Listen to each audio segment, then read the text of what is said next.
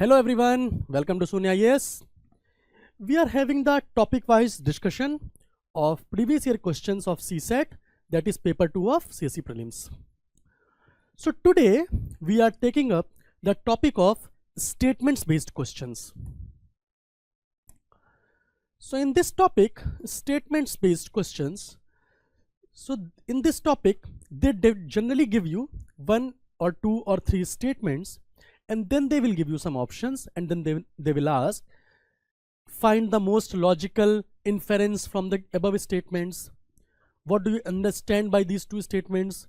So basically logical inferences, what do you conclude from the above statements or above passage, that you need to mark. One important thing in this topic that you need to remember is, in this topic generally questions are very easy, but with the equal level of confusion. Here you have to set aside your perception or your knowledge, especially previous knowledge. You need to answer only according to the given statements. Okay, only according to the given statements you need to answer. ऐसा नहीं कि आपको भी कुछ पता है knowledge में and you are answering based on the basis of your previous knowledge and you are not focusing upon the given statements. तो आपका जो भी आंसर होगा that has to be based on the statements given. That is the only mantra of solving these questions right. जो given statement है ना, उनको आपको माई बाप समझना है बस. Whatever you are getting the information right from the given statements, that only you need to mark. अपना perception, अपना knowledge नहीं लगाना है previous year. Only answer has to be based on the given statements. If I see from the analysis point of view, this topic is not that important, because I think in last 4 to 5 years there is not a single question that has been asked from this topic. But again, this is UPSC, anything can happen at any time. So ऐसा हो सकता है कि 5 साल से इस topic का importance नहीं है, तो they might ask you the questions from this topic. So that is why you cannot leave this topic. And also leaving this topic will not even give you an edge or benefit, because there is no concept or formula in this topic. So you just need to watch my video and you just need to practice these questions once again on your own. बस इतना ही जरूरत है इस topic में. So if they ask you 1 or 2 or 3 questions from this topic, then that would be a bonus for you. That is why I would highly recommend to be very serious on this topic. I always recommend to students to, for cracking that CSAT cutoff, कि आप ना easy topic उठाओ. There should be a very objective approach towards the exam. It should not be कि ये भी कर लो वो भी कर लो. There should be a very objective approach. What you are good at. Okay, so this is a simple topic. So simple topic should be done first. So this is a simple topic. If any question is asked from this topic, that should not be wrong. So for this, you will just watch my video and then just do the questions on your own, and this topic will be done. So in last few years it hasn't been asked, but before that the questions, there were 5 to 6 questions every year from this topic. So now you can see at one point of time this was at the top and then suddenly it came at the bottom. So it can happen that anytime it can again reach to the top. That is why this topic is important if we see from the analysis point of view, even though the questions have not been asked in the last 4-5 years.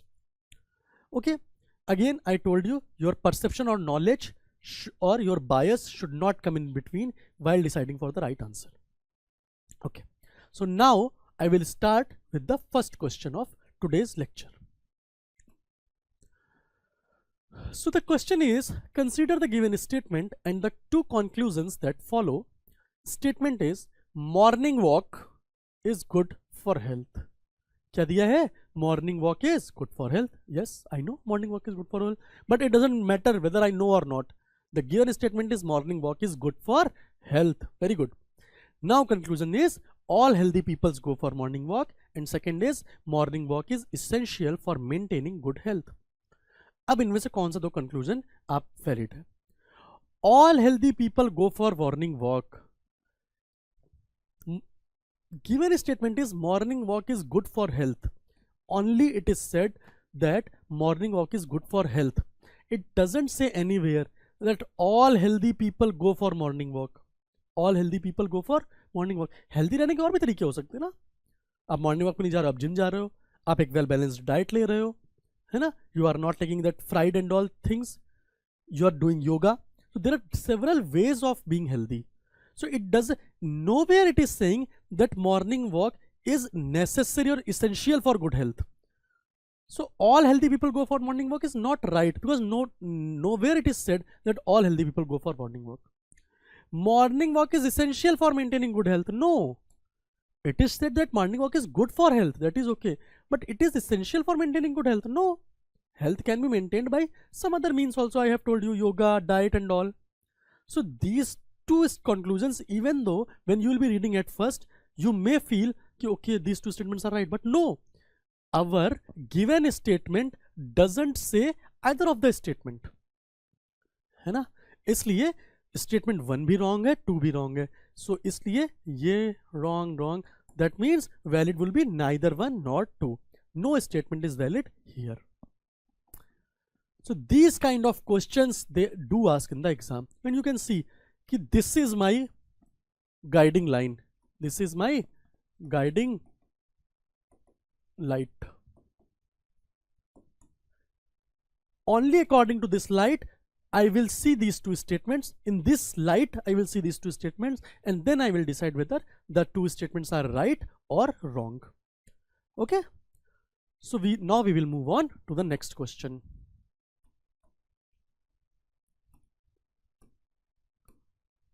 Okay, so this question was again asked in the 2017. Good voice is a natural gift. So what you can do, you can underline the important terms in the given statement that you think are important. Good voice is a natural gift, but one has to keep practicing to improve and excel well in the field of music. Improve and excel well.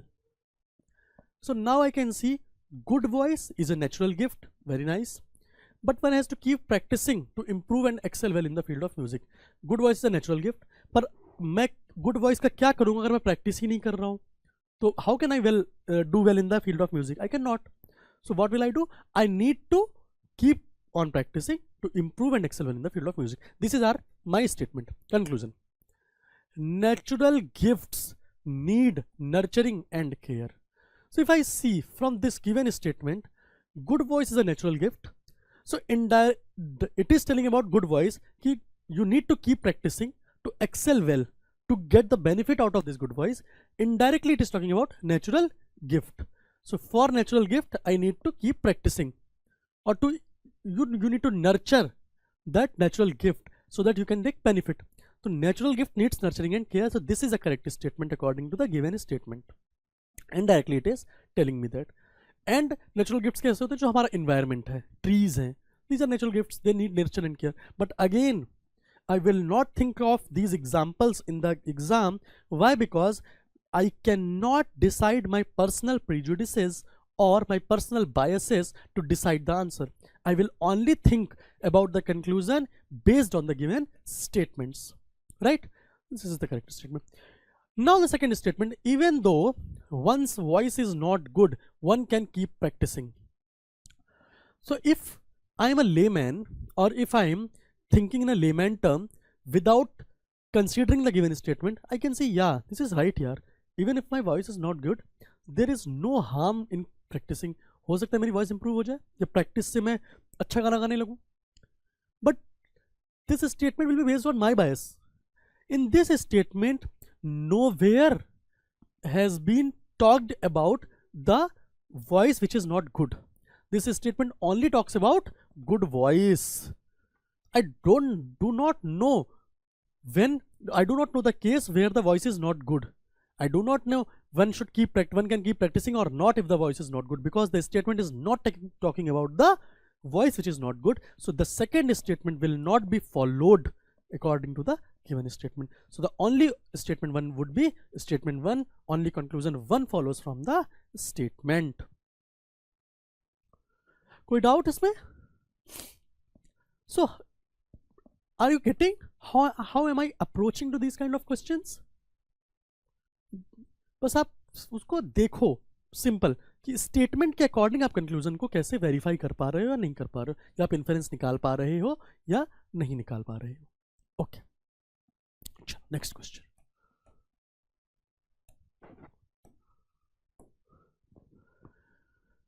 Rights. What are rights? Rights are, this question was again asked in the 2017. You can see this is the third question from the same year. So you can see the importance of this topic at that time. So this might happen again in the coming years. Okay. So rights are certain advantageous conditions of social well-being indispensable to the development of the citizen. So what is right? Rights are certain advantageous conditions of social well-being indispensable to the development of the citizen. Development of citizen के लिए क्या जरूरी है? What is indispensable? What is necessary? What is mandatory? For the development of citizen, it is mandatory. That is the social well-being should be social well-being is very important, is mandatory. And how social well-being will be done? It will be done on the basis of rights. Okay. Now, in the light of this statement, which of the following is the correct understanding of rights? Rights aim at individual goods only. No. Individual good only. No. Right is not aiming at individual good only. It is talking about citizen. That is, citizen is an individual, as well as it is talking about collective good also, where collective good is social well-being.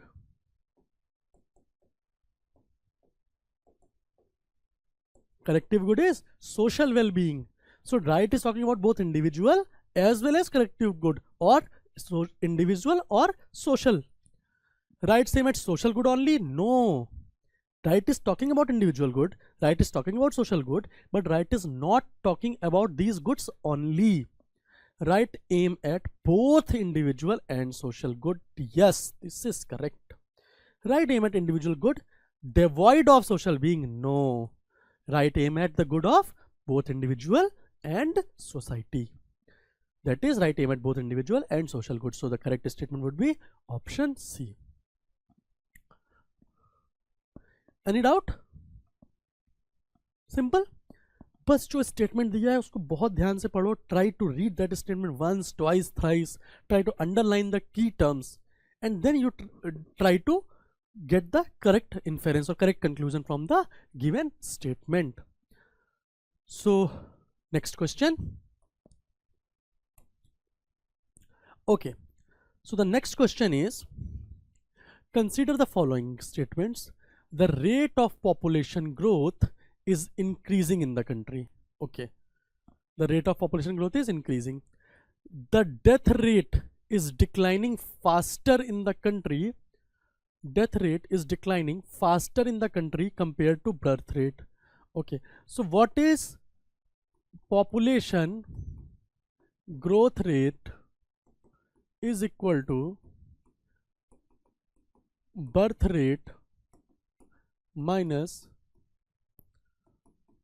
death rate.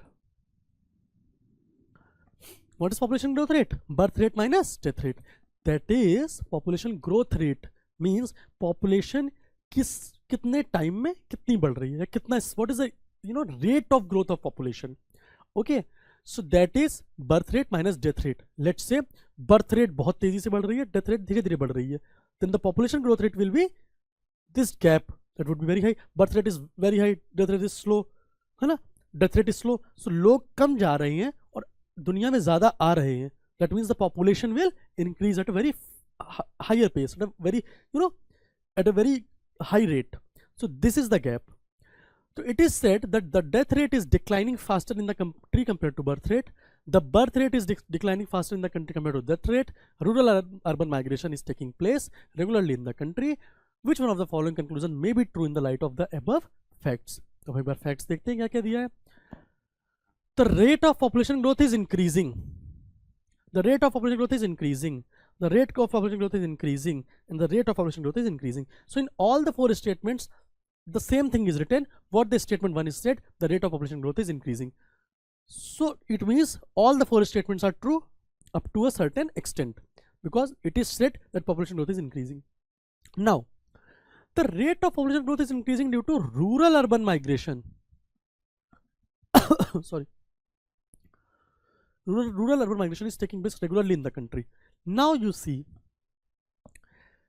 it is given that rural urban migration is taking place regularly in the country. If you see this statement, the rate of population growth is increasing due to rural urban migration. This is a correct statement if I see only from my previous knowledge कि लोग गांव से शहर आ रहे हैं, right? There are better healthcare facilities and all.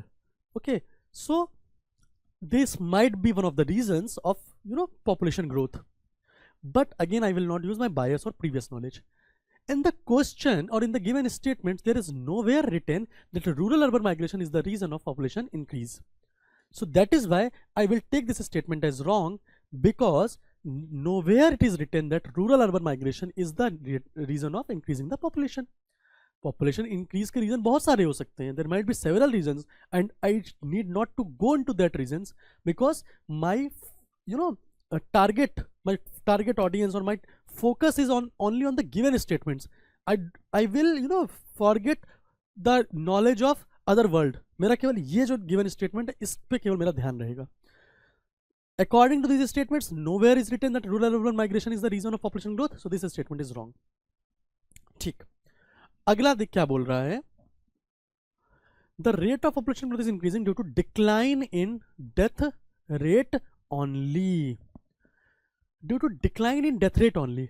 Death rate अगर decline कर जाएगा only, तो क्या ये reason है? No. Option में क्या? Death rate is declining faster. Yes. Compared to birth rate. It is said that भाई birth rate भी decrease हो रहा है, death rate भी decrease हो रहा है, ये भी decrease हो रहा है, पर डेथ रेट ज्यादा तेजी से डिक्लाइन हो रहा है ना. डेथ रेट ज्यादा तेजी से डिक्लाइन हो रहा है, बर्थ रेट उतनी तेजी से डिक्लाइन नहीं हो रहा है. So only declination in birth rate is not the reason. This is wrong. The rate of population growth is increasing due to increase in birth rate only. Now it is said the birth rate is declining faster in the country compare to death rate. अगर birth rate जो है declining faster in the country हो जाए, birth rate बहुत तेजी से decline करे और डेथ रेट कम, तो पॉपुलेशन ग्रोथ तो कम हो जाएगी ना. So increasing due to increase in birth rate. Here it is written birth rate is declining.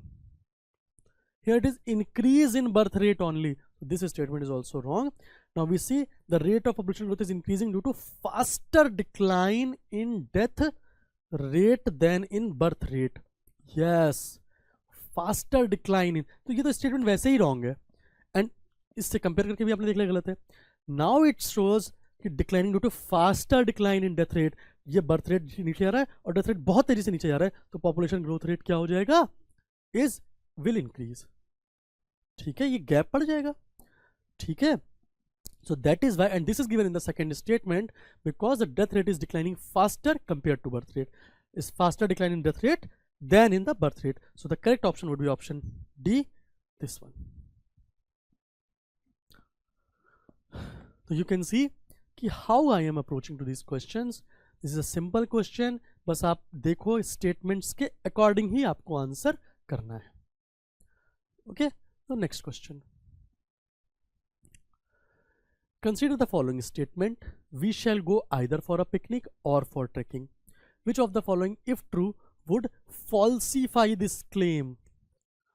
मैं क्या बोल रहा हूँ? We shall go either for a picnic or for trekking. मुझे या तो ट्रेकिंग में जाना है या पिकनिक पे जाना है. कोई एक बात पे जाना है. We shall go. हमें कहाँ जाना चाहिए? या तो we should go either for picnic और trekking. किसी एक जगह तो जाना ही है. अब पूछ रहे हैं इसमें से कौन सा स्टेटमेंट है जो if becomes true, then this would falsify the claim. मतलब ये जो स्टेटमेंट है इसको वो निगेट कर देगा. देखते हैं. we go for a picnic but not for trekking. So in this statement they clearly told कि भाई मैं तो पिकनिक जा रहा हूँ, ट्रैकिंग नहीं जाऊंगा. But the given statement is I might go for a picnic or for trekking, that my option should be open. But in the first statement they have closed one option कि trekking तो जाना ही नहीं है. So that means this is falsifying the claim. This is opposite to what is given in the statement. Now we go for a picnic but not for trekking.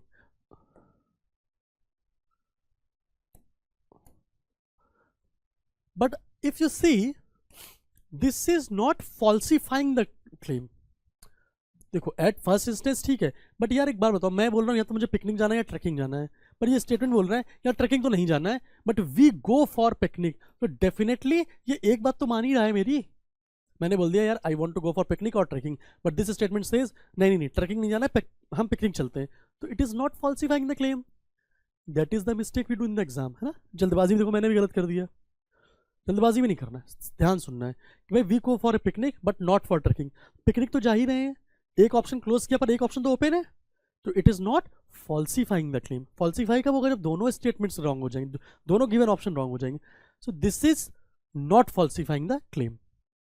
This is the correct statement, मतलब this is not falsifying. Activities such as picnic and trekking are encouraged by the health authorities. Again, this is not falsifying the claim. This is a general statement, है ना. तो ये actually से encourage ही कर रहा है कि आप पिकनिक या उस पे जाओ, ट्रैकिंग पे. It is not saying that you should not go for picnic or trekking. We go for trekking and not for picnic. Again, this is like option A, where they have closed the option for picnic and they say कि we will go for trekking. So this is also not falsifying the claim. Now we see this option, we do not go either for picnic or for trekking. ये तो ना बहुत ही जो है ना strict वाले parents होते हैं ना, वो है कि भाई ना तो हम ट्रैकिंग जाएंगे ना हम पिकनिक जाएंगे. We will not go anywhere, we will stay at home. घर पे रहो पढ़ो, यही है ना. तो ये तो व्हाट दिस स्टेटमेंट सेज कि I am not going either for picnic और for trekking, nowhere we are going. That means either picnic और ट्रैकिंग, इसमें नाइदर पिकनिक नॉट ट्रैकिंग, कोई भी नहीं जाना. So this statement is actually falsifying the claim. It has closed both the options of going to picnic or trekking. So the correct statement would be option D. This option is falsifying the claim of the given statement. ठीक है, next statement. There were 50 faculty members comprising 30 males and the rest females. अब एक बात बताओ आप, if there are 30 males, so definitely there will be 20 females. Why? Because there are total 50 faculty.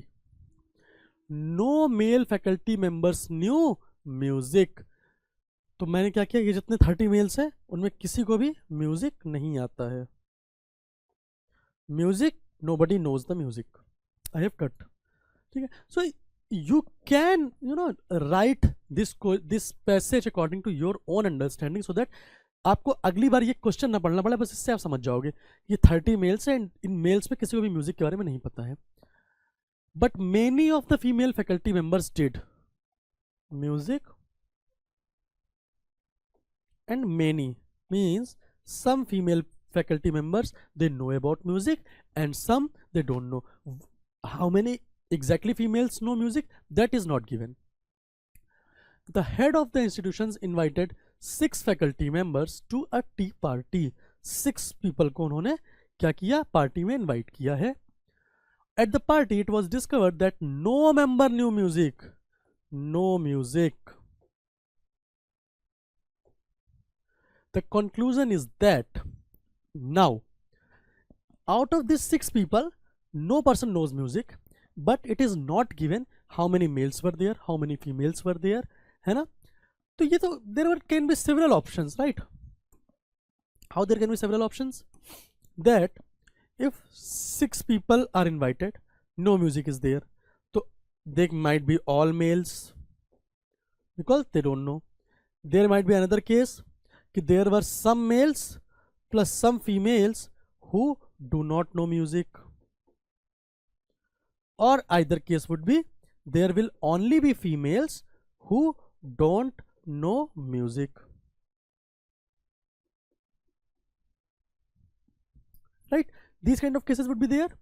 या तो सारे लोग हों, मेल्स हों, मेल को ऐसे म्यूजिक नहीं पता है, आइदर मेल्स हो एंड प्लस वो फीमेल्स हो जिनको जो who don't know about music, और there would be only females but all the females are there who don't know music. ठीक है. Now we can see the party comprised male faculty members only. No, there can be these three cases, है ना, may be other cases also. तो this comprise male faculty member, no, it is not given कि हाँ भाई कितने mail हैं कितने female गए हैं. तो there might be number of cases.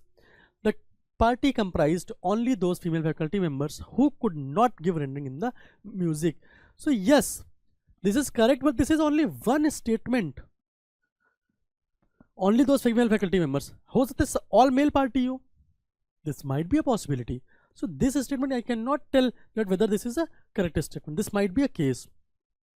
The party comprised both male and female faculty members. No, I cannot say.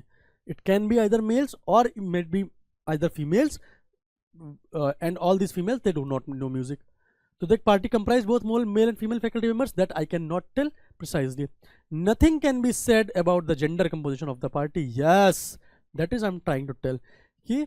From the given information I cannot tell how many males or how many females or a combination of males and females have been invited to the party, because there is nothing given precisely. Okay, so this was a simple question, statement based question. Okay, next, consider the following statements. A man had a wife. So there is a man, there is this wife of the man, two sons, there are two sons and daughter.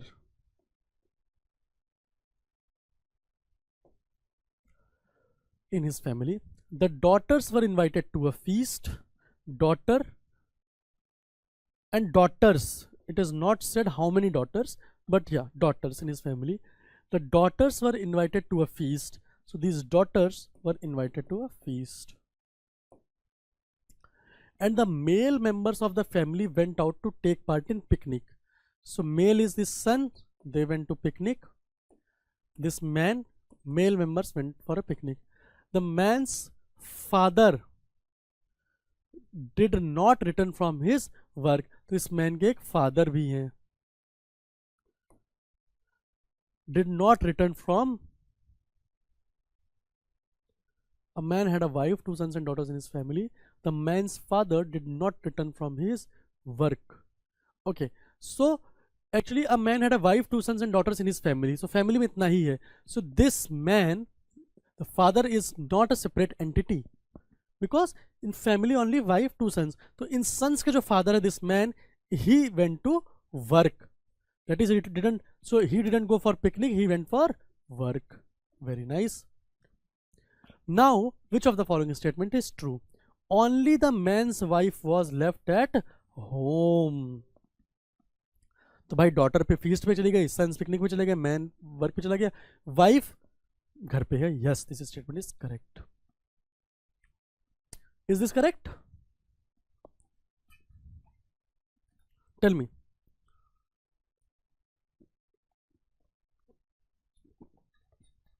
whether this statement is correct or not. Only the man's wife was left at home. No, this is a wrong statement, because it is not said precisely that the wife is at home. हो सकता है किसी relative के यहाँ चली गई हो, घर पे हो, है ना, बाहर चली गई हो कहीं. There is nothing said about the wife specifically. Where is she right now? So this statement is wrong. It is likely that man's wife was left at home. Yes, there is a possibility, there is a chance that she is at home. She didn't go outside, because there is nothing said about the wife specifically. So it is likely. Yes, it is likely, but I cannot say precisely that she is at home. So first statement is wrong, second is right. None was left at home. I cannot tell this. हो सकता है wife घर पे हो. There is a possibility. So this statement is wrong. More than one person was left at home.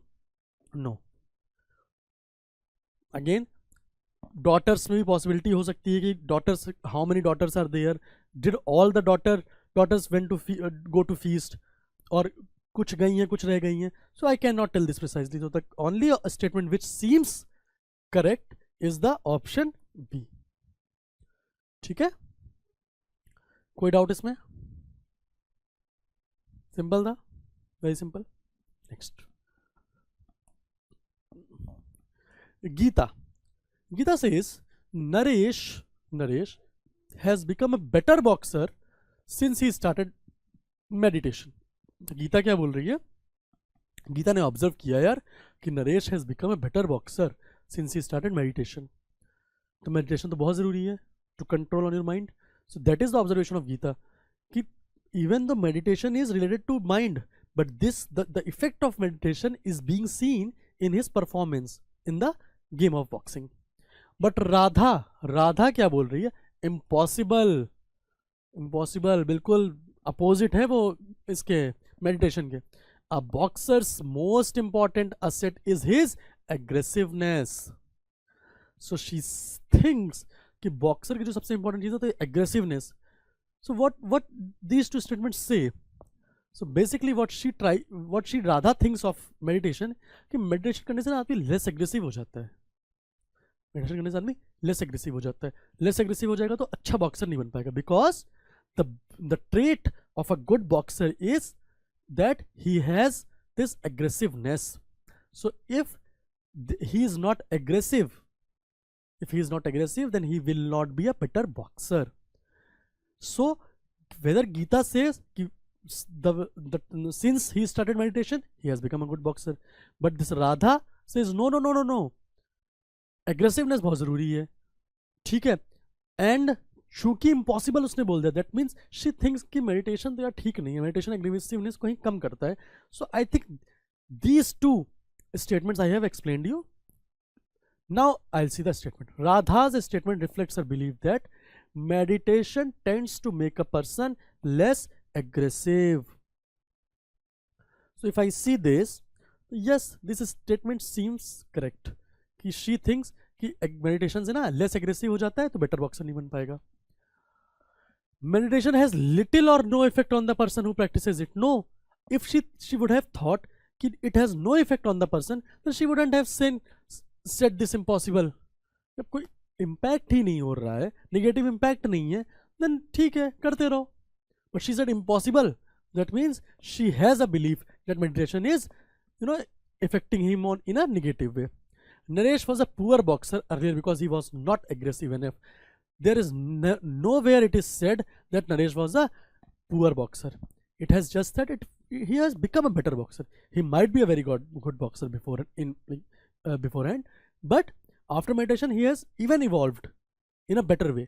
So it is given that he was a poor boxer because he was not aggressive enough. Nowhere it is written about his aggressiveness as well as whether he was a poor boxer. So this is a wrong statement. Naresh would not have taken to meditation as he was a boxer. So again, Naresh would not have taken to meditation as he was a boxer. So that Radha thinks as he is a boxer, he should not be doing that meditation and all because it will affect him negatively. But would not have taken, but she doesn't believe कि उसने लिया नहीं होगा. ले तो उसने लिया ही, meditation तो उसने कर ही लिया, but this is not right according to her.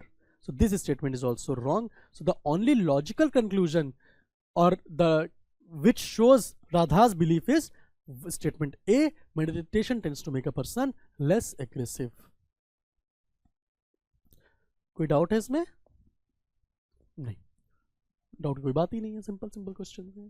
ठीक है, next. All good athletes want to win, and all athletes who want to win eat a well balanced diet. बहुत बढ़िया. Therefore, all athletes who do not eat a well balanced diet are bad athletes. Now they have given some conclusions. ठीक है, मैं काम करता हूं. So there will be two kind of athletes. first would be good athlete and there would be bad athlete. Athlete तो यही होंगे, तो good होगा या bad होगा? There will be good athlete as well as bad athlete. Now all good athletes want to win. All good athletes want to win. So let's say मैंने एक ये बना दिया. So this is this line, this red line, this shows want to win. These are good athletes. It shows all good athletes want to win. So there will be some other athletes apart from good who want to win. तो मैंने थोड़ा सा बढ़ा के कर दिया कि good athletes comes under this want to win section. So this total is want to win. This is good athletes. Now all athletes who want to win eat a well balanced diet. Now I did like this. So all those who want to win eat a well balanced diet. So there will be some people who doesn't want to win but still they take a well balanced diet. भाई खाना अच्छा खाना किसको पसंद नहीं लगता है? Well balanced diet सबको पसंद है. Even though they are good athlete or not, they might take a well balanced diet. So I have made a line, and this green portion, this shows all those who eat a well balanced diet. Well diet. Okay.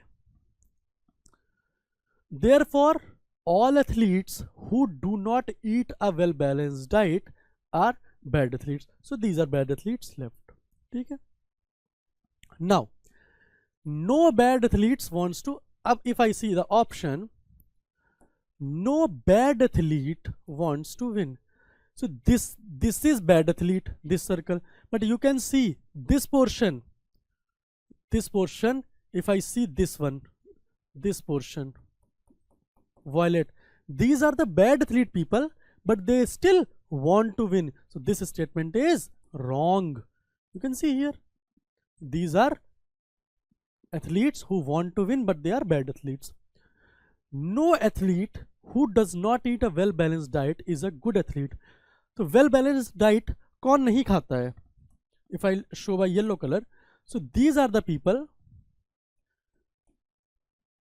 they do not eat a well balanced diet.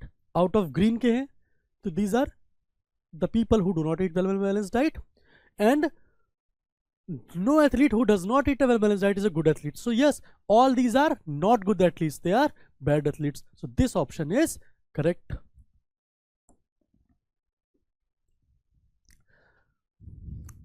Now the third is, every athlete who eats a well balanced diet is a good athlete. Every athlete who eats a well balanced diet is a good athlete. So good athlete तो इतने ही हैं, यहीं तक हैं good athlete.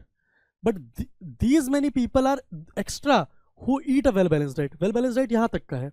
So they eat well balanced diet, but they are not good athlete. So every athlete who eats a well balanced diet is a good athlete? No. These are the people who eat well balanced diet, but they are not good athletes. All athletes who want to win are good athletes. If I see this, who want to win are good athletes. तो want to win वाले तो यहाँ पे आ गए, ये भी extra है. These are extra. So these are the people who want to win, but they are not good athletes. All the athletes who want to win are good athletes. No, these people are there who want to win but are not good athletes. So this statement is also wrong. So the correct statement would be option B. These kind of questions we saw in the Venn diagram, but because this question was, more in a statement form, and I wanted to discuss with you in this topic. That's why I have taken it here. Otherwise आप उसको normal statement से भी पढ़ोगे तो it is very likely that you will reach to the right answer. But this is the most logical kind of pictorial representation which will not leave any kind of confusion in the question.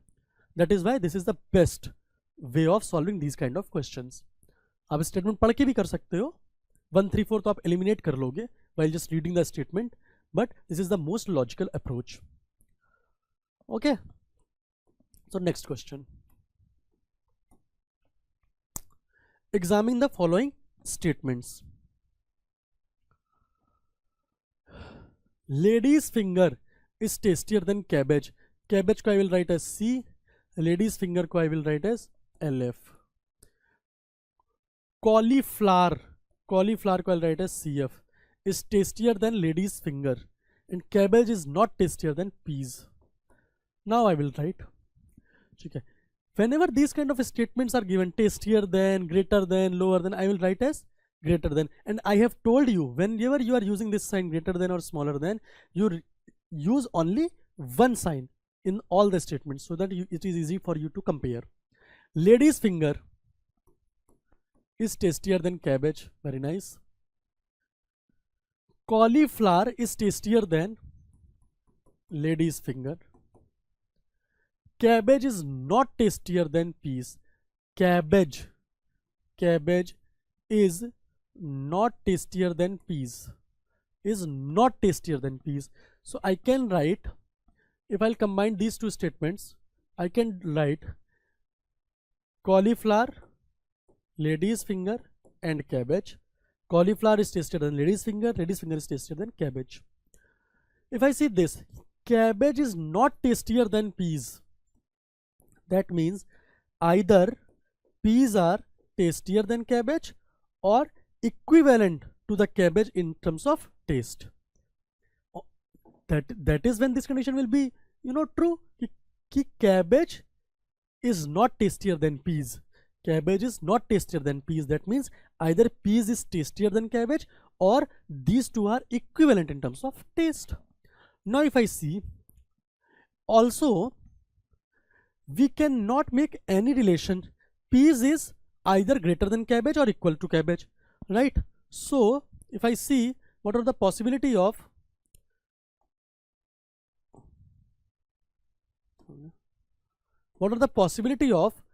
peas? Peas is greater than or equal to cabbage. Either peas can be here, है ना, or peas can be here, or peas can be here. Peas can be anywhere. It is not talking about the relationship of peas with cauliflower, peas with lady's finger, only talking about peas to cabbage. ठीक है? So peas are as tasty as lady's finger? No, because I do not know the relationship between peas and lady's finger. कहीं भी हो सकता है, पीछे भी हो सकता है, इससे कम टेस्ट भी हो सकता है, इससे ज़्यादा भी हो सकता है.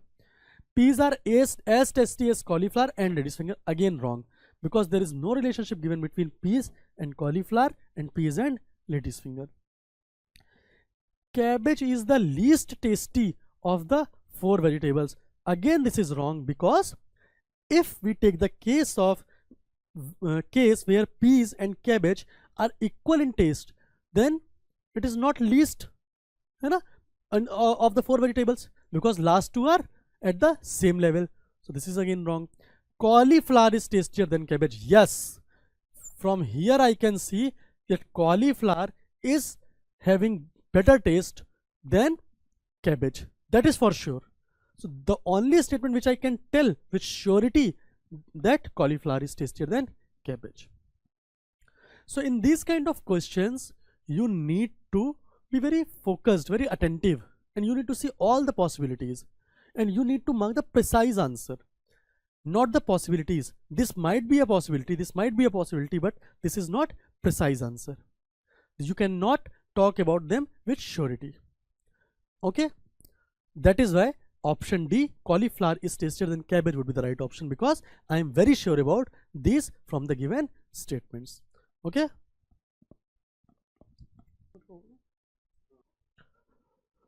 Okay, so now we will move on to the next question. This question was again asked in the year 2015. The mangroves can shed tons of leaves per acre every year. Okay. Fungi and bacteria break down this leaf litter and consume it. They then are consumed by tiny worms and crustaceans, which in turn feed small fish, which feed larger fish and birds. So mangrove से mangrove leaves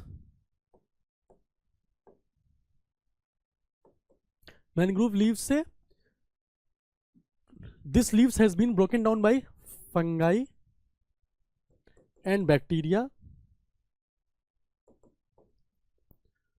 and consume it. So they have consumed these leaves. Then they are consumed by tiny worms and crustaceans. These fungi and bacteria are consumed by tiny worms and crustaceans. Okay, which in turn feed small fish. So small fishes eat these,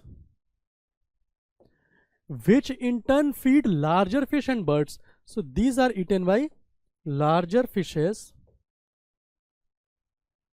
and birds. Good. And crocodiles. Okay. Which among the following is the most logical inference of the above statement? Coastal areas cannot have food chains without mangroves. So definitely you can see this is a systematic representation of food chain. Iska food ye, iska food ye, iska food ye, iska ye. This is a food chain.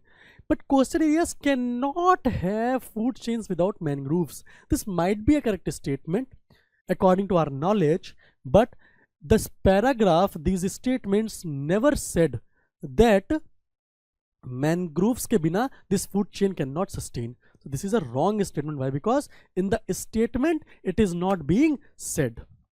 Okay. Now, mangroves are an essential component of all marine ecosystems. Again, this is a right statement according to our knowledge, but this paragraph is not talking about marine ecosystem. It is not talking about marine ecosystem. Mangrove important है नहीं मतलब है मुझे, because this paragraph is not talking about marine ecosystem. So they are an essential component of all marine ecosystem. This is wrong, because in the question or in the paragraph it is not talking about marine ecosystem. Mangroves have a crucial role in some of the coastal food chains. Yes, that is right, because this whole paragraph is based on food chain, and you can see this food chain has started from mangroves leaves. So that means mangrove is playing a crucial role in this food chain. So this statement is right. The composition of marine flora and fauna is largely determined by mangroves. Again, this statement is not talking about marine flora and fauna. So I cannot use my previous knowledge of environment here. I can just, so this statement is also wrong based on the given statement. So the logical conclusion from the above passage would be only option C, that mangroves have a crucial role in the coastal food chain. So because this whole passage was based on the coastal food chain. ठीक है, next option. Okay, so next is by liberty, I mean the eager maintenance of that atmosphere in which men have the opportunity to be their best selves. Liberty क्या है? Liberty वो atmosphere है जिसमें what will happen? The man can be his best self. जो man होगा वो अपना best होगा अगर उसको liberty मिलती है. That would be his best self. Which one of the following expresses the view implied in the above statement? Liberty is the absence of restraint on human action. This is wrong. Nowhere it is said that liberty is the absence of restraint on human action. Why? Because अगर human action पे restraint नहीं होगा तो everything will become lawless, है ना? Lawlessness हो जाएगा, haphazard हो जाएगा. Let's say if there is absence of restraint, so I can kill anybody. I will not be having any fear. I can kill anybody. Anybody can kill anybody. So this society, there will be chaos in the society. तो the human, जो man होगा वो best self नहीं बन पाएगा. He can be an evil self. I know कि theft is not, I will not be having any punishment if I become a thief. तो मैं चोरी करूँगा. Why will I work? है ना? I will become a thief to earn the money. Why will I work to earn the money? Easy है मैं किसी घर में घुस जाऊँ चोरी कर लूँ, because मेरे पास कोई डर ही नहीं है. Right? When I am not having any fear of law because absence of restraint, then man cannot be his best self. वो अपना evil self भी हो सकता है. So this is a wrong statement. Liberty is what law permits people to perform. So liberty is what law permits people to perform. Law permit कर रहा है जो लोगों को perform करने के लिए. इससे ना क्या होगा? अब man can be a good citizen. I cannot say whether he will be his best self or not. ठीक है, let's say there is some law, for example there is a law कि यार I cannot become a even though I want to become a doctor, but I cannot become a doctor because of some law. So if I obey that law, then I'll be a good citizen, a good law obeying citizen. Yes, he is a good citizen. Why? Because he obeys the law, he doesn't defy the laws. But will I be the best self of mine? No. I know I can be a very good doctor, but because of some law I cannot become a doctor. So that means I can never be my best self. So this option is also wrong. Liberty is the ability to do what one desires. Liberty is the ability to do what one desires. So this is again wrong. This is related to statement 1 कि भाई अब वही है कि let's say liberty है what I desire. I want this 5 crore rupees car. Okay, so what I have two options. Either I work too hard so that I can earn money and then I can buy that car, or I can just kill the owner of that car. उस car का जो मालिक है उसको मैं मार दूं और कार मैं ले लूं. So liberty is the ability to do what one desires. तो मैं ये डिजायर करूंगा मैं उसको मार दूं क्योंकि मुझे लिबर्टी है what I desire, and then I'll be having that car. So this will promote materialistic thinking. Materialistic thinking. This will promote materialistic thinking. What I desire of a car, then I kill a person, the owner of that car. So again I will not be my best self. Now the last option is liberty is the maintenance of conditions for the growth of human personality. Yes, this is the most logical conclusion, because liberty is the maintenance of conditions for the growth of human personality. Human personality को grow करने के लिए जो भी conditions हैं, that all conditions come under liberty. If my personality becomes better, then I'll be a better self of mine, and that is what liberty is, है ना? It helps to become of his that one of the best self, right? So this option is correct. So option D is the correct option. कोई doubt इसमें? Simple था, logical चीज थी. Only from the given statement I know liberty is related to best self. Then I asked these questions, out of the 4 options, which option will be helpful in making myself the best self. Okay, so next option. Okay, so the next option is, consider the following statements. Some claim to have seen UFOs. What is UFOs?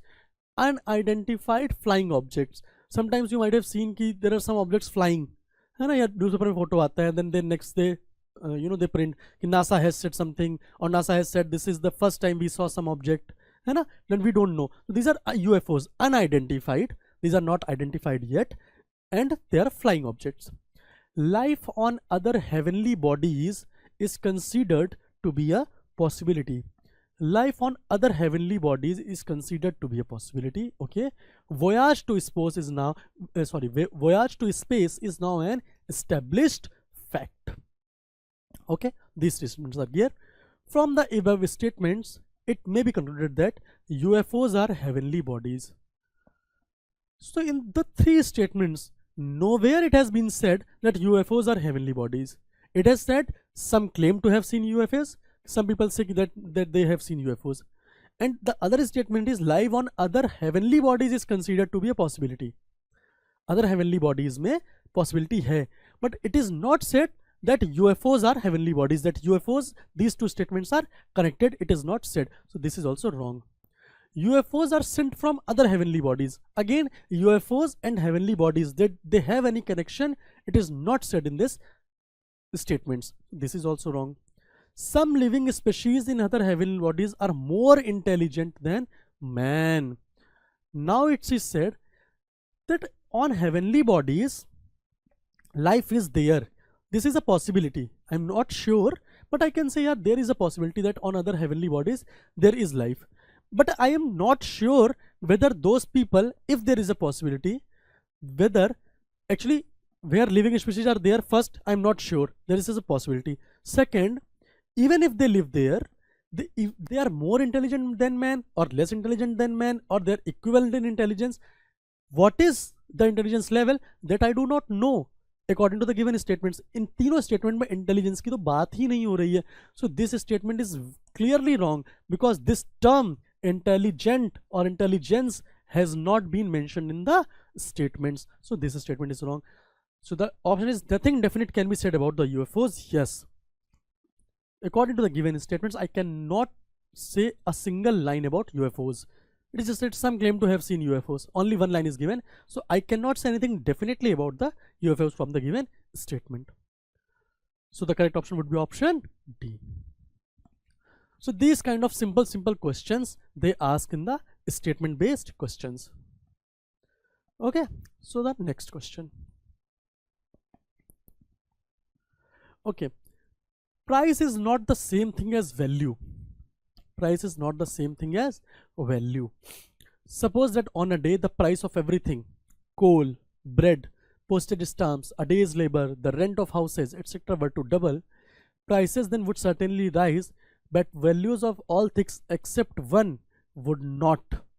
The writer wants to say that if prices of all things were doubled, ठीक है, price और value में क्या difference है ये बोल रहा है. This question, price is not the same thing as value.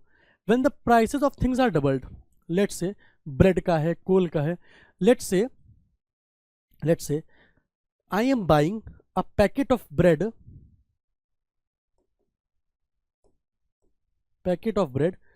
in 10 rupees. 10 rupees में मैं क्या कर रहा हूँ, पैकेट ऑफ ब्रेड खरीद रहा हूँ, ठीक है. बट क्या हुआ, it said that the prices of things doubled. Now the same packet of bread now I am buying at 20 rupees. अभी 10 रुपए का एक नोट दे रहा था, अब 10 के 2 नोट देने पड़ेंगे, then I will get the same packet of bread, right. So what happened here, you can see the price of this bread got doubled, that is okay. But did the value of bread, what happened to the value? Bread तो उतनी ही है, जो भी 10-12 bread आएंगी उतनी bread होंगी. But what happened to the value of money? Now जो चीज मैं 10 रुपए में खरीद रहा था, now the same thing I am buying at 20 rupees. तो what happened to the value of money? जो मनी का वैल्यू 10 रुपीज था, 10 रुपीज में जो चीज मैं खरीद रहा था, आज आई am buying the same thing at 20 rupees. So what happened? What happened is the value of money got halved. Money का वैल्यू हाफ हो गया. जहां मुझे 10 रुपए देने पड़ रहे थे, अब मुझे वहां 20 रुपए देने पड़ेंगे. Double, I need to spend double. तो मनी का वैल्यू कितना हो गया? Half, because I am spending more. मेरी जेब से ज्यादा पैसा जा रहा है. Today if I am earning, yesterday if I am earning 50,000 rupees, today I need to earn 1 lakh rupees to buy the same products. That is, the value of money got halved. Did you get the point? Did you get the point? That means with the same 10 rupees, now I can buy only half the packet of bread. So value of money, 10 रुपए में पहले full packet मिल रहा था, अब same 10 rupees में I will get half the packet of bread. So the value of money got halved. Okay? This is nothing but, in economics term, price increased. This is called inflation, when the value of money gets reduced. Same rupees में, same रुपए में अब मुझे कम सामान मिलेगा. I need to spend more money to buy the same product or the same quantity of product. This is called inflation. This is called महंगाई. महंगाई में क्या होता है? सेम रुपए में मुझे वो चीज कम मिलती है.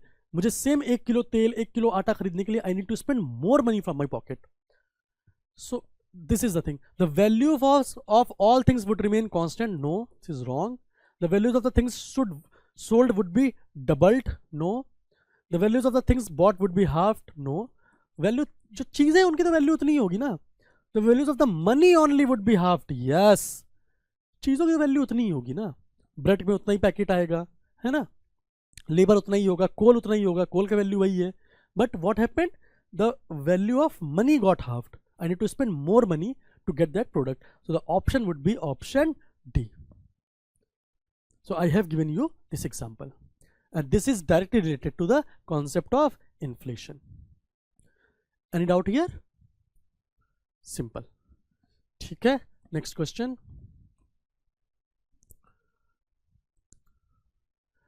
Okay, so this is question number 15. Liberty, again liberty, therefore is never real unless the government can be called to account when it invades rights. What it says कि liberty is not अगर government ने constitution हमें liberty दिया है, right, but it is not real unless कि जो देखो अगर कोई other person, if another person is invading my right, है ना, तब तो उसको पनिशमेंट हो रहा है ना, he is accountable to the law, then तो okay I have liberty. But if government is the person, government is invading my right and nobody is questioning the government, then what kind of liberty is this? है ना, government ही मेरे right छीन रहा है and I'm not able to do anything, nobody is listening to me, then this is not real liberty. Real liberty is when even if government is invading my right and I'm able to hold government accountable, then this is real liberty. Government को भी prosecution हो रहा है, government को भी accountable, government को भी जवाब देना पड़ रहा है, why I am invading the right of this person, then this is called real liberty. So if I see the option, in the realization that the government can be brought to book in a court of law, book in a court of law, so this is an extreme statement. कई बार ऐसा नहीं होता है कि हम हर बार कोर्ट ऑफ लॉ में ही लेके जाएं. Sometimes government, not in a democracy, government gets the sentiment of the people, government gets the sentiment of the people and then they change their decision on their own, on moral grounds or on the democratic grounds. So every time it doesn't need कि हम उसको court of law पे ही लेके जाएं. Government को मैंने ऐसे ही बता दिया by the way of petition or this one protest. The government understands कि नहीं, this is the sentiment of the people, I am invading their right, I should not do this. Like in the farm laws, what happened? When government ultimately realized that this is the sentiment of the people, people want this, and in some or the other way, people are thinking that the government is invading their right. So what government did? Government took back all the 3 farm laws. So this is wrong. In identifying a man as a political unit, in a way which distinguishes him from other citizens. So this is a totally absurd statement. This statement is not at all related to this, whatever is given. It is asking about the liberty and rights. It is about political unit and all. So this is not related to this statement. In a decentralized society wherein the basic needs of the men can find satisfaction, in a decentralized society where the basic needs of men can find satisfaction, so this is again wrong. Liberty is when my rights are not getting invaded. If it gets invaded, even if by government, then the government should be held accountable. तो basic needs of men can't find satisfaction नहीं. कोई भी ऐसे rights हो जो कि they are provided to me by the constitution, they should not get invaded. So this is also an absurd statement. In the understanding that liberty and restraints are complementary. In the understanding that liberty and restraints are complementary. So if I have liberty, then there would be some restraints. है ना, haphazard way में नहीं दे सकते मुझे liberty कि कुछ भी करो जाके. There are some restraints, but if those restraints are invading my right, and if I'm right and government is getting held accountable, then this is liberty. So this option is logical out of all the 4 statements. The option would be option D, in the understanding that liberty and restraints are complementary. Any doubts in this question? Next question. Okay, so the next question is, the number of deaths among the army personnel is 8 in 1000. So army में कितनी deaths हो रही हैं? 8000. But among the civilian population, civilians में death कितनी हो रही हैं? 20 per 1000. Which one of the following inferences can be drawn from this statement? It is better to join the army. Army में out of 1000 only 8 people are dying, and civilians में out of 1000 20 people are dying. But you can see, how can you say it is better to join the army? Death के ना बहुत सारे cause हो सकते हैं. Death can be in accident, और death can be due to age related issues, ज़्यादा old age लोगों की डेथ होती है, या डिसीज की वजह से हो सकता है, या in some fight there can be deaths. Okay, so deaths can have so many reasons. So civilians में क्या है, आर्मी में ओल्ड एज पॉपुलेशन नहीं होती है, generally there is younger age population. So there is no population. Generally army people are fit, young age population होती है, exercise and all, so age related issues नहीं होते हैं in army, right? Civilians generally accidents and all, because army is a limited, they stay at a limited place and all. Civilians can have road accidents, train accidents, air accidents and all. Generally these accidents are very less in army. So you can see the cause of accident can be so many things. So I cannot say that if I'll join army my age would be I will live long. Why? Because अगर मैं border पे चला गया, there might be some clash or something can happen, right? So these two are very different groups. I cannot compare these two groups because the constituents of these two groups are different. The audience of these two groups are different. So I cannot say that it is better to join the army just for living long. I cannot say, right? Out of 1,008 are still dying when there is no older people, no age related issues still. So there is another way of seeing this. So this is wrong. The relationship is fortuitous. This is also wrong. Quality of life index is very high within the armed forces. Again I cannot say this because as I told you, this 8 is dying out of 1,000 and these 8 people are very fit people. These are young people. Still they are dying. So I cannot say that life index is very high. In this civilian population, even though there are 20 people dying, but there are old age people, age related issues, there are so many things, accidents, road accidents and all. So I cannot say that quality of life is very high within the armed forces. And in the statement also it is not given. The groups cannot be compared due to their heterogeneity. Yes, that's what I was telling, that these two are very heterogeneous group. The audience of the groups is different. The reasons of the deaths in those two groups are different. So how can I compare which one is better in terms of long life? So that is why the option would be the groups cannot be compared due to their heterogeneity. Okay? So this was the logical conclusion. Next. Given the statements, buses are the causes of more accident than cars. So buses are the cause of more accident than cars. Okay. And trucks cause fewer accident than buses. That means buses are causing more accident than trucks. Why I have written like this? I could have written this: trucks are having fewer accident, less than buses. But because I have used this greater than sign here, so I have written this second statement that trucks cause fewer accident than buses, as buses are causing more accident than trucks. So first thing is sure that buses are having the highest number of accidents. Then cars or trucks, जो भी है, I cannot tell the relationship between cars and trucks, किसमें accident ज़्यादा हो रहा है. ठीक है, logical conclusion. There are more buses on the roads than trucks.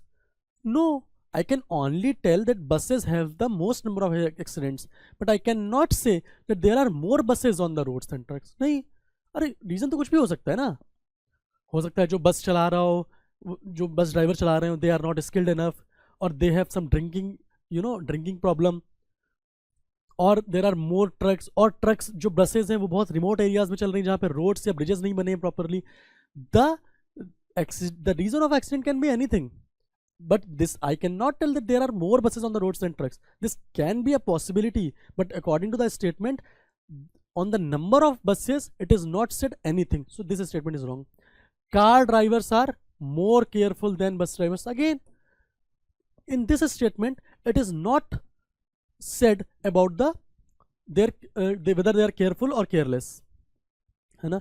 There might be a possibility यार कि कारें ही कम हो, car are small vehicles, they go to a definite road, they do not need to go to remote areas and all, है ना. So this might be a possibility, but I cannot tell precisely because in this statement this is not talked about.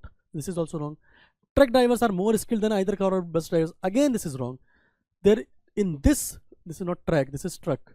So again, in this paragraph, it is not talked about their skill. Which one is more skillful? No. This might be a possibility again, but I cannot tell precisely that truck drivers are more skilled than either car or bus drivers. So none of the statement, either A or B or C, I can say that whether this statement is true precisely. So all these statements are wrong. So the only option would be none of these. I cannot tell anything precisely. Okay. Okay. Next statement.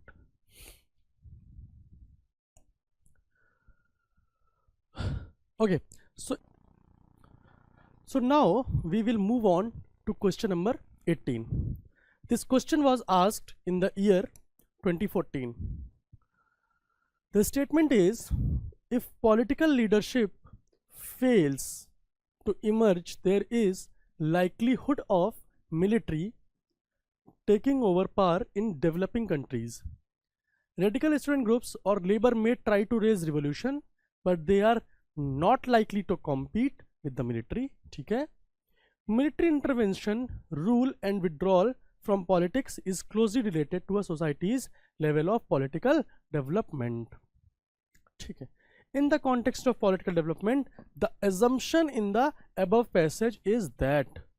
इस passage में क्या assumption लिया गया है ये हमें बताना है. Okay, so the first one is political leadership is not an effective instrument. Is it a correct statement? No, because in this paragraph nowhere it has been said whether the political leadership is an effective instrument or not. क्या बोला है? If political leadership fails, it doesn't say it is failing because it is not an effective instrument. There might be several reasons because of which this political leadership can fail, right? But whether it is an effective instrument or not, these two words have not been used in this paragraph, right? So we cannot tell whether political leadership is an effective instrument or is not an effective instrument, right? So this statement is wrong. Second one is, military fills in political vacuum.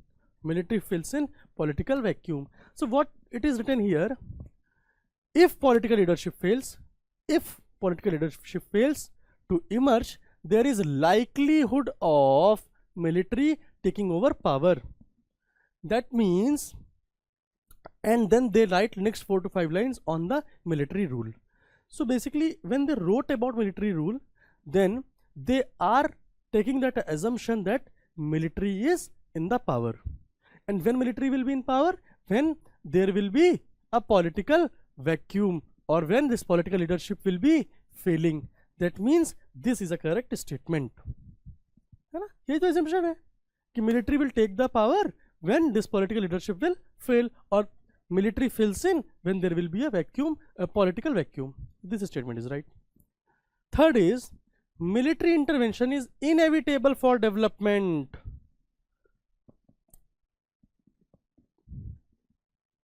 Is there such kind of a statement has been used in the above paragraph?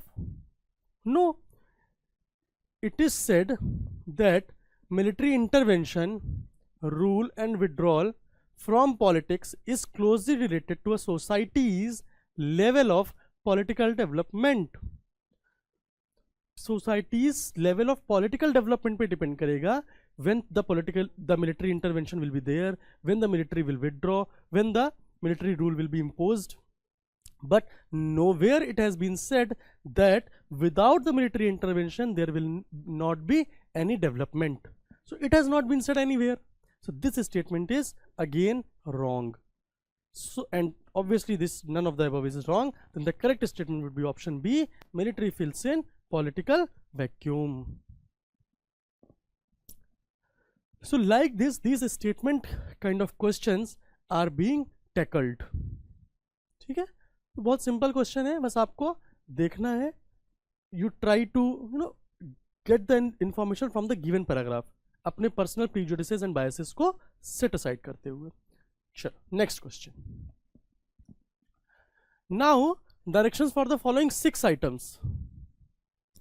There are 6 items, and what we need to do, given below are 6 items.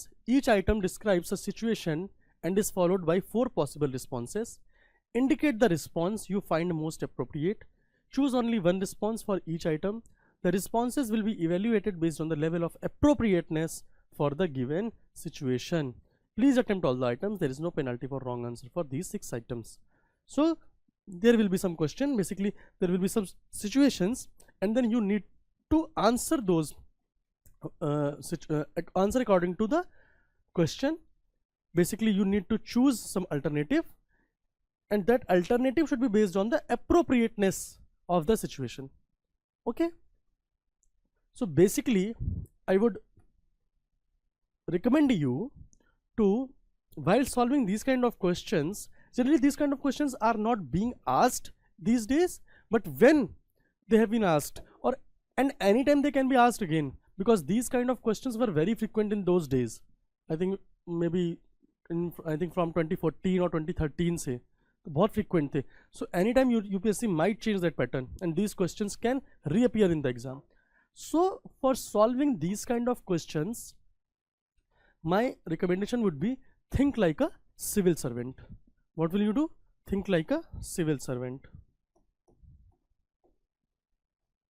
or bureaucrat.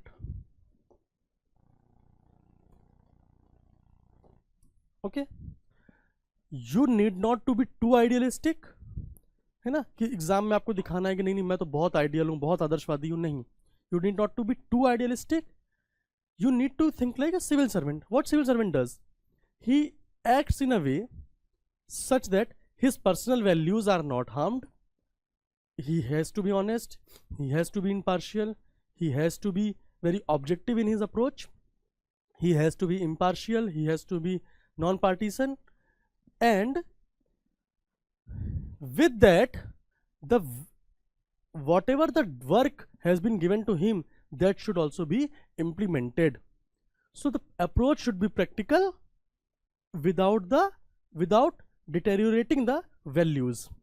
So basically ऐसा होता है हमारा values, and here work.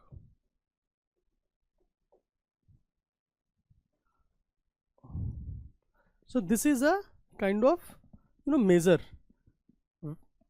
taraju. What we did here, these are the values of civil servant, and here the work he has to do, right? So these should be at the equal pedestal. Nothing should be compromised, right? Values भी intact रहनी चाहिए और उसका काम भी होना चाहिए.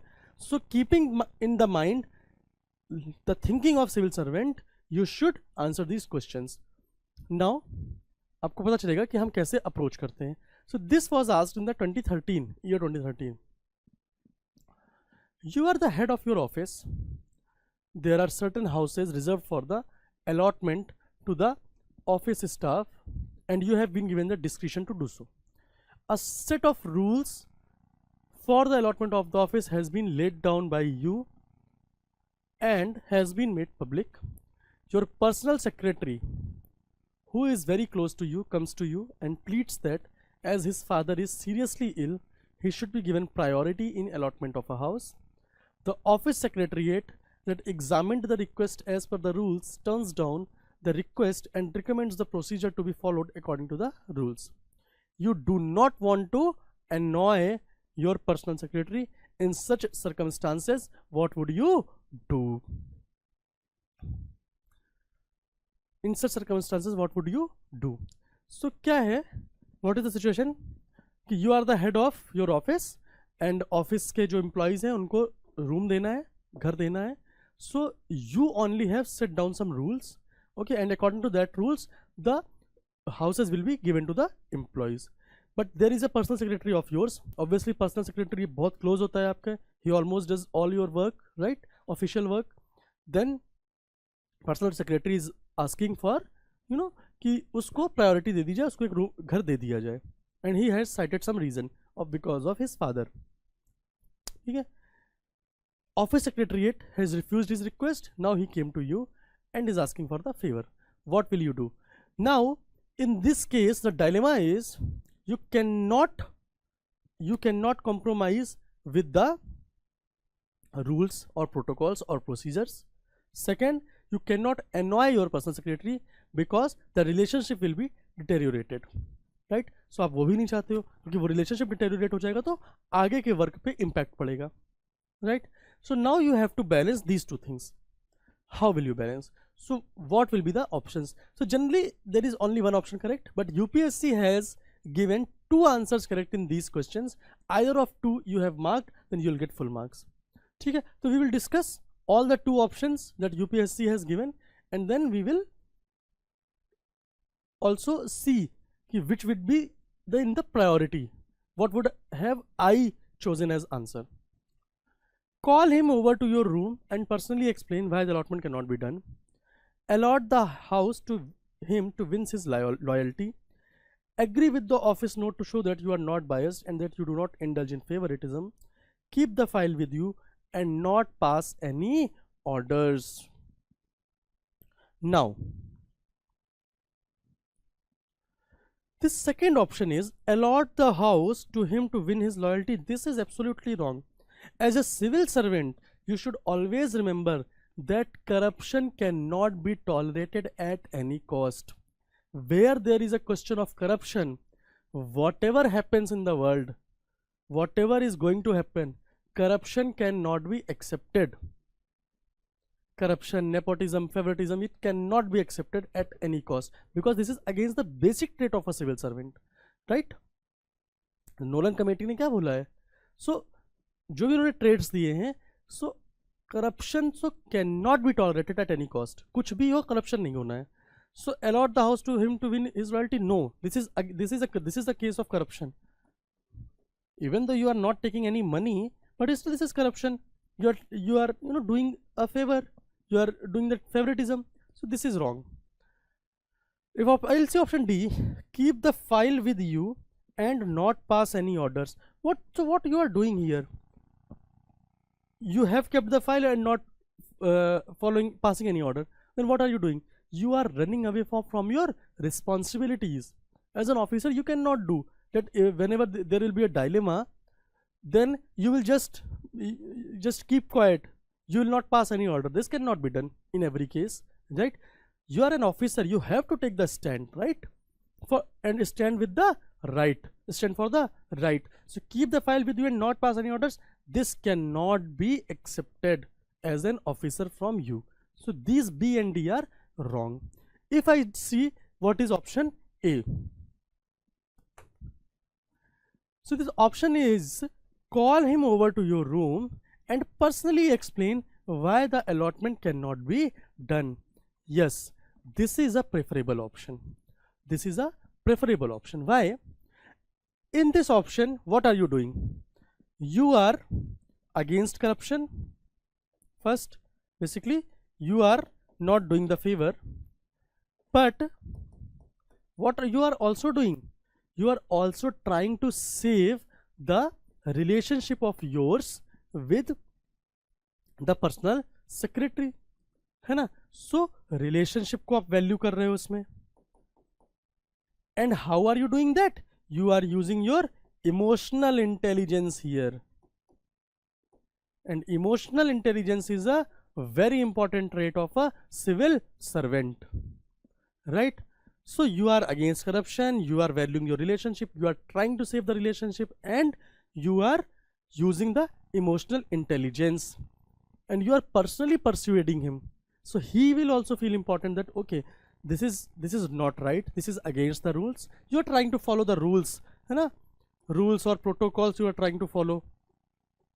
So you are doing all the things which a civil servant must do. So the personal secretary will also think, okay, no, sir is an honest officer, he is a person of integrity. Then and he is also persuading me personally, right? That means I am having some value in his life, so I should not ruin my relationship with my boss. So yes, this is a very, very, very good preferable option. Now if I see this option C, agree with the office note to show that you are not biased and that you do not indulge in favoritism. अब इसमें क्या है? This is also a correct statement. As a civil servant, for corruption or for favoritism, I should take a stand. Okay, I will not do this. I will not do wrong. But this will be a purely bureaucratic attitude. You are not taking care of the personal relations, है ना? You are not applying your emotional intelligence. You are acting on a totally bureaucratic, rude, rigid attitude. Ki I will not do any kind of favoritism, which is, in a way, it is right, but it can be done in a better way, where you can be saving the relationship with your personal secretary. So even though this option is correct, so if you have marked option A or C, both might have been correct, but I would personally prefer option A, because this option is balancing both the values and the work implemented, है ना? Values को भी कर रहा है और जो हमारा रिलेशनशिप वगैरह है इसको भी वो बैलेंस कर रहा है. So like this, these kind of questions are being tackled. Okay, next question. While traveling in a Delhi registered commercial taxi from Delhi to an adjacent city, your taxi driver informs you that he has no permit for running the taxi in that city. ठीक है. He will stop at its transport office and pay the prescribed fee of ₹40 for a day. While paying the fee at the counter, you find that the transport clerk is taking an extra ₹50 for which no receipt is being given. You are in a hurry for your meeting. In such circumstances, what would you do? So please read the statement and what would you do in this kind of in this situation?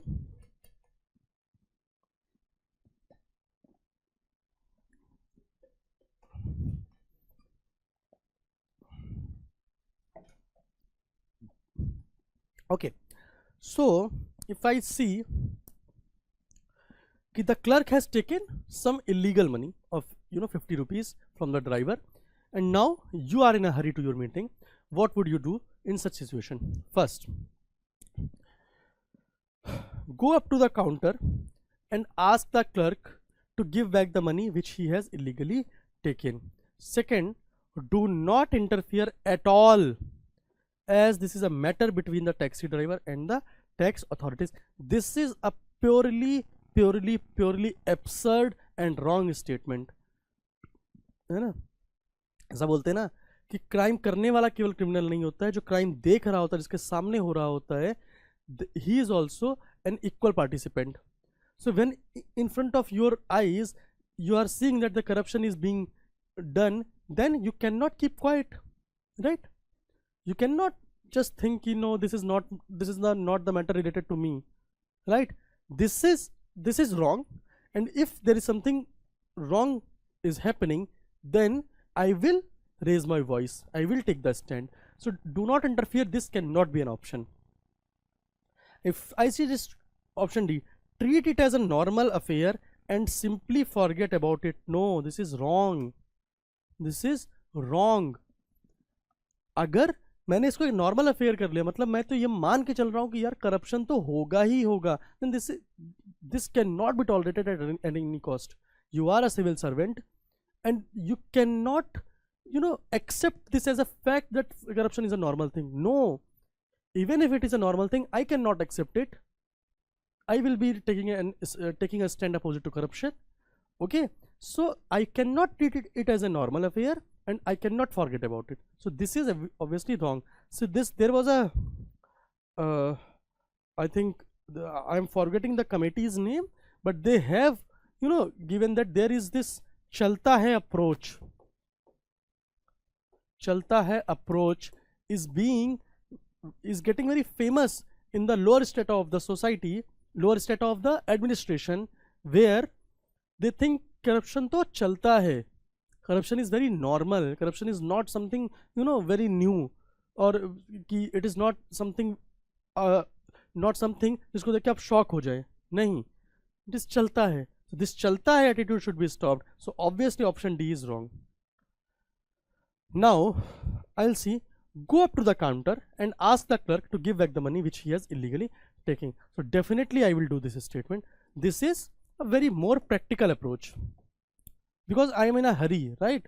So I cannot wait for the higher authorities to come there, or you can ask the clerk where are your higher authorities and then wait for them. I cannot do like this because I don't have time. So I'll go up to the counter, ask the clerk to give back the money illegally taken. Yes, after that what I can do, I can also note down the name of the clerk, and once my meeting is over, then I can contact the authorities personally कि these kind of things are happening there. After that I can do, but because I'm getting late for my meeting, so I will go to the clerk and directly take the money back. And option C is take note of the incident and subsequently report the matter to the concerned authorities. Yes, this is also right. But again, if I'll see, because this is the thing, but this is the step that I will do after my meeting, because there is one statement stated that I am in a hurry. So you need to read all the lines and then you need to take your decisions based on all the information given above. उसके base पे आपको decision लेना है कि जब आपको सारी information मिल गई है, तो यू थिंक यू नो कि you are in a hurry for the meeting, then right now I cannot complain to the concerned authorities. Yes, I will do that, but after my meeting. So both option A and C are correct, but my preferable option would be option A. ठीक है, next question.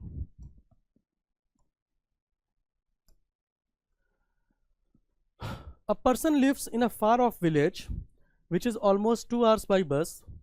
The villager's neighbor is a very powerful landlord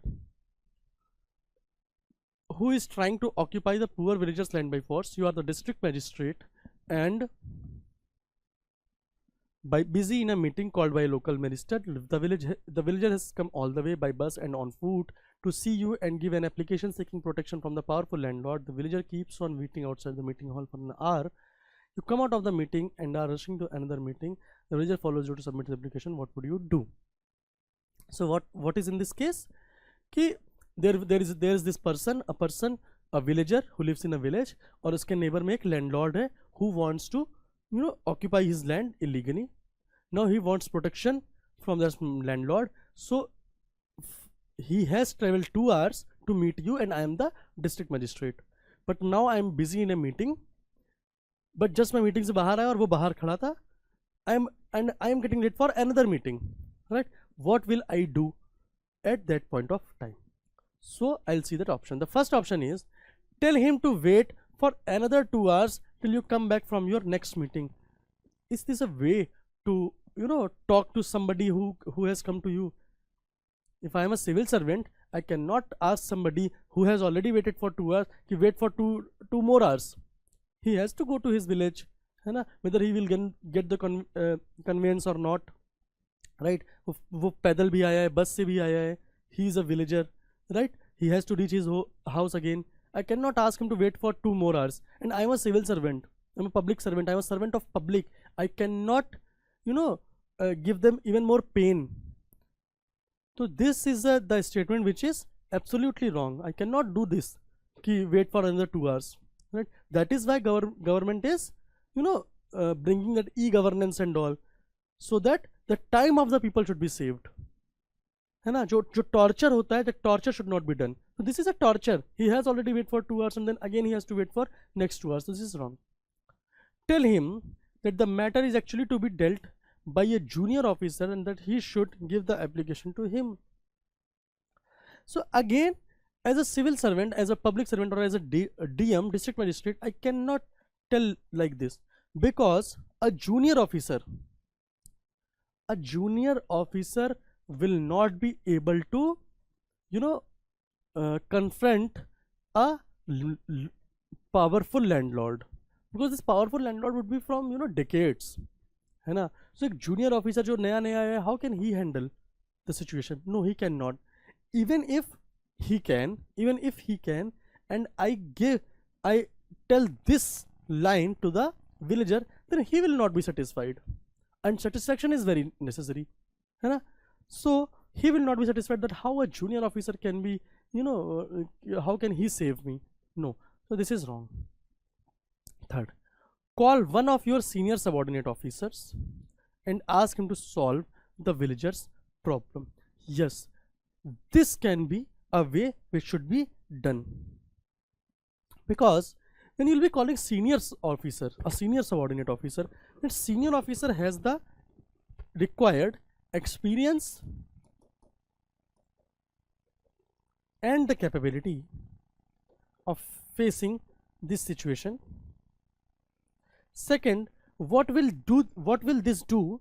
This will encourage the villager, this will give him satisfaction, and this will give a personal touch to the situation, that okay, that sir, district magistrate has listened to my request and he has asked his senior subordinate officer, है ना? तो एक personal touch भी दे देगा इस चीज को, तो हियर दैट इमोशनल इंटेलिजेंस वाला पार्ट फिर से आ जाएगा.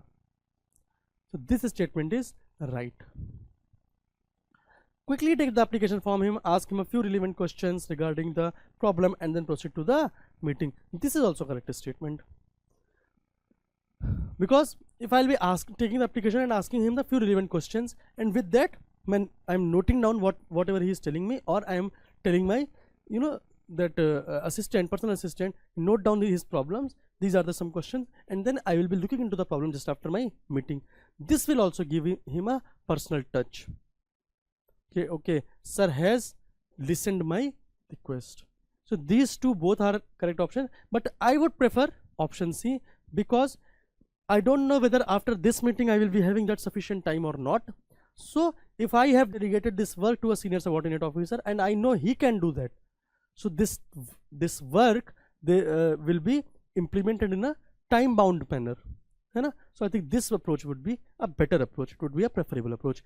However, both the options are correct. Next question.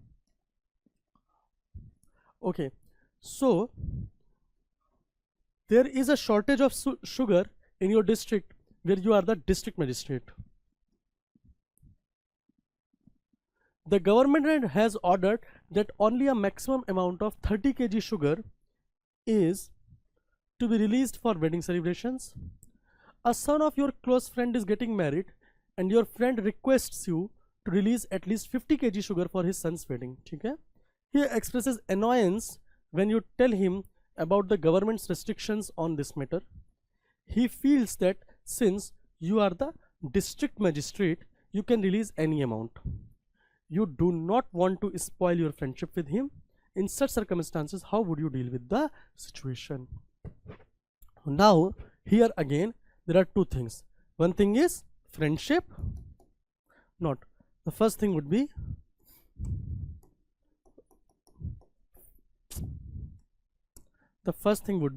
your job, है ना? Your job or your work.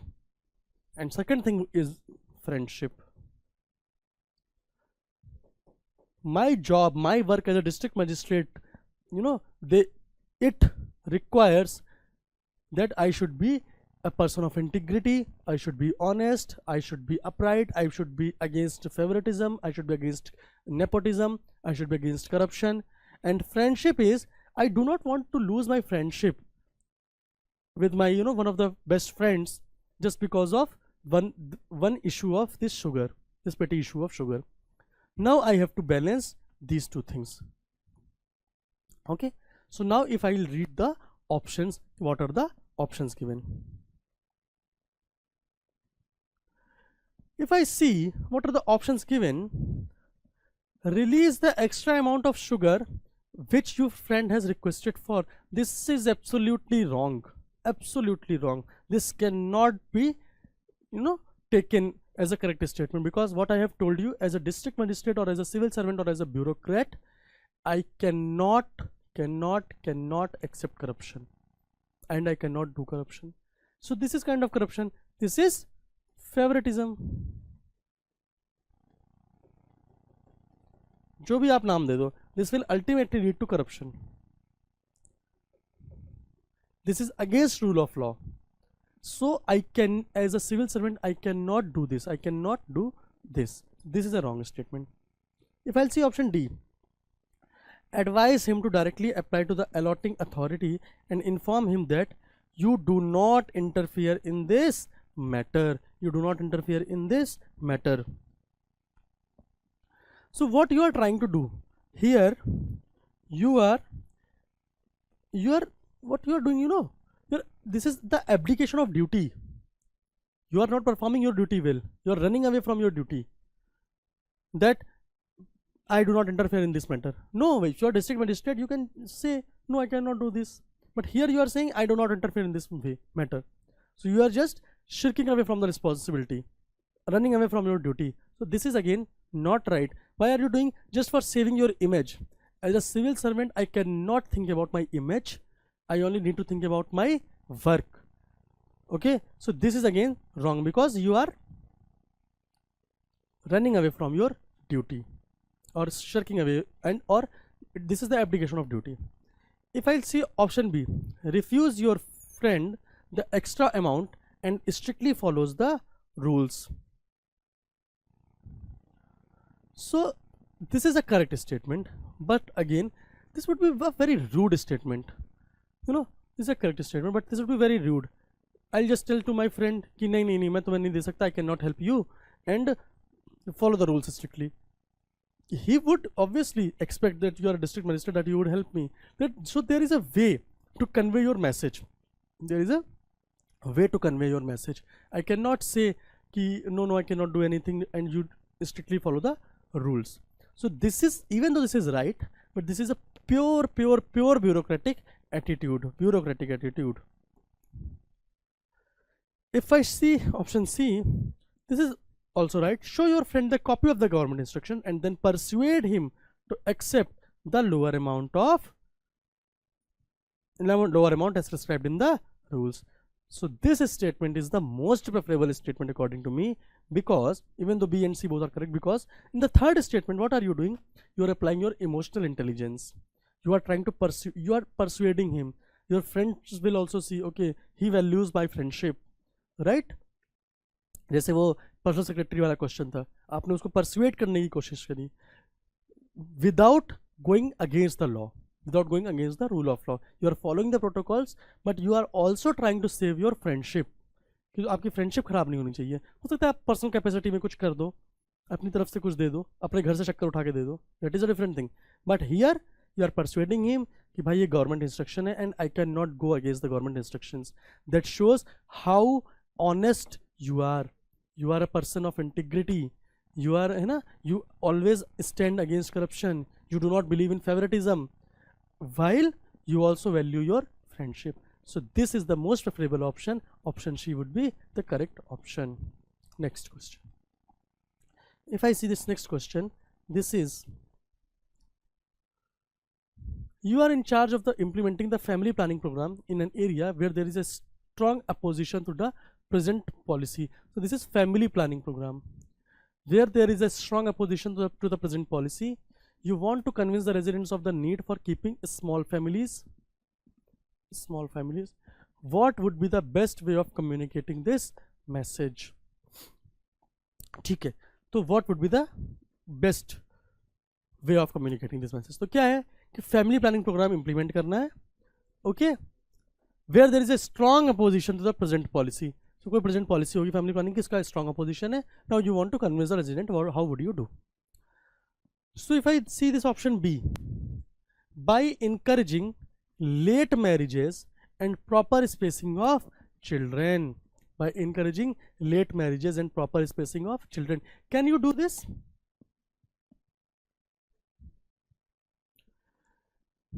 Because this is a very traditional village. A strong opposition of family planning program that shows this is a traditional village. Orthodox thinking. So there, if you will, encourage them for late marriage and proper spacing of children, this will not be a pragmatic approach. Not pragmatic. This will not be a pragmatic approach. Okay, this will not be a pragmatic approach because that is a traditional village. They will not understand what you're trying to say. Late marriage and proper spacing of children. No, you need to, take some other steps so that they should be convinced. If I see this option D, by asking people who have been sterilized or are using contraceptives to directly talk to the residents. Again, these kind of things, sterilization, use of contraceptives, these all are taboos in these traditional village.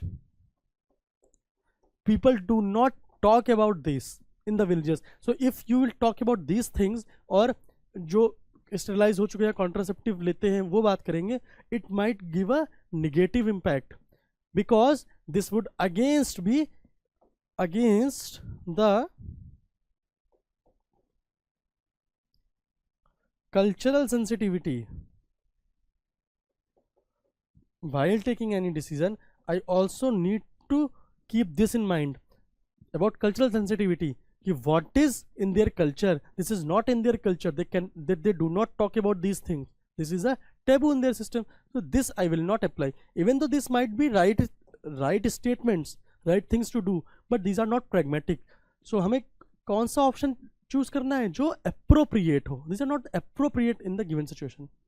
If I see the first one, by logically explaining to the residents the need for family planning to improve the health and living standards. So here, logically explaining health and living standards. So now this is a correct statement, I think, because now I'm trying to explain them very logically that देखो आप अगर family planning करोगे तो these will be benefits. आपके health में सुधार होगा, आपके लिविंग स्टैंडर्ड्स में सुधार होगा, है ना. आप अर्न जितना करोगे, लेस फैमिली मेंबर होंगे, you can be have a better life style and all, you will be having better health scenario in the family. So by logically explaining I can do this because even though they are traditional but they can listen. Logic को कोई मना नहीं करता है. So this is right.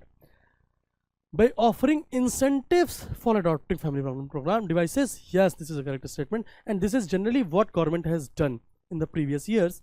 That incentives से क्या होता है, हमेशा incentives work करते हैं because traditional village है, generally people are poor and all, है. So if you'll give incentive to them, so even if they are not logically convinced, but in the lure of incentive, they will be agreeing with you, right? This is Janani Suraksha Yojana hai and all. This government has, what government has done for the delivery of females in the hospitals, government is paying them. Government is paying the bill somewhere, है ना? So these are, what are these things? These are incentives that even if you do not agree with me logically, at least be agree with me what I'm saying, and with the incentive, they will be, I think, ready for this family planning devices. So I think for me, the most pragmatic option A and C both are correct, but option C would be preferable according to me because this is a more pragmatic and appropriate according to the given situation, right? So this is more practical in the situation. Chalo, next option, next question. Now this question is, you are a teacher in a university and are setting a question paper on a particular subject. One of your colleagues whose son is preparing for the examination on that subject comes to you and informs you that it is his son's last chance to pass that examination and whether you could help him by indicating what questions are going to be in the examination. In the past, your colleague had helped you. In another matter, your colleague informs you that his son will suffer from depression if he fails in this examination. In such circumstances, what would you do? क्या है इसमें? I am a teacher in a university of a particular subject and now I am going to set the paper for that subject. There is my colleague. Important thing is that colleague has helped me in the past.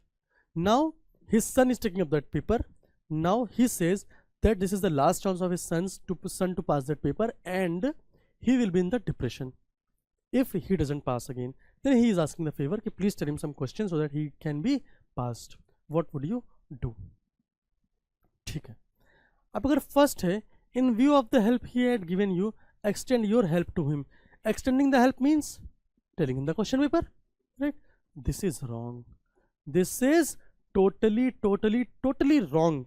This cannot be accepted. Why? Because this is again some form of corruption or violation of rules and procedures. I told you, as a civil servant or as a person who has some authority, I cannot accept that corruption and I cannot do corruption. You have to be very rigid with this approach कि corruption किसी भी मामले में acceptable नहीं है. Okay, so if I help my colleague, so this will be violation of rule. This will be violation of rule. So I cannot help him. Okay, even though he has helped me in the past, but I cannot tell the question paper to his son because this will be against the rule. This will be a form of corruption. Okay.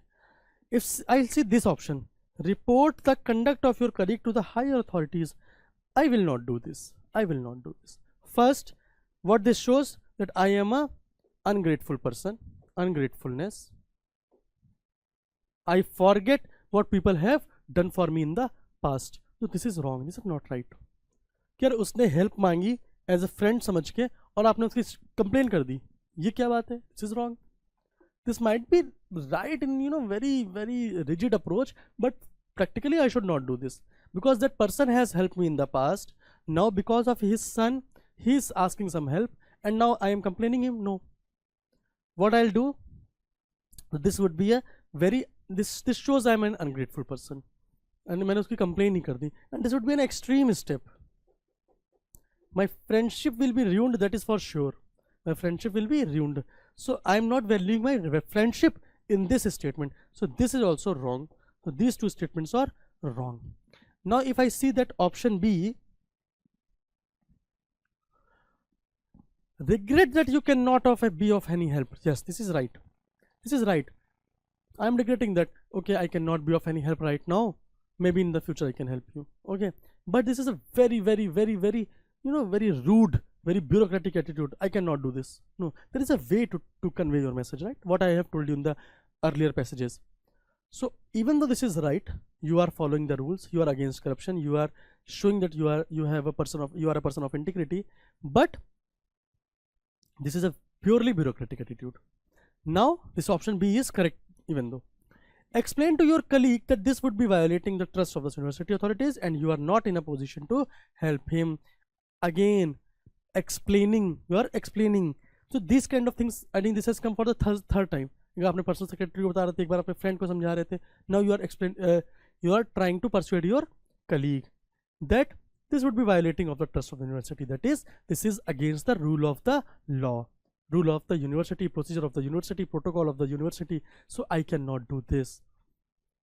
My friend, please try to understand. I cannot go against the rule or procedure, and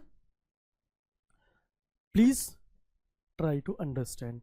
Okay, आप persuade कर रहे हो, उसको personal touch दे रहे हो. He will think, okay, at least I have helped him in the past, so he's not ungrateful. But the only thing is, he's not in a position right now to help me.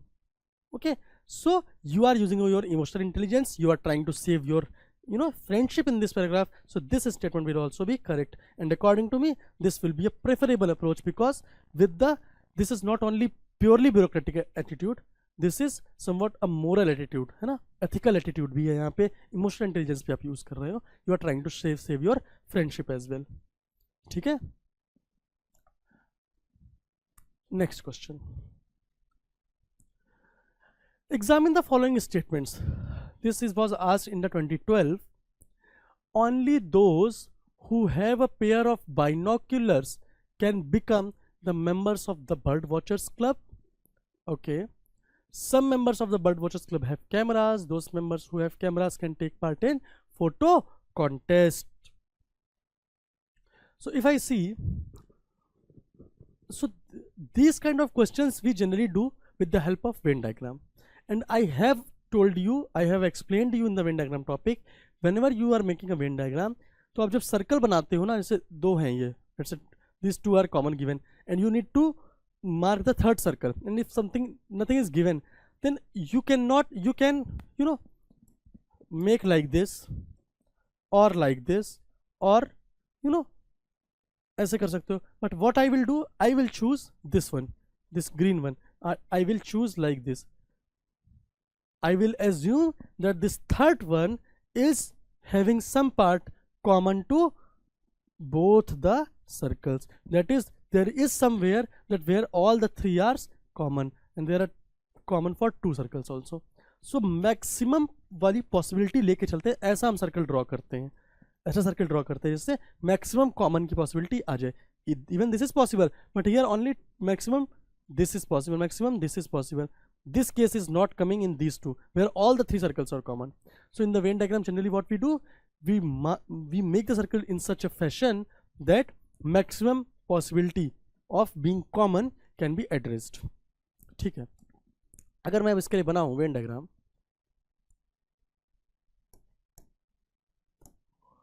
only those who have a pair of binoculars can become the members of the bird watchers club. So मैं क्या करता हूँ, मैं यहाँ पे एक new slide add कर देता हूँ.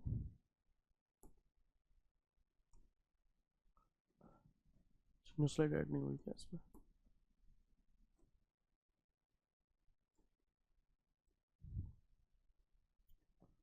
Okay, so I'll make here only those who have a pair of binoculars can become the members of the bird watchers club. So let's see. So bird watchers club को I'll write as BWC, binoculars को I will write as B, and cameras को I'll write C. So only those who have a pair of binoculars can become the members of the bird watchers club. So if this is bird watchers club, so all the members of the bird watchers club have the binoculars, that is for sure. So if this is binoculars,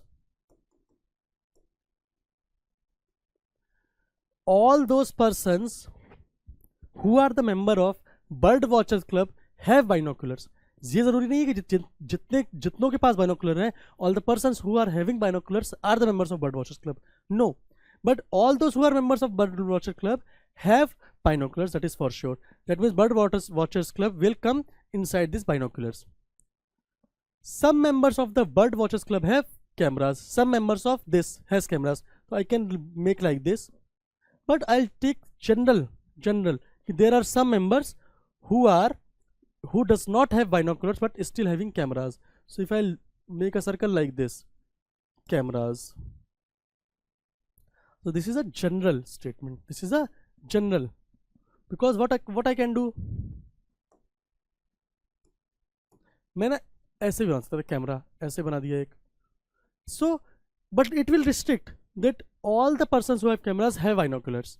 But here I have opened that okay, some persons who have cameras have binoculars and some persons who have cameras are not having binoculars. Okay, so this is a diagram with maximum possibility. Okay, so I will choose this one, not this one.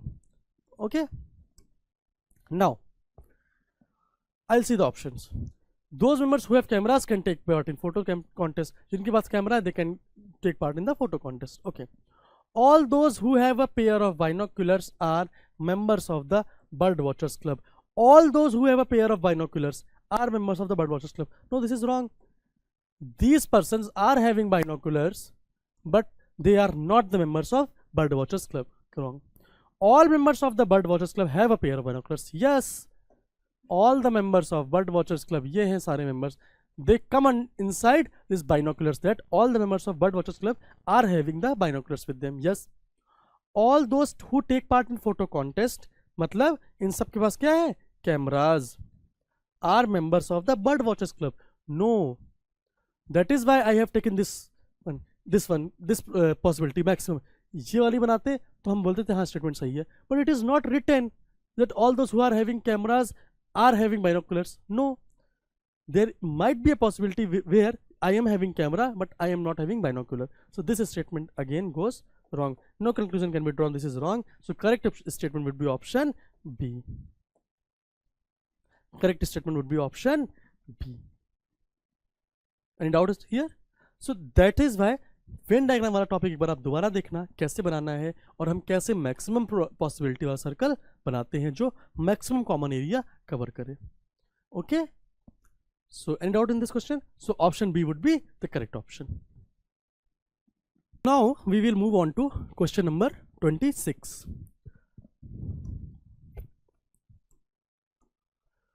During the last summer vacation, Ankit went to a summer camp where he took part in hiking, swimming and boating.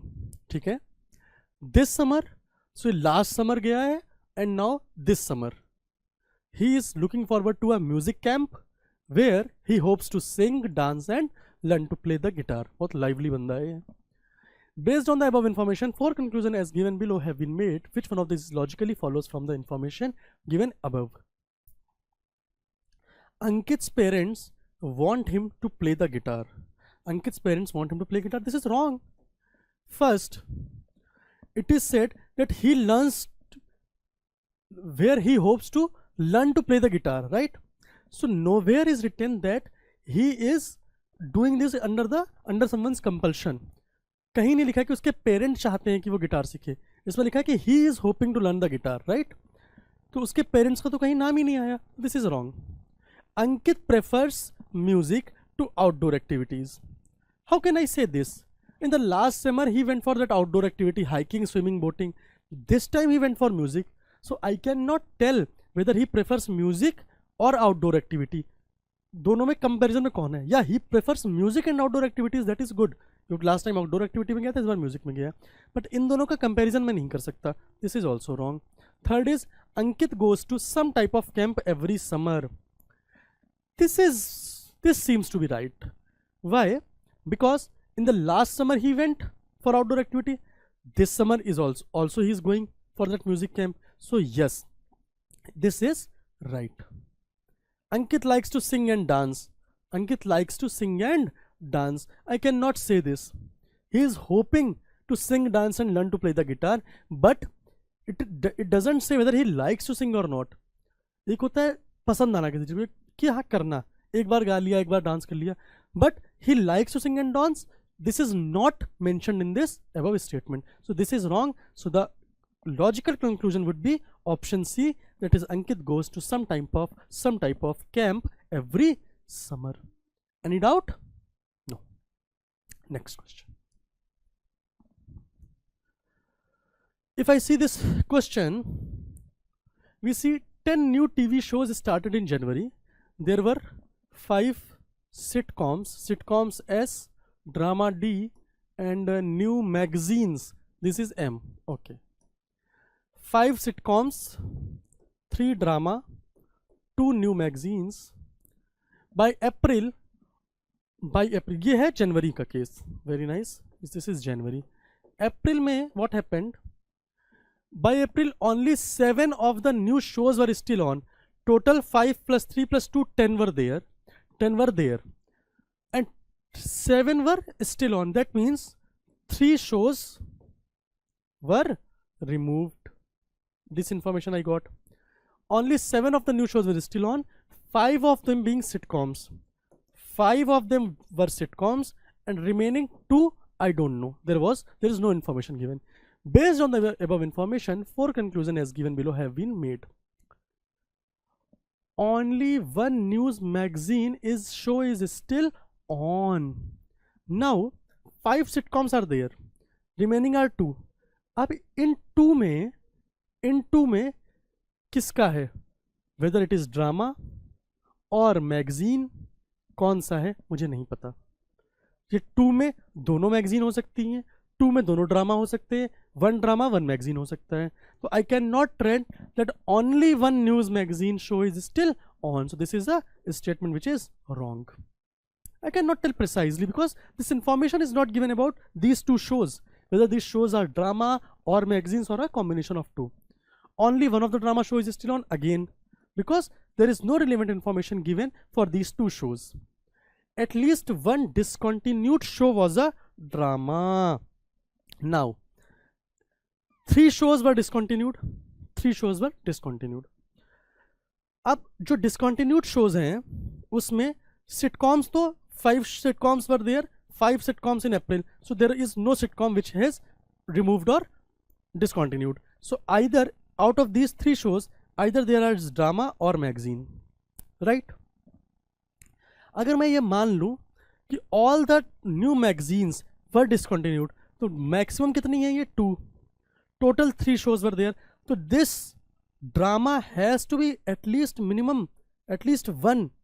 अगर ये दोनों मैं remove कर दूं, still I need to remove 1 drama to make this number as 3. For the total discontinued shows to be 3, there should be at least 1 drama.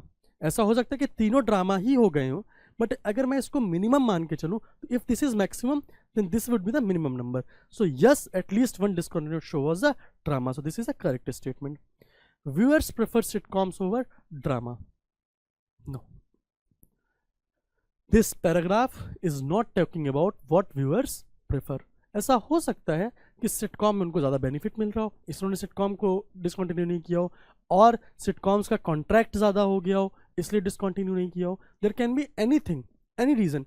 So there is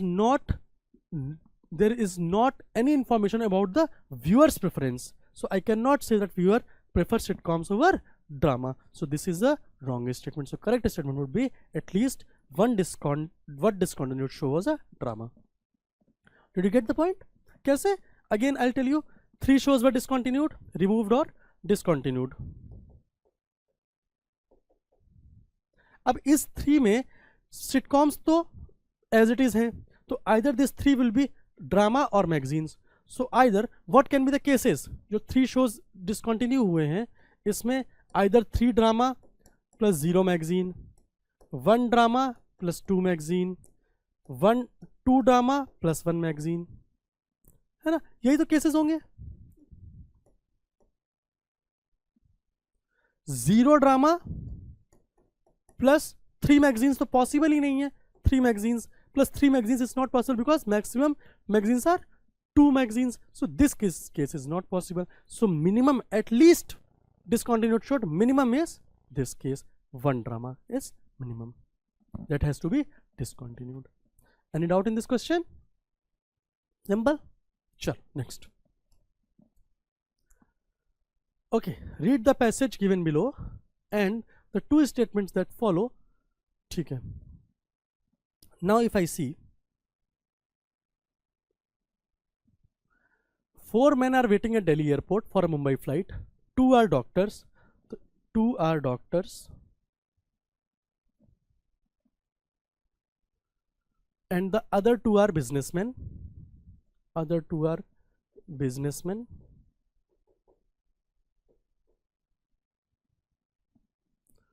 Two speak Gujarati. 2 speak Tamil. So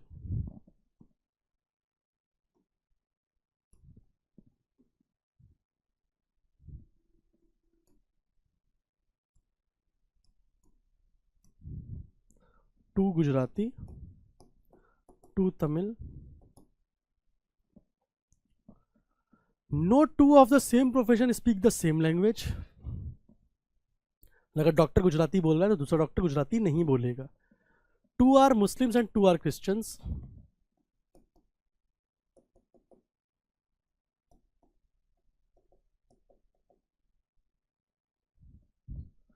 No 2 of the same religion or of the same profession, nor do they speak the same language. So ये जो दोनों हैं same religion के, ना तो उनका same profession हो सकता है ना उनकी सेम लैंग्वेज हो सकती है. The Tamil speaking doctor is a Christian. Tamil speaking doctor is a Christian. If I do like this,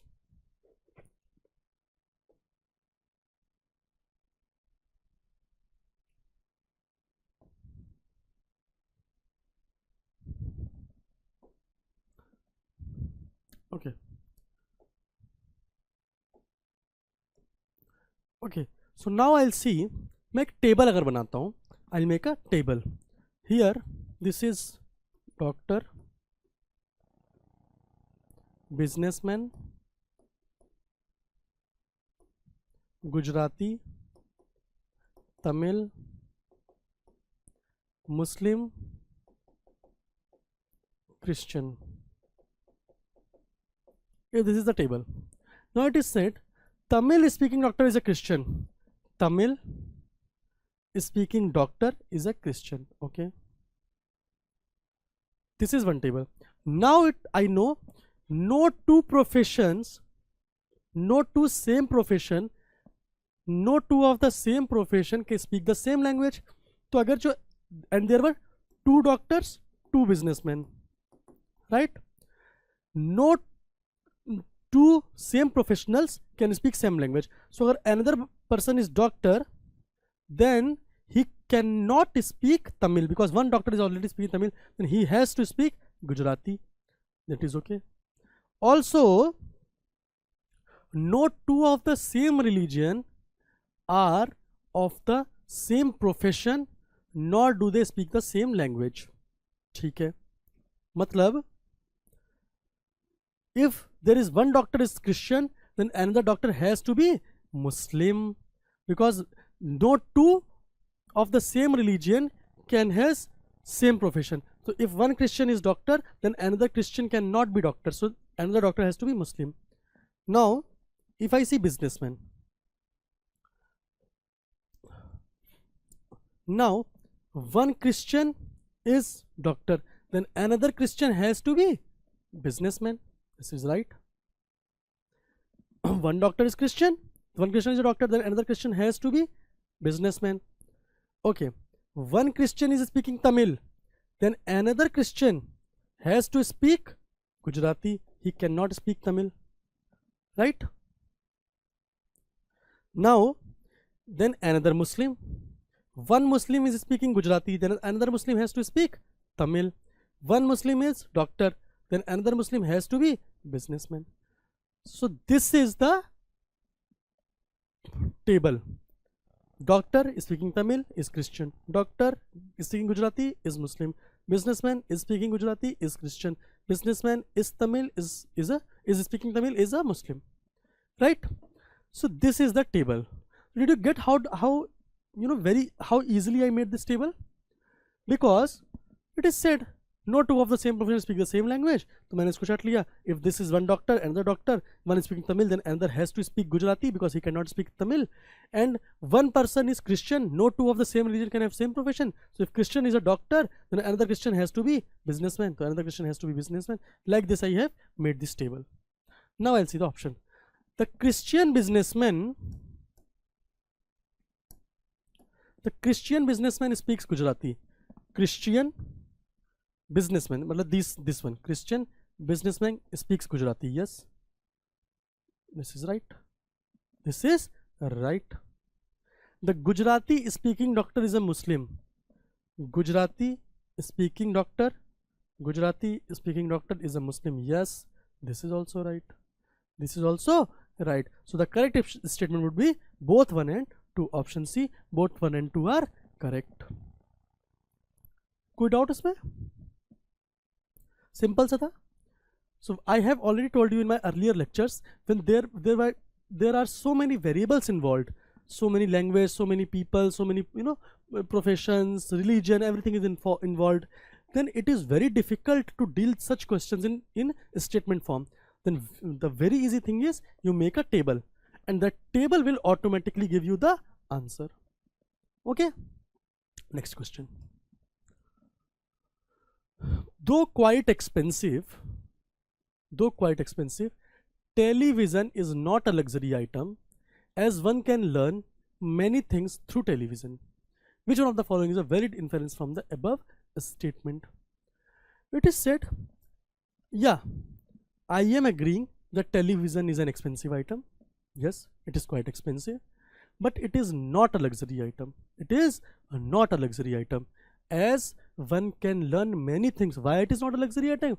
As one can learn many things through television. Now what is the logical conclusion that you can infer from this statement? All expensive things are regarded as luxury. Wrong. This is the clear falsification of the statement, because even though television is expensive,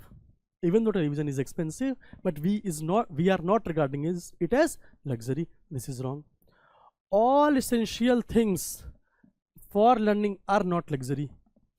Yeah, this statement is true for television. This statement is true for television, but in the given statement, it is not generalizing. It is not generalizing whether all essential things for learning are luxury or not.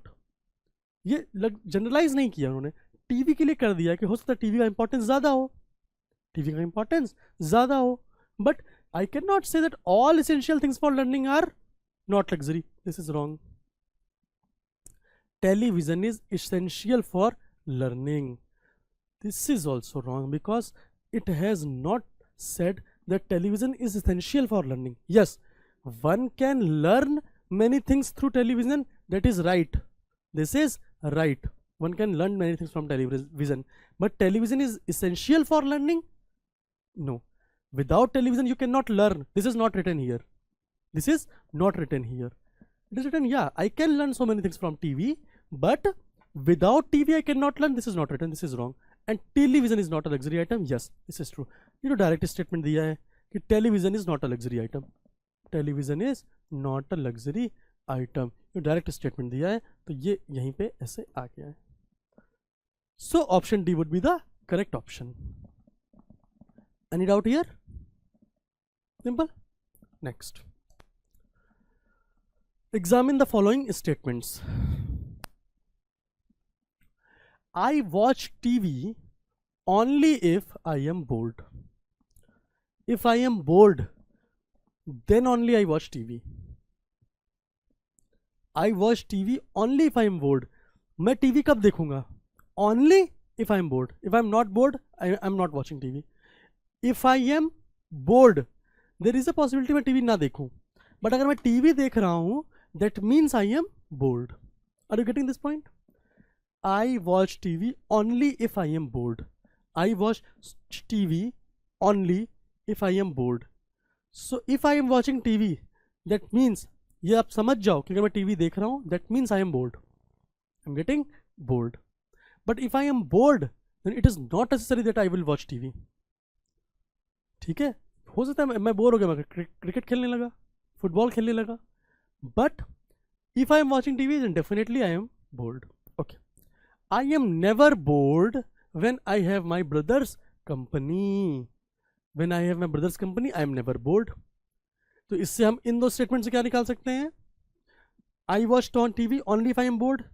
But if I have my brother's company, I am never bored. And if I am never bored, then I will not be watching TV. So if my brother is with me, I will not be watching TV.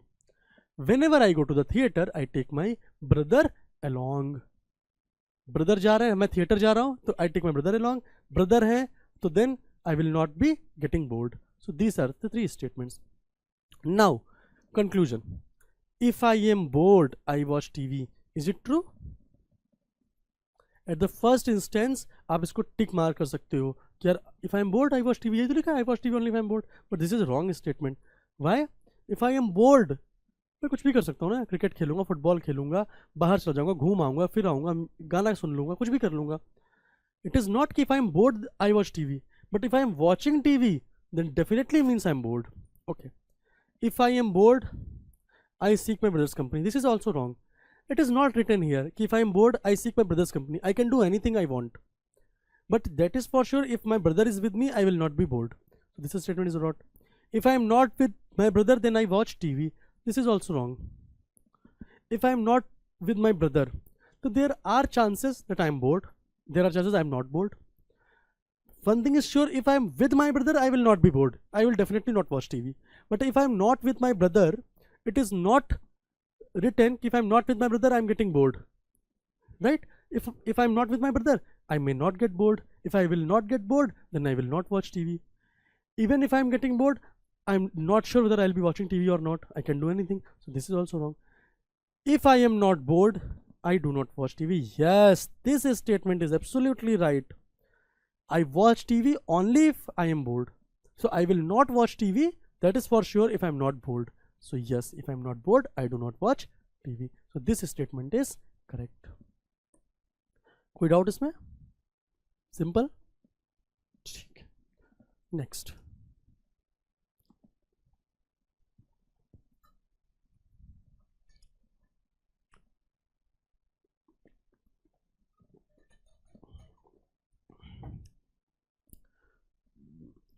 only 6 roads A, B, C, P, Q and R connect a military camp to the rest of the country. Okay, तो मैं table बना लूँ A, B, C, P, Q, R. Only one out of A, P and R is open at any one time. If A is open, A, P and R में on any one is open at any one time. Only one is open. If A is open, then P and R is not open. If P is open, A and R is not open. If R is open, then P and A is not open.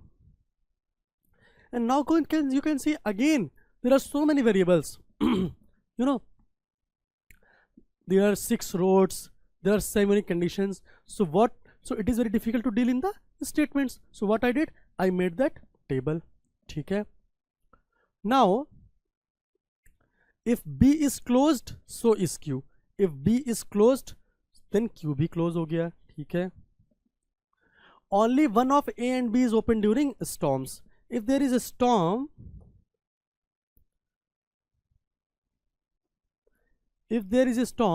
only one of A and B is open.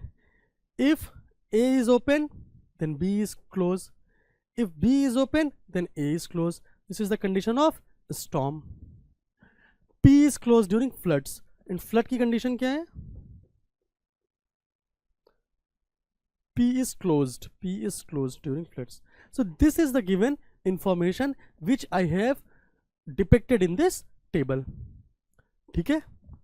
In this context, which of one of the following statements is correct? Under normal conditions, only 3 roads are open. Only 3 roads are open. अच्छा, ये सारी normal conditions हैं. I know if A is open, P and R are closed. So I do not know about B, C and Q. I do not know about B, C and Q. ऐसा हो सकता है कि B, C, Q तीनों open है. There is one condition that if B is closed, Q is closed. So if B is closed, then Q is closed. Then only C will be open.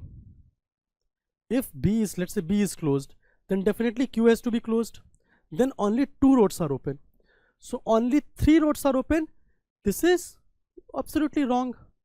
If B is also open, then nothing is said about Q. Then C is open, Q is open. Then there are 1, 2, 3, 4 roads are open. So only 3 roads are open. This is a wrong statement. During storms, at least 1 road is open. During storms, yeah, it is said, one thing is said, in storms, either only one of A and B is open during storms. Only one of A and B is open during storms. या तो A open है तो B, B open है तो A, बाकी का मुझे पता नहीं, but minimum 1 तो open ही है. So at least 1 road is open. Yes, this is correct. These further they may open or not, but one thing is sure that if A is open, then B is not open. If B is open, then A is not open. So at least 1 is open. So this statement is correct. During floods, only 3 roads are open. Again only 3. No, I cannot say. P is not open, that is for sure. I do not know about these 5 roads. If these 3 or these all 5 roads may open, I'm not sure. Depending on the condition. P is closed है तो A हो सकता है, B हो सकता है, C हो सकता है ना? So I cannot tell. I cannot say whether during floods only 3 roads are open. Let's see. P अगर नहीं है, A हो सकता है, ठीक है. A, P and R में कोई एक होगा. अगर A हो गया, but this is open at any one time. ठीक है. A हो गया, B हो गया, C हो गया. If A is open, then R is not open. P is already not open. A, B, C and Q. You can see 4 roads are open. This is one possibility. There is a case कि B भी open नहीं है तो Q भी open नहीं होगा. Then A and C are open. Only 2 roads are open. Right? So there are possibilities that 4 roads are open or 2 roads are open, but definitely 3 roads are not open. This is wrong. During calamities, all roads are closed. This is wrong. This statement is not talking about general calamity. And nothing, and nowhere it has been said that during calamities all roads are closed. है ना? कहीं भी नहीं दिया हुआ ऐसा. So this statement is absurd. This is wrong. So the correct statement would be option B. during storms at least one road is open, right? Next question. Chalo, next question is, examine the following statements. None but students are members of club. Some members of the club are married persons. All married persons are invited for dance. Which one of the following conclusions can be drawn from the above statements? Again, some are members of this club, some are doing this, some are that. So again, this will be a question of Venn diagram. So now I'll see, none but students are members of the club. तो जो ये club members हैं, these are club members, these are nothing but students. Club members जितने भी हैं वो कौन है? Students हैं. None but students are members of club. कोई भी outsider club का member नहीं है. Only students are members of club. Some members of the club are married persons. So let's say ये married persons हैं. Some members of the club are some members of the club. These many members of the club are married persons. All married persons are invited for dance. So these are the married persons, or these are the persons who are invited for dance. Okay. Now if I see the options, all students are invited for dance. No, only those students are invited for dance. Only those students are invited for dance. Dance के लिए invitee कौन है? Dance के लिए invitee है ये पूरे. These are married persons and all married persons are invited for dance. ये पूरे डांस पे जाएंगे. बट इसमें स्टूडेंट कितने हैं? Only these common area is the student which are married. So all students are invited for dance is wrong. All married students of the club are invited for dance. Yes, married students of the club are invited for dance. Yes. All members of the club are married persons. No, only these members of the club are married. These persons are not married. This is wrong. None of the above conclusion. Obviously this is wrong. So correct option would be option B. All married students of the club are invited for dance. कोई doubt इसमें? Simple, कुछ भी ऐसा नहीं है doubtful. Next, consider the following statements.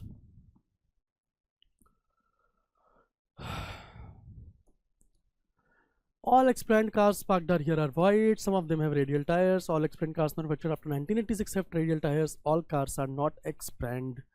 Which can be drawn conclusion. And 2012 question है. Again, all explained cars are white. Some of them have radial. Some are manufactured like this. So these kind of questions, what I do, I make Venn diagram. How will I make Venn diagram? I'll do like this. Venn diagram के लिए again possibility, maximum possibility. All explained cars parked are here are white. So let's say these all are white cars.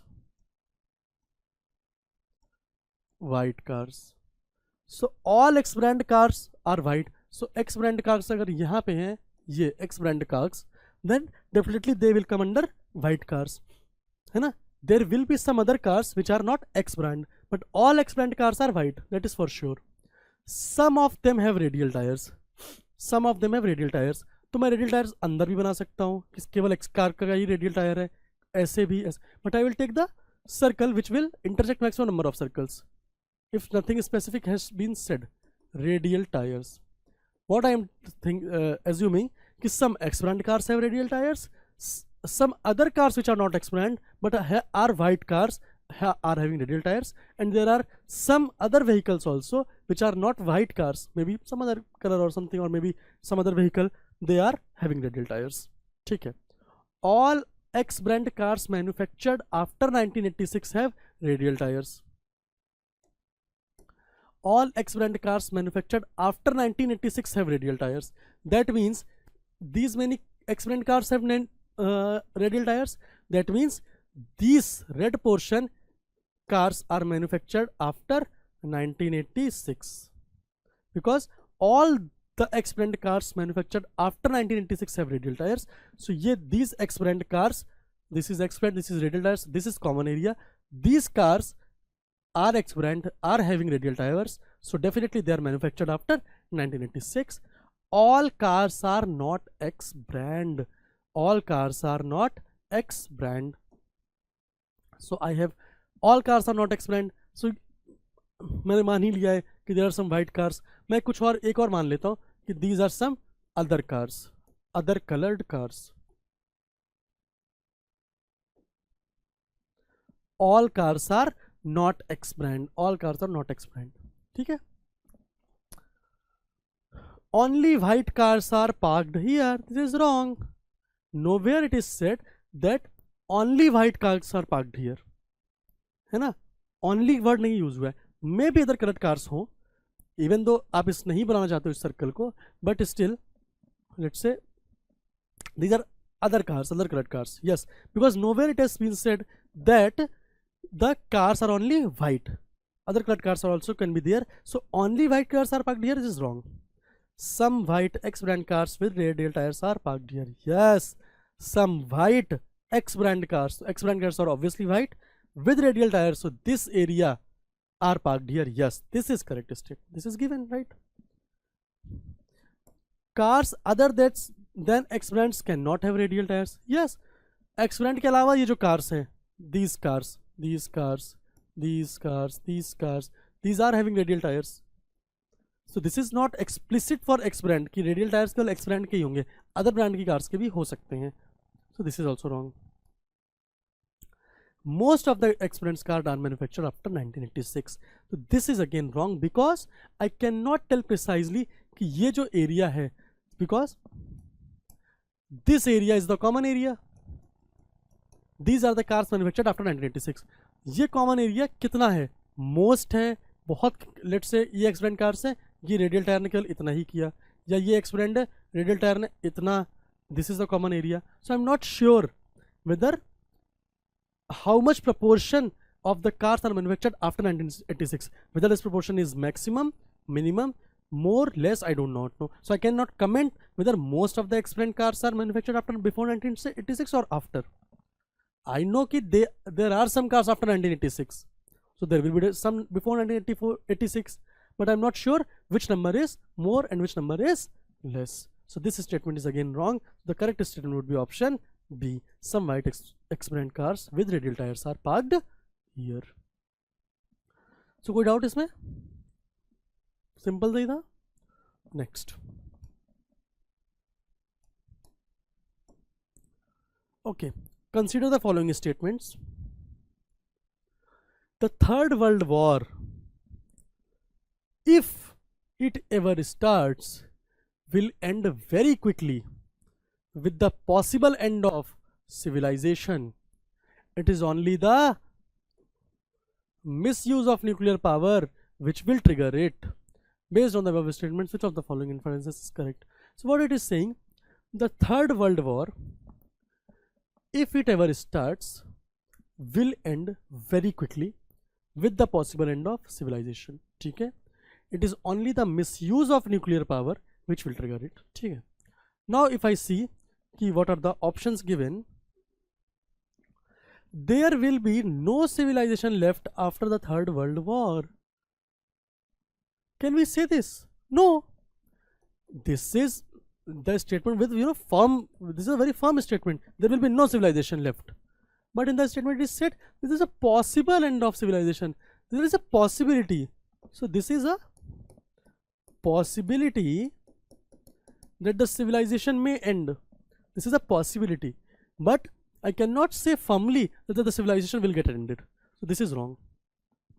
The growth of nuclear power will destroy civilization in the long run. This is again wrong. Why? Because it is said it is only the misuse of nuclear power. Misuse of nuclear power which will trigger it. Here it is written growth. The growth is a good thing, right? Nuclear power से आप energy बना सकते हो, renewable energy में use कर सकते हो. You can use it for social, human, economic development, right? But growth of nuclear power is not a problem. Problem is misuse of nuclear power. So this statement is again wrong. The Third World War will not take place. This is again wrong. This is a very firm statement कि भाई Third World War होगा ही नहीं. हम अलग denial में जी रहे हैं. Third World War नहीं होगा. करते रहो अपना न्यूक्लियर बढ़ाते रहो. Third World War तो होना ही नहीं है. This is wrong. In the statement it is written the Third World War, if it ever starts, if it ever starts. If means this is again a possibility कि yes, there is a possibility, and we cannot deny that possibility, that the Third World War might happen, might occur, but I'm not sure whether it will take place or not. I'm not sure, but there is a possibility. So I cannot say that it will not take place. This would be a wrong statement. First statement is nuclear power will be used in the Third World War. This is a correct statement. Yes. It is only the misuse of nuclear power. So yeah, misuse तो तभी होगा जब nuclear power use होगी Third World War में, तभी तो misuse होगा. This statement is correct. The correct option would be option A. So you can see how we see these kind of questions, है ना? We see word by word कि कहाँ पे क्या मैच कर रहा है, क्या स्टेटमेंट में नहीं दिया हुआ है, what we are assuming from our side. So considering these things, I think these questions will be solved very easily. Next. Okay, so this is question number 35. All machines consume energy. ठीक है. Electricity provides energy. ठीक है. Electrically operated machines are cheap to maintain. Electrically operated machines do not cause pollution. बहुत बढ़िया. Which one of the following inferences can be drawn from the above statements? ठीक है. Statement देखते हैं. All machines are run by electric energy. All machines are run by electric energy. Wrong. Nowhere it is said that all machines are run by electric energy. है ना? All machines consume energy, but they are run by electric energy. This is not sure. अरे machine तो कैसे भी, इसमें कहीं नहीं लिखा हुआ इस पैराग्राफ में, इन इस 4 स्टेटमेंट्स में. एनर्जी तो कैसे भी हो सकती है ना, इलेक्ट्रिक एनर्जी हो सकती है, कोल एनर्जी, थर्मल एनर्जी हो सकती है, न्यूक्लियर एनर्जी हो सकती है, सोलर एनर्जी हो सकती है, विंड एनर्जी हो सकती है, कुछ भी हो सकता है, हाइड्रो पावर एनर्जी हो सकती है, कुछ भी हो सकता है. So this is wrong. And if I do not use my personal knowledge, then also in these 4 statements nowhere it is written that all machines are run by electric energy. Machines are run by electric energy is fine, but all machines is an extreme statement. There is no form of energy other than electricity. This is again wrong, because it is nowhere written that there is no form of energy other than electricity. कुछ भी हो सकता है. Most machines are operated on electric energy. It is said electricity provides energy, all machines consume energy, but most machines are operated on electric energy again is wrong. Nowhere it has been said that most machines are run by electric energy. It is not been said here. Most machines हैं, less machines हैं, मुझे नहीं पता है. When, because this is not given in the 4 statements, so this statement is wrong. Electrically operated machines are preferable to use. Yes, because last 2 statements they tell the merits of electrically operated machines. How? That first they are cheap, and other they do not cause pollution. Because of these 2 reasons, obviously they will be preferable to use. So the correct option would be option D. कोई doubt इसमें? Simple question है, सारे simple question हैं इसमें. ठीक है, next question.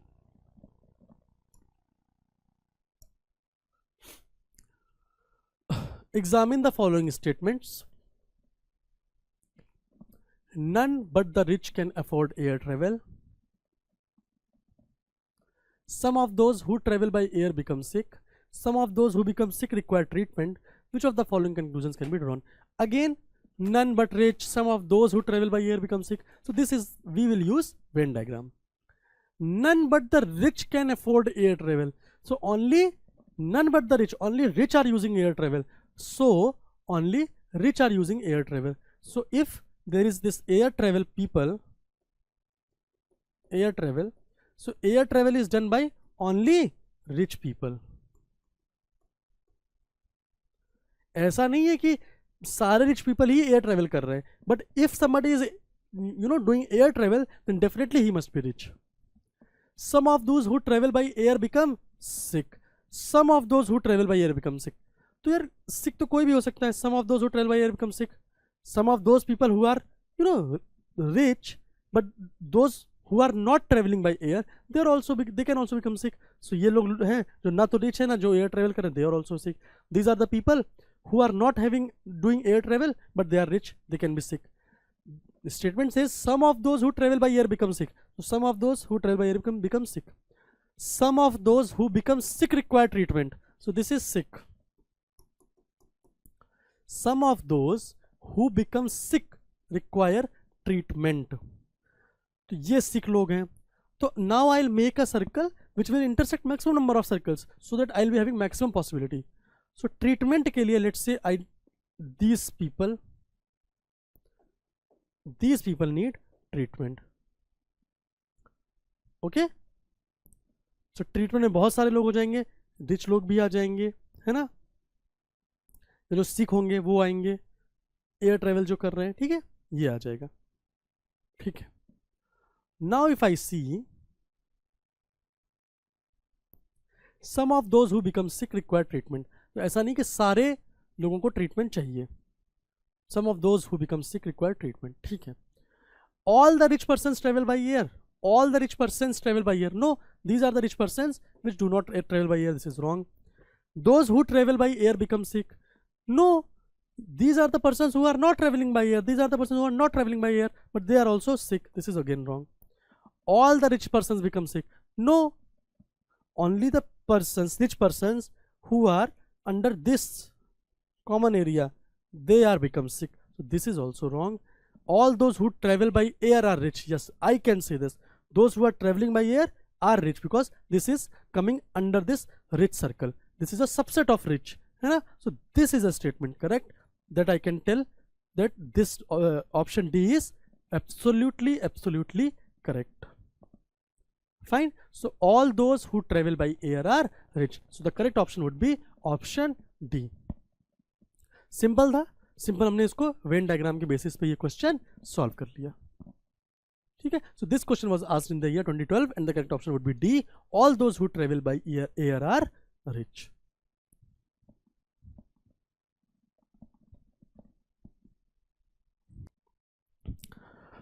So now we will discuss the question number 37. So this question 37, actually there is again some direction given regarding this question. Directions for the following 7 items.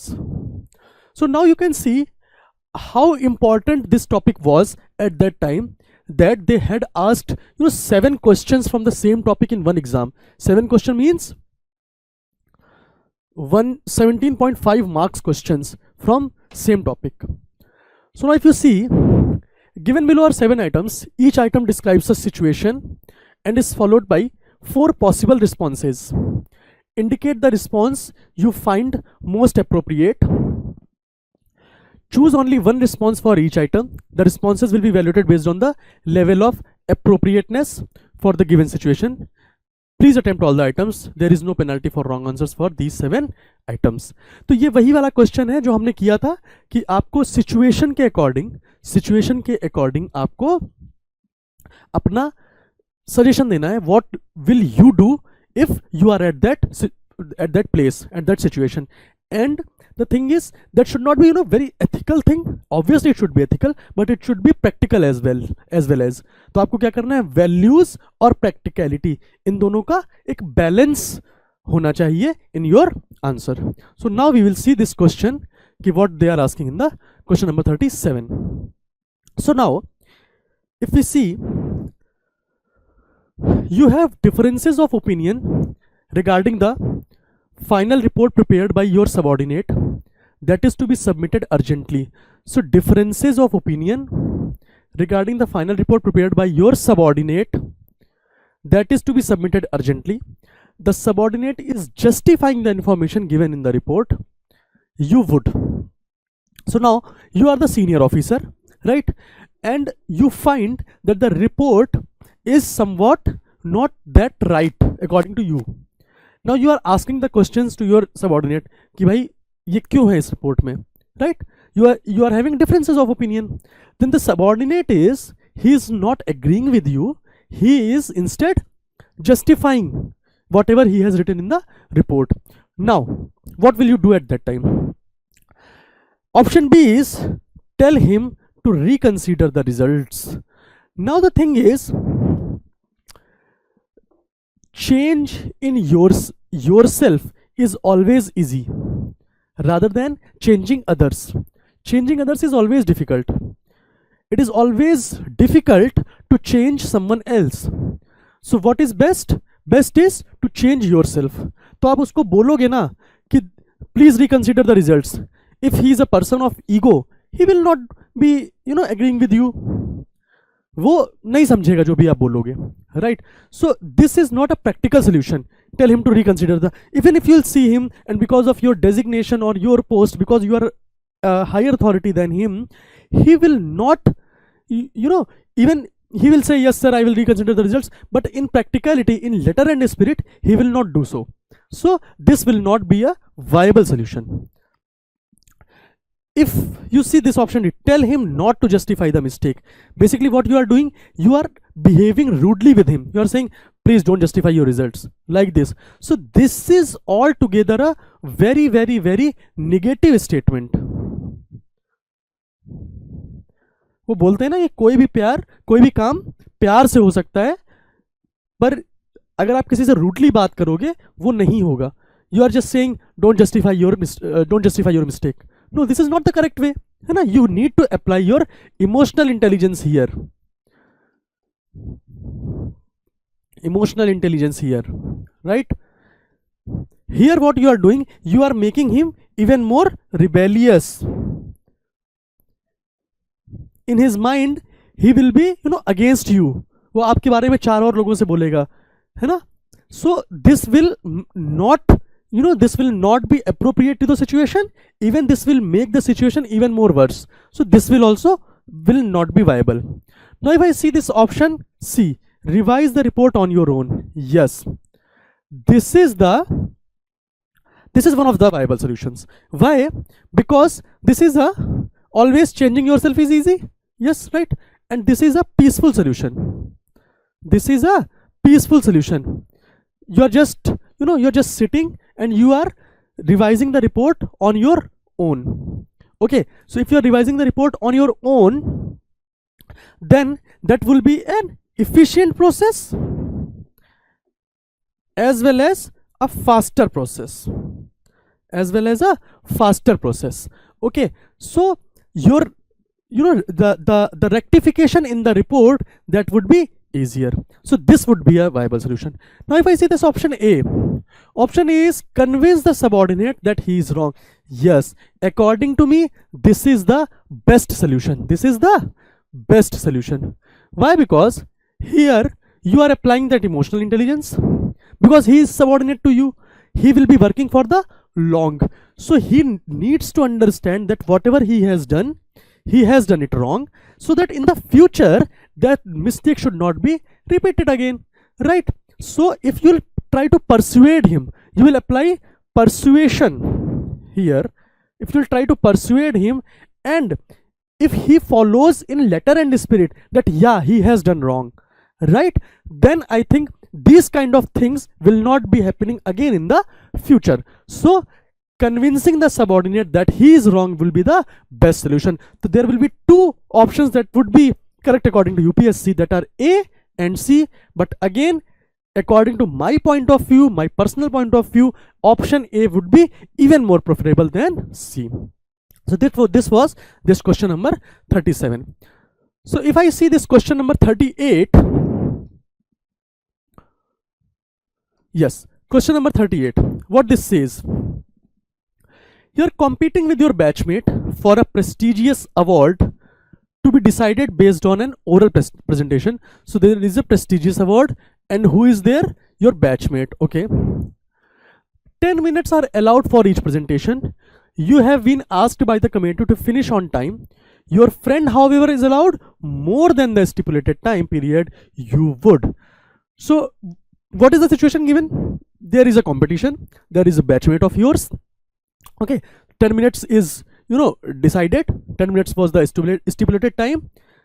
You have finished your speech in 10 minutes because it was guided to do so, but your batchmate has been given some extra time, so obviously he is in the advantage. Now what would you do? This is the question they are asking, what you would do according to the appropriateness of the situation.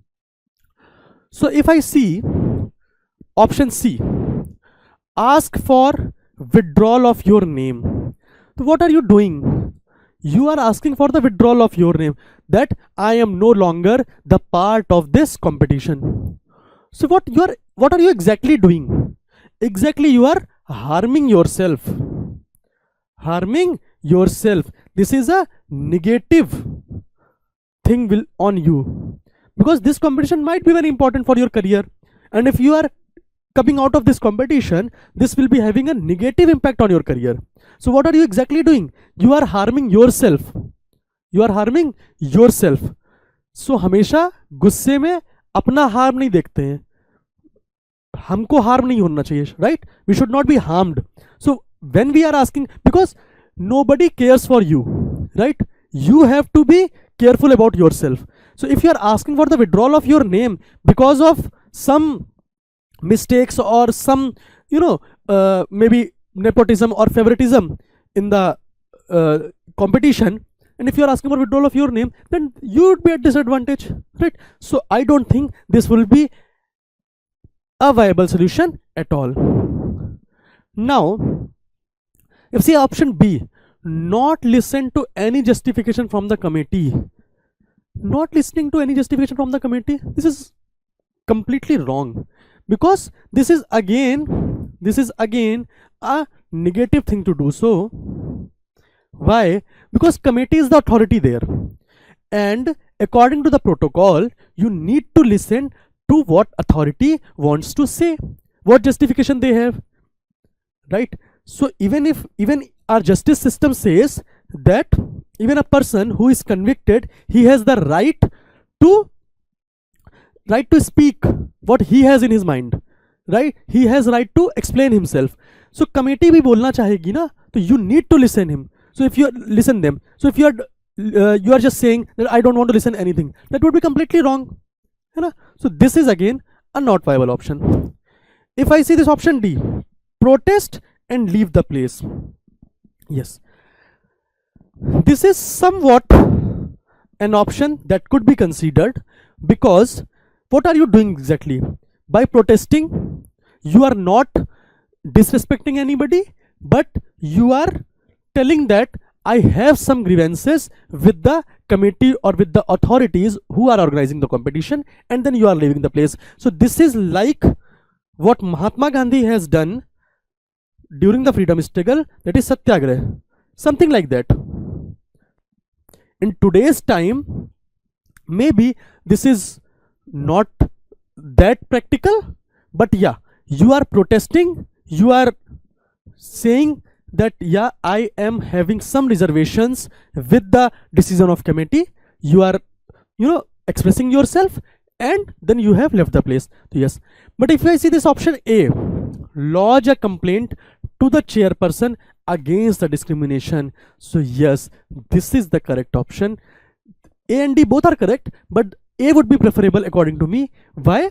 Because this is like following the rules or protocol. You have faced discrimination, and now you are lodging a complaint to the chairperson that, sir, there is this discrimination has happened with me, right? So that even if the decision of the committee doesn't change this time, but for the future they will be aware that these kind of things occur in such competitions. So according to me, option A would be the most viable solution, right? So this was one more question according to the situation you need to answer. Okay, so now if I'll see that next question, you are handling a time-bound project. During the project review meeting, you find that the project is likely to get delayed due to lack of cooperation of the team members. You would. So basically there is a project. Time-bound project means that the project has to complete it within a stipulated time, within the time frame. Okay. Now you find that the project is likely to get delayed. Why? Because there is non-cooperation of the team members. Team members are not cooperating with you or with other team members, because of which the project is going to get delayed. Now what you would do? If I see this option C, ask for the replacement of team members. So what this option is asking, कि I will ask for the replacement of team members, कि भाई ये जो team members हैं ये ठीक नहीं है, ठीक काम नहीं कर रहे हैं, इनकी जगह ना आप दूसरे टीम मेंबर्स को ले आओ। बट आप एक बात बताओ, इस बात की कोई गारंटी है जो दूसरे टीम मेंबर्स आएंगे वो कोऑपरेट करेंगे आपके साथ? अनलेस और until whatever there would be some existing problems because of which they are not cooperating. If you don't address those problems, जो बोलते हैं ना कि आप बीमारी का रूट कॉज अगर नहीं पकड़ोगे, if you will only treat the symptoms, then that would be a temporary treatment. If you are having fever again and again, right, आपने हर बार पैरासीटामोल खा ली and you are not trying to know what exactly you are suffering from, आपको typhoid हो गया है, dengue हो गया है, what ever has happened, है ना, if you just taking that paracetamol, then this would be a temporary treatment. आपको रूट कॉज पता करना पड़ेगा. तो if you are not considering and if you are not addressing the existing problems जिसकी वजह से ये नॉन कोऑपरेशन हो रहा है, अगर आप वही नहीं कर रहे हो, then replacement of team members that is not going to help, है ना, because next team members they will be helpful or they will be cooperating, there is no guarantee, so this will not be a viable option. Then option D is ask for extension of time citing reasons. Ask for extension of time citing reasons. अच्छा, आपने extension मांग लिया. Let's say you have asked for the extension. First, this is not right because this is a time bound project. You are trying to complete a project within a time. You have promised someone. This will be a question on your credibility of completing a task.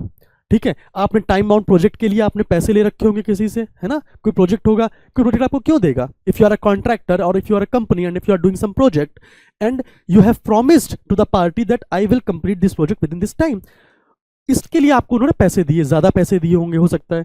And if you are again asking for the extension of time, then this will be a question on your credibility.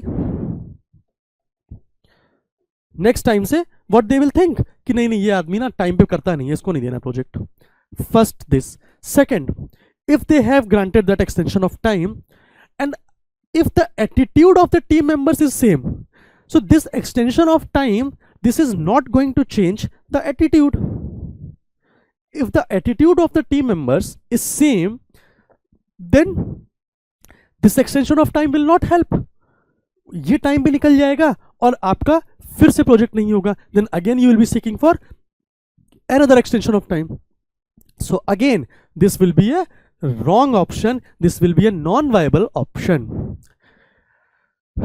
If I see option B, look into reasons for non-cooperation. Yes, this is the most preferable option according to me. Why? Because in this option, what are you doing? You are trying to address the root cause of the problem. कि root cause क्या है problem का? तो whatever the reasons are, maybe they are not getting their payment on time, or maybe there is not a healthy work environment there, or there may be plethora of reasons that you need to know as a maybe project manager. As a project manager, you need to know कि क्या problem आ रही है exactly, and if you are addressing that problem, then obviously there will be cooperation of team members. So yes, this option would be correct. And if I see the option A, warn the team members for their non-cooperation, yes. So this is kind of last resort. कई बार क्या होता है, you try to persuade somebody, even if there is a child, है ना, तो आप बच्चे को क्या बोलते हो, पहले प्यार से बताते हो, बेटा ये मत करो, शैतानी मत करो, ये मत करो. And what you do, जब वो बिल्कुल नहीं मानता है, then as a last resort you scold him, है ना, आप scold करते हो उसको, you punish him, right? So that is as a last resort you warn the team members कि देखो अब काम होना चाहिए, नहीं हुआ then we will be taking or I will be taking action against you. आपका पेमेंट रोक देंगे या कुछ भी कर देंगे, आपको जॉब से निकाल देंगे, सस्पेंड कर देंगे. But this will be an option as a last resort. अगर आपने परसुएट कर लिया किसी को, then he will be working in letter and spirit, वो पूरी एनर्जी से करेगा. पर आपने किसी को प्रेशर में काम कराया, तो that work will not be that efficient और that will not be that good. So This option is also right, but this will be as an option that should be taken as a last resort. And in option A and B, from my point of view, according to me, this option B would be preferable than option A. UPSC ने A और B दोनों को सही बताया था, but according to me B is even more preferable than A. So this was question number 39. So if I see this next question number 40.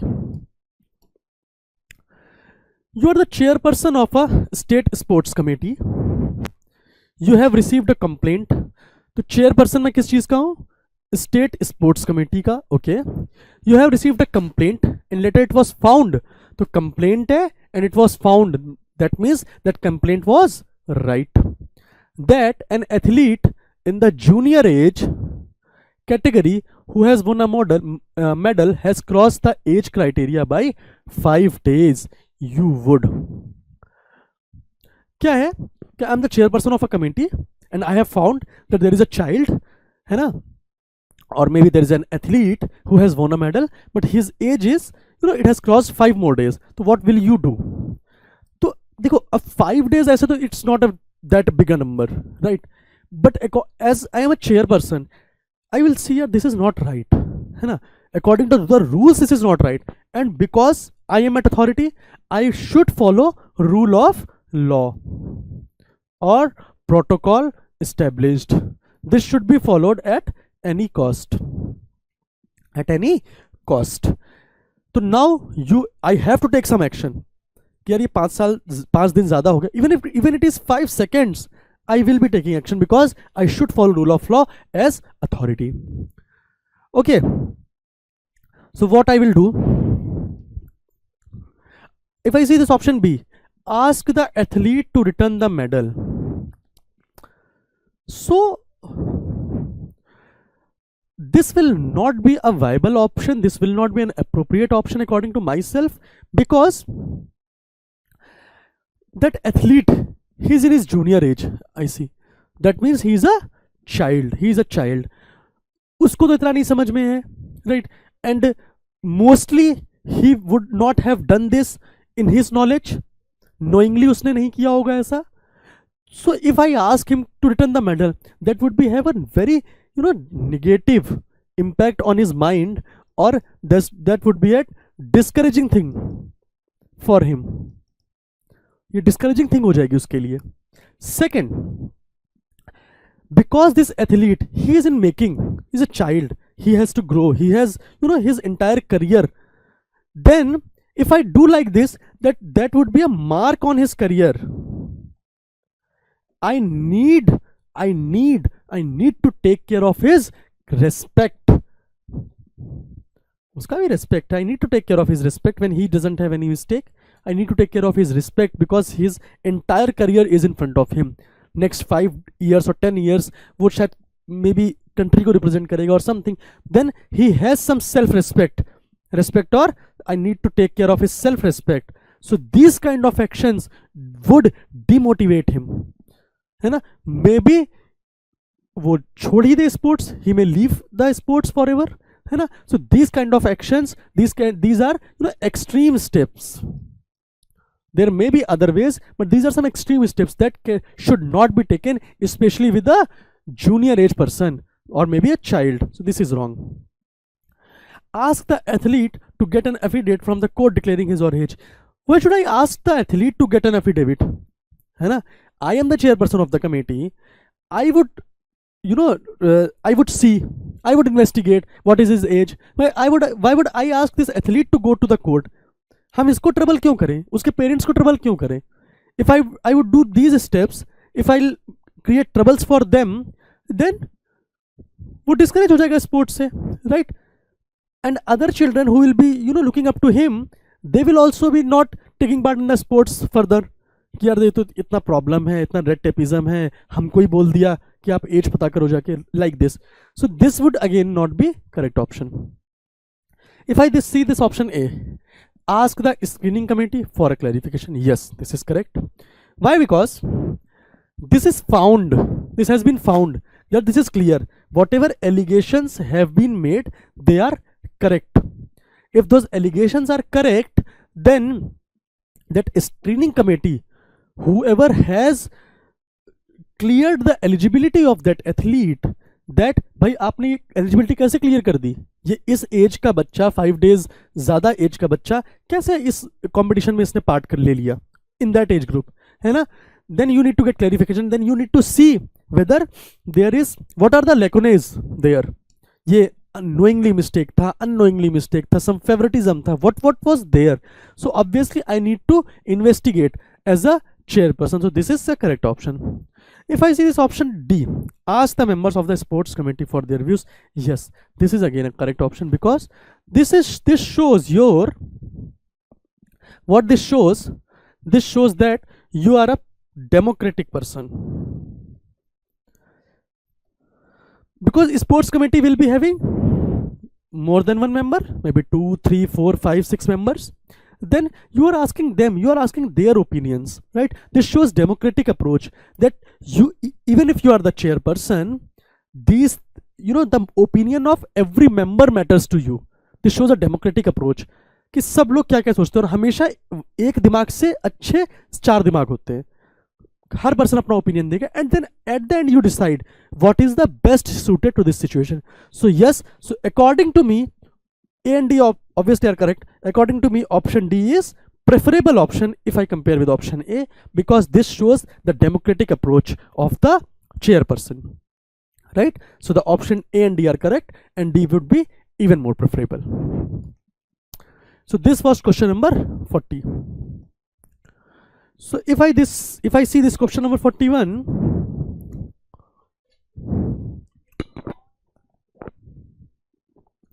you are handling a priority project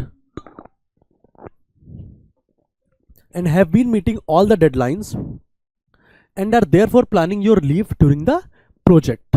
ठीक है? Your immediate boss does not grant you leave, citing the urgency of the project. You would. So this is a priority project, and the thing is, you have been meeting all the deadlines. So this is a priority project and you have been meeting the deadlines and are therefore planning your leave during the project. So first, this is a priority project, that means this is an important project, and till now you have worked well, you have done well, because you have been meeting your deadlines, and now you are planning your leave during the project. Your immediate boss does not grant your leave, citing the urgency of the project. What do you do? ठीक है, अब आपने क्या किया, आपने leave कर मांगी during the project, and your immediate boss, he does not approve your leave. What would you do? And what he has cited the reason, the urgency of the project, because this project is urgent and you are required to be here, right? So if I see option A, proceed on leave without waiting for the sanction, obviously this is wrong. This is against protocol. This is against protocol.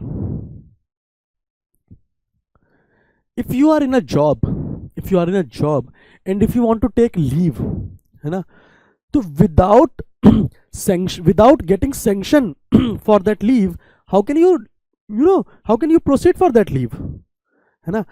हर चीज का एक protocol होता है, आप किसी organisation में होते हैं. This is called work culture. This is called work culture. This is called commitment towards your work. Commitment towards your work. अगर आपने लीव दी और आपका जो भी लीव अप्रूविंग अथॉरिटी है उससे सैंक्शन नहीं की है leave, then how can you proceed with that leave? No, you can not proceed on leave, right? Because there should be there is a process in that organization, there is a work culture, and you need to show the commitment that I am committed to the work of that organization. So this is a wrong option because this is against the protocol. You cannot proceed on leave. Second, pretend to be sick and leave. This is absurd. This is not at all considerable, right? आप बीमारी का बहाना नहीं बना सकते हो कि मैं बीमार हूँ और छुट्टी ले ली. नहीं यार, you have to show the commitment, you have to show the dedication. नहीं, if you are working for some organization, if you are having a work in your hand, तब आपको पूरी फोर्स से, पूरे मोटिवेशन से उस पर लगना चाहिए. राइट ये बीमारी का बहाना और ये सब तो this are absurd statements. This shows that you are not a person of integrity, you're not an honest person, you're not an upright person. This is wrong, this is totally wrong. If I see this, approach the higher authority to reconsider the leave application. Yes, according to the protocols, this is the correct statement, that if your higher authority, your immediate boss, is not granting you the leave, you may approach to even more higher authorities, जो आपके boss के boss हैं या boss के boss के boss हैं, उनके पास आप जा सकते हो. बट इसका इम्पैक्ट क्या होगा? If I see this long term impact, this will ruin the relationship of yours with your immediate boss. आपके immediate boss से तो आपका रिश्ता खराब हो जाएगा. Why? What will he think? कि यार मैंने इसकी लीव अप्रूव नहीं की थी. What he has done, he went to my boss and then he took the sanction, he took the grant of the leave. तो अगर तो उसको क्या लगेगा? You have bypassed him. You have bypassed him, and this is not a correct thing. This is not a correct thing. This also shows that you are not having the trait of a team player. Team player क्या होता है? जो सबके साथ मिलके चलता है, right? You have the ability to work with everybody in the team, but you are directly approaching the higher authority to reconsider the leave application, right? So even this is a correct option, but this may ruin your relationship with your immediate boss, और आपको अब जो next काम है वो अपने immediate boss के साथ ही पड़ेगा. Then this will be not right even for the organization, because this will be having an impact on the efficiency of the work. So this is a correct option, but not that preferable. If I see the option D, tell the boss that it is not justified. Yes, this is correct, but this should not be rude. Sir, this is not justified. Sir, no, you cannot do this. No, this is not the way to talk. You can persuade him. Sir, it is not justified because I have been meeting all the deadlines and I have some very urgent work. I have some emergency back my home. Then that's why I need this leave. You try to persuade him. You try to persuade him. You should use your emotional intelligence. Then and only then this option will be correct. So if I see option C and D, option D would be, option C and D both are correct, but option D would be preferable. And if it would be preferable if this sentence, this tone is in a persuading tone. You have used your emotional intelligence, you have maintained the respect of your boss, right? It should not be a rude statement, right? Okay, next question. You are involved in setting up a water supply project in a remote area. Full recovery of cost is impossible in any case. Okay. The income levels in the area are low and 25% of the population is below poverty line, that is BPL. When a decision has to be taken on pricing, you would. ठीक है, water supply project setup करना है, ठीक है. Full recovery of cost तो impossible होगी obviously. Remote area में it would be a very expensive process to set up a water supply system. Income levels in the area are low, and the reason of this low income because 25% of the population is BPL population. Okay, what would you do? Option A, recommend that the supply of water be free of charge in all respects. कि भाई supply of water जो है इसको free कर दो, सबके लिए free कर दो. सुनने में तो बड़ा अच्छा लग रहा है कि बहुत बढ़िया यार, सब कुछ फ्री मिल रहा है. बस is it a practical thing? The question is on the practicality of the solution. Is it practical to give free water to everybody? No. As a bureaucrat or as a policy maker, I would never suggest that there should be a free supply of water, because that is not practical. That is not sustainable. Not sustainable. Why not sustainable? क्या भाई एक साल तो दे दिया, 2 साल दे दिया free, but for the lifetime you cannot give something free for which you could have collected some money. है ना, and this is a service, आप हमेशा फ्री नहीं कर सकते, right? So this is not a practical solution. If I see recommend that the users pay a one-time fixed sum for the installation of taps and the uses of water be free. So what it's saying that एक one time fix installation charge लगा दो भाई, जो भी motor लग रही है, pipes लग रहे हैं, इसका एक one time fix installation charge लगा दो. वो you collect with this, you collect that installation charge from everybody and then water usages should be free. This is again not right. First, usage of water cannot be free for, you know, for the whole, for always. It cannot be free. It is not again practical or sustainable. आप usage of water को free नहीं कर सकते always 50 years 100 years के लिए, क्योंकि with time inflation होगा, महंगाई बढ़ेगी, वाटर रिसोर्सेज कम हो रहे हैं, दैट मीन्स ये और एक्सपेंसिव हो जाएगा, और इसको आप फ्री कर रहे हो तो फ्री तो नहीं कर सकते. Second, one time fixed installation of taps. जो इंस्टॉलेशन ऑफ टैप हो रहा है, one may be this may cost 5,000 rupees, 2,000 rupees, 10,000 rupees, something like that. तो जो बीपीएल होंगे उनके लिए हो सकता है वो इंस्टॉलेशन सम ही ना दे पाए. they may not be able to afford the installation charge. तो जब वो इंस्टॉलेशन चार्ज ही अफोर्ड नहीं कर पाएंगे तो ये लगेगा कैसे water tap? Usages of water free भी है तो भी उसका क्या फायदा if they are not able to pay the installation charge, है ना? सो जो बीपीएल फैमिलीज होंगी they will be out of the ambit of these benefits. So this is again wrong statement. Option C, recommend that a fixed monthly charged be levied only on the non-BPL families and for BPL families water should be free. Yes, this is correct. Why? Yes, fixed monthly charge, so money is collected from people who can afford it, and those who cannot afford it they are given that water free.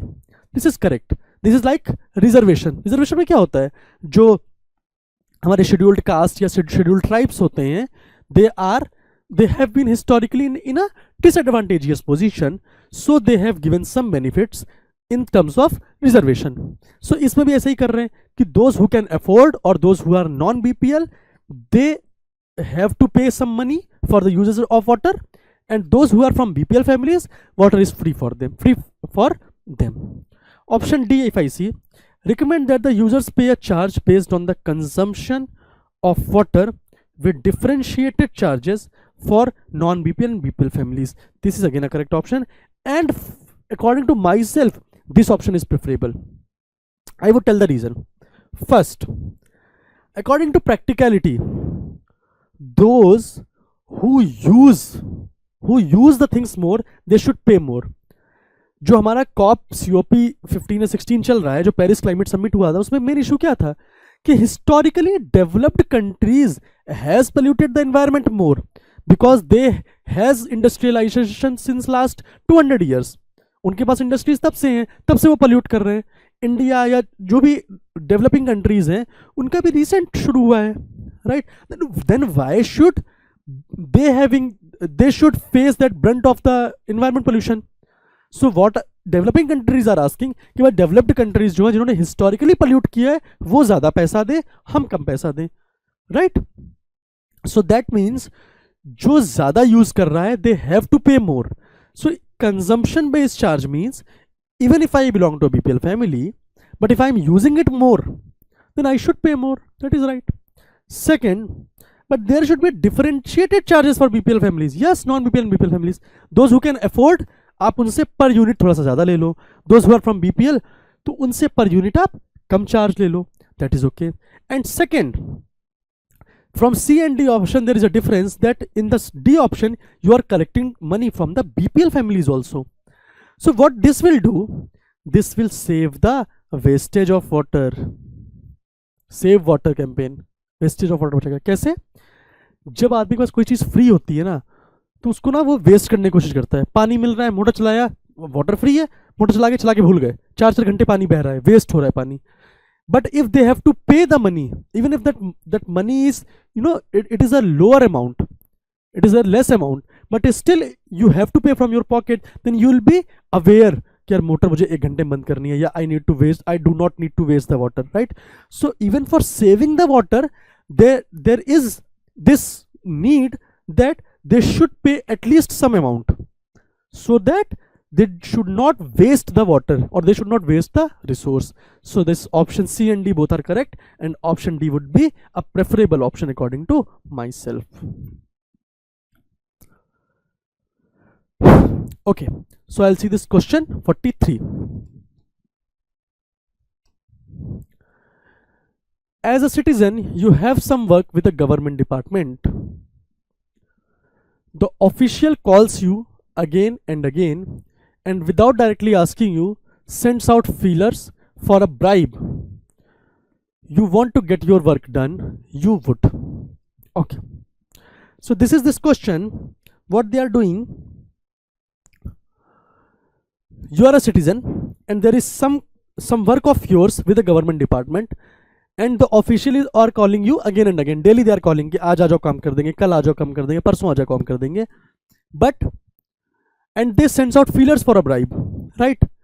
So they are not directly asking for the bribe. So what they want कि मैं तुम्हारा काम कर दूंगा, ठीक है, पर आपको इसके लिए मुझे कुछ पैसा देना पड़ेगा, bribe देनी पड़ेगी. But they are not directly saying so. They are giving you some hint. कोई आ रहा है, कोई person आ रहा है, कुछ they are giving you some hint that you should pay the money, even if you have understood it. Okay, and you want to get your work done. आपको चाहिए कि यार मेरा काम हो जाए. Then now what would you do? This option A is give a bribe. Is this a correct statement? Giving a bribe? No, not at all correct, because corruption at any point of time is not at all acceptable, and I have told you a million number of times. Whenever a question comes where this corruption or favoritism or nepotism, these kind of things come, you should be taking an action very very very strongly against it. Corruption तो नहीं चाहिए. I have to show my integrity, I have to show my honesty, I have to show my uprightness, that I do not want any corruption. So giving a bribe, no, this is completely wrong.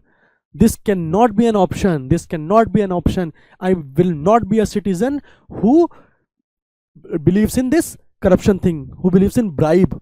I do not want a country जहाँ पे bribe या corruption होता हो. This is wrong. Behave as if you have not understood the feelers and persist with your application. Yes, this is a correct statement according to the practicality of the situation. इसमें क्या बोल रहा है कि you are not complaining or something, you are just behaving in a way that I am not getting any hint. आप बिल्कुल reluctant है, या तो आप directly पूछो मुझसे corruption के लिए. If you are not asking that thing, then I can take action, right? Formal action or something. If you are not doing so, then I will behave as I am a naive. I am not getting anything. कि भाई मुझे तो पता ही नहीं चल रहा है कि क्या पूछ रहे हो तुम करप्शन की हिंट दे रहे हो क्या? अच्छा मुझे तो नहीं पता, मुझे नहीं समझ में आ रहा है. Like this. And what will you do? You will B persisting with your application कि भाई आज नहीं करोगे, कल नहीं करोगे, परसों तो करोगे. 4 days, 5 days, 10 days, how many days you will take? You have to do my work. Otherwise you will ask for the direct bribe. Then I can take a formal action. So this is a right statement according to the practicality of the situation. Go to the higher officer for help verbally complaining about the feelers. Yes, this is again correct. If you have faced enough, if you have visited the office enough number of times, and if you feel कि यार अब तो काम ऐसे चलने नहीं वाला है without bribe दिए, then what you do? You can go to the higher officer कि sir, they are doing like this to me. They are trying to ask the money from me, even though they are not directly asking for it. And this should be a verbal complaint, because obviously you cannot do a written complaint because they have not asked directly from you. And second, you do not have any evidence of corruption against them. They have asked the bribe, or you have some written evidence. So obviously, but you can do this verbally. Sir, these kind of things are running in your office by your employees. You need to look upon it. because I am not the only person who is suffering from it. There might be a number of persons, hundreds of persons will be there जो कि इस चीज से सफर कर रहे होंगे. So this is a correct option. Option D, send in a formal complaint. No. Why cannot I send a formal complaint? Because this I don't have any evidence, and second they have not asked for the bribe directly. So formal complaint में क्या लिखोगे आप? क्या I'm getting the hint? No, you cannot do like this. So formal complaint would be a wrong option. So according to myself, I will prefer option C, because this will curb the bribe thing or the corruption for the future also. Because if the officer is getting the hint and if he is an honest person, then he will look into it. वो अपने तरीके से investigate करेगा, departmental inquiry करेगा कि यार क्या चल रहा है, right. So this will be a greater impact on the efficiency of the department and a direct crackdown on the corruption going on in the department. So both B and C are correct option, but I would prefer option C. So this was question number 43.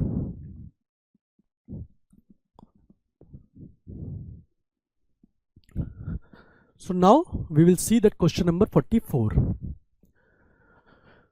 So there is again directions for the following two items.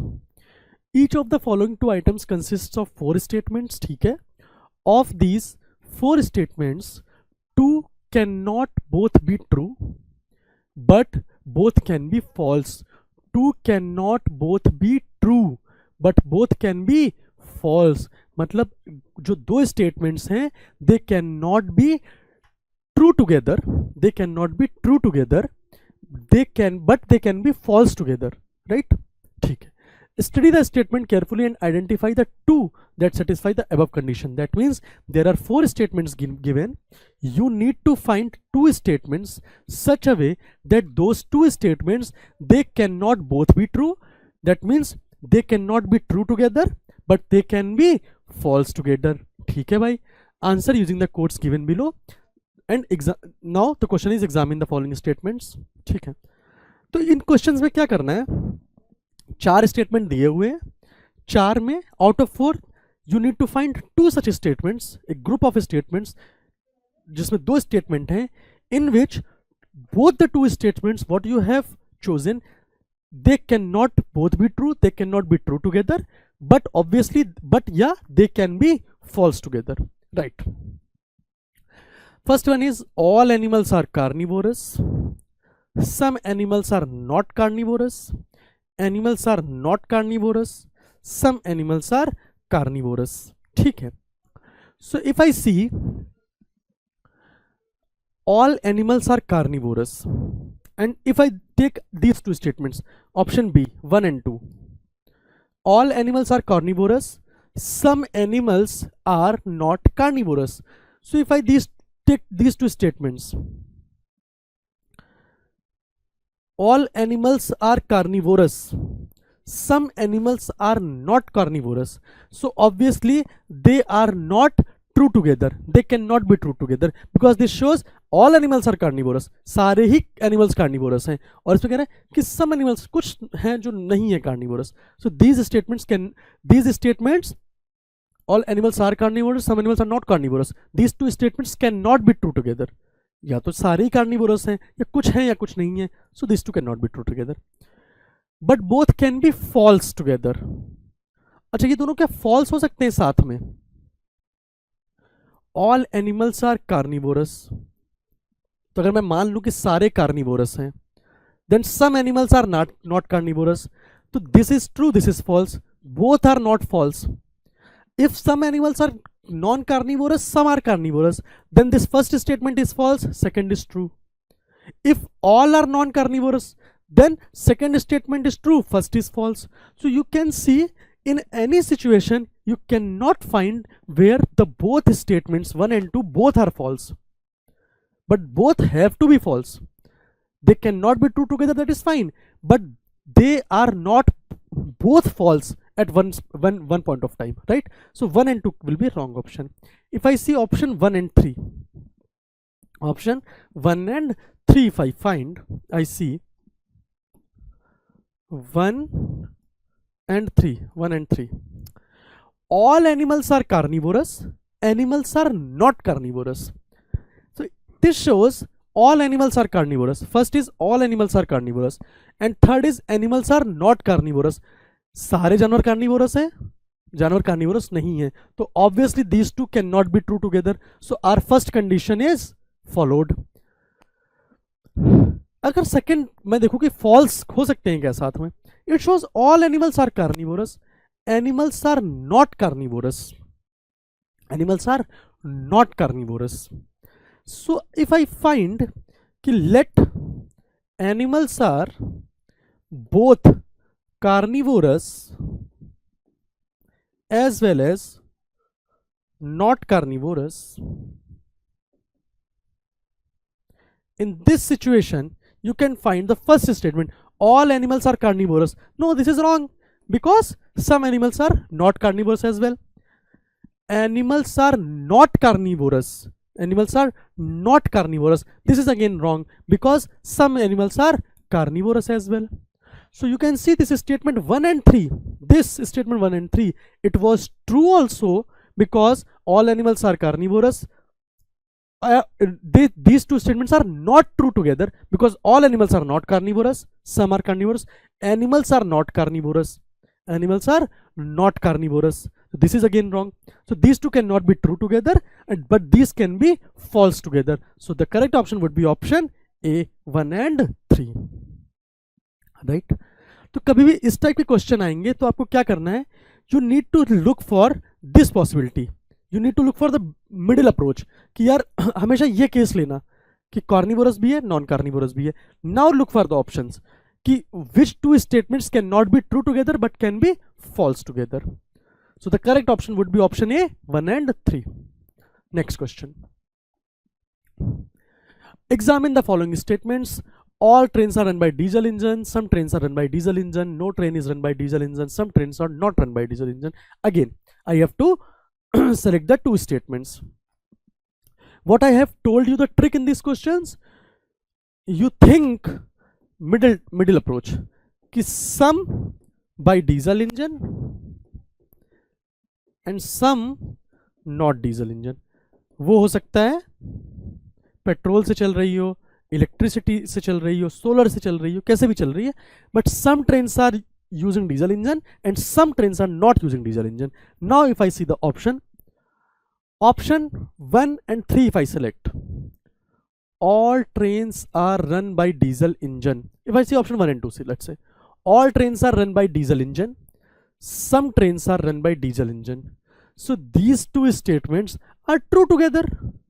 Bhai, some trains are run together, let's say all trains are run together by diesel engine. So yes, some trains are run by diesel engine, all trains are run by dono. If all trains are running by diesel engine, let's say I make this statement true, then this statement is also true.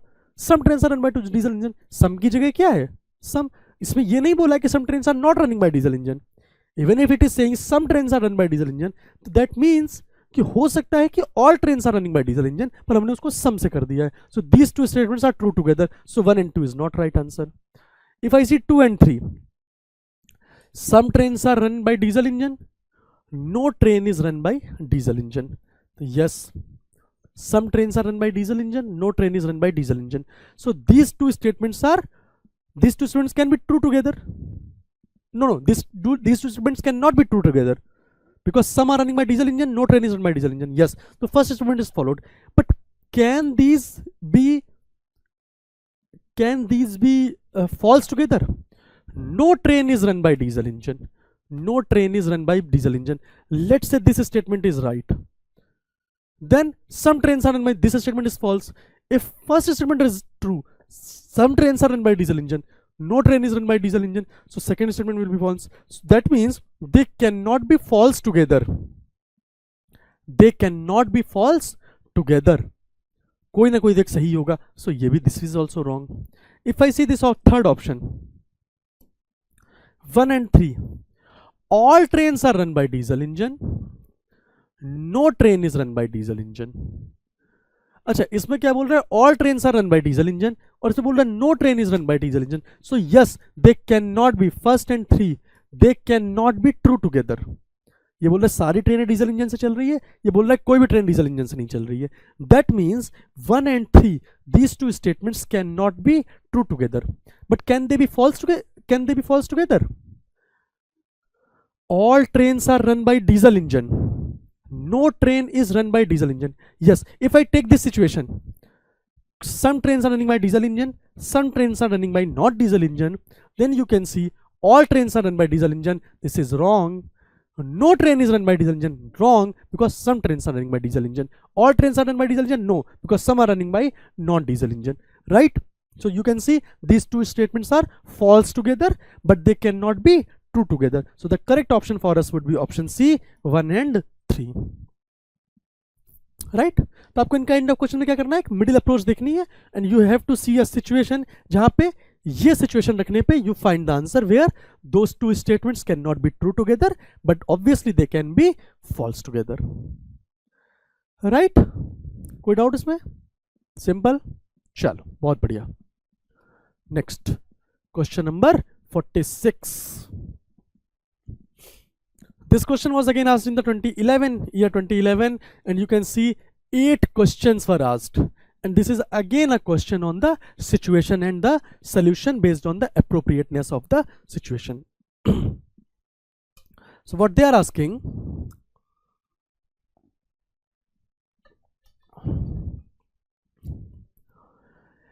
given below are 8 items, 8 questions are there. Each item describes a situation and is followed by 4 possible responses. Indicate the response you find most appropriate. Choose only one response for each item. The responses will be evaluated based on the level of appropriateness for the given situation. Please attempt all the items. There is no penalty for wrong answers for 8 items. Okay? Now question number 46 if I see.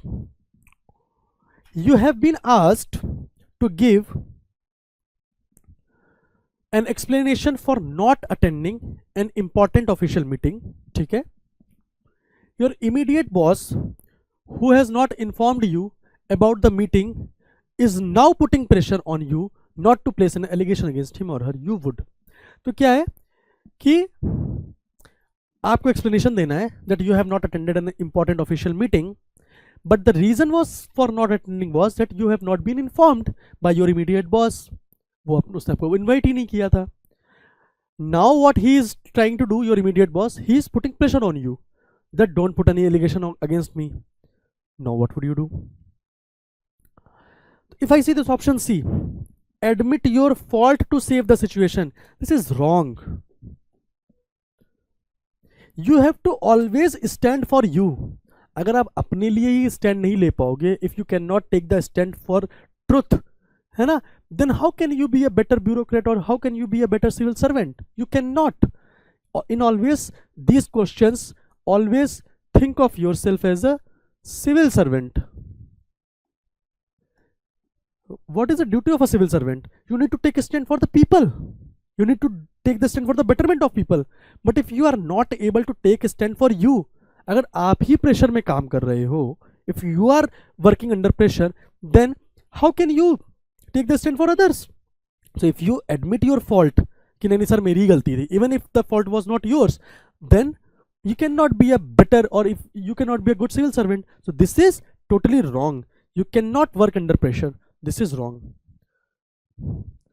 Put the responsibility on the coordinator of the meeting for not informing. Again this is not right.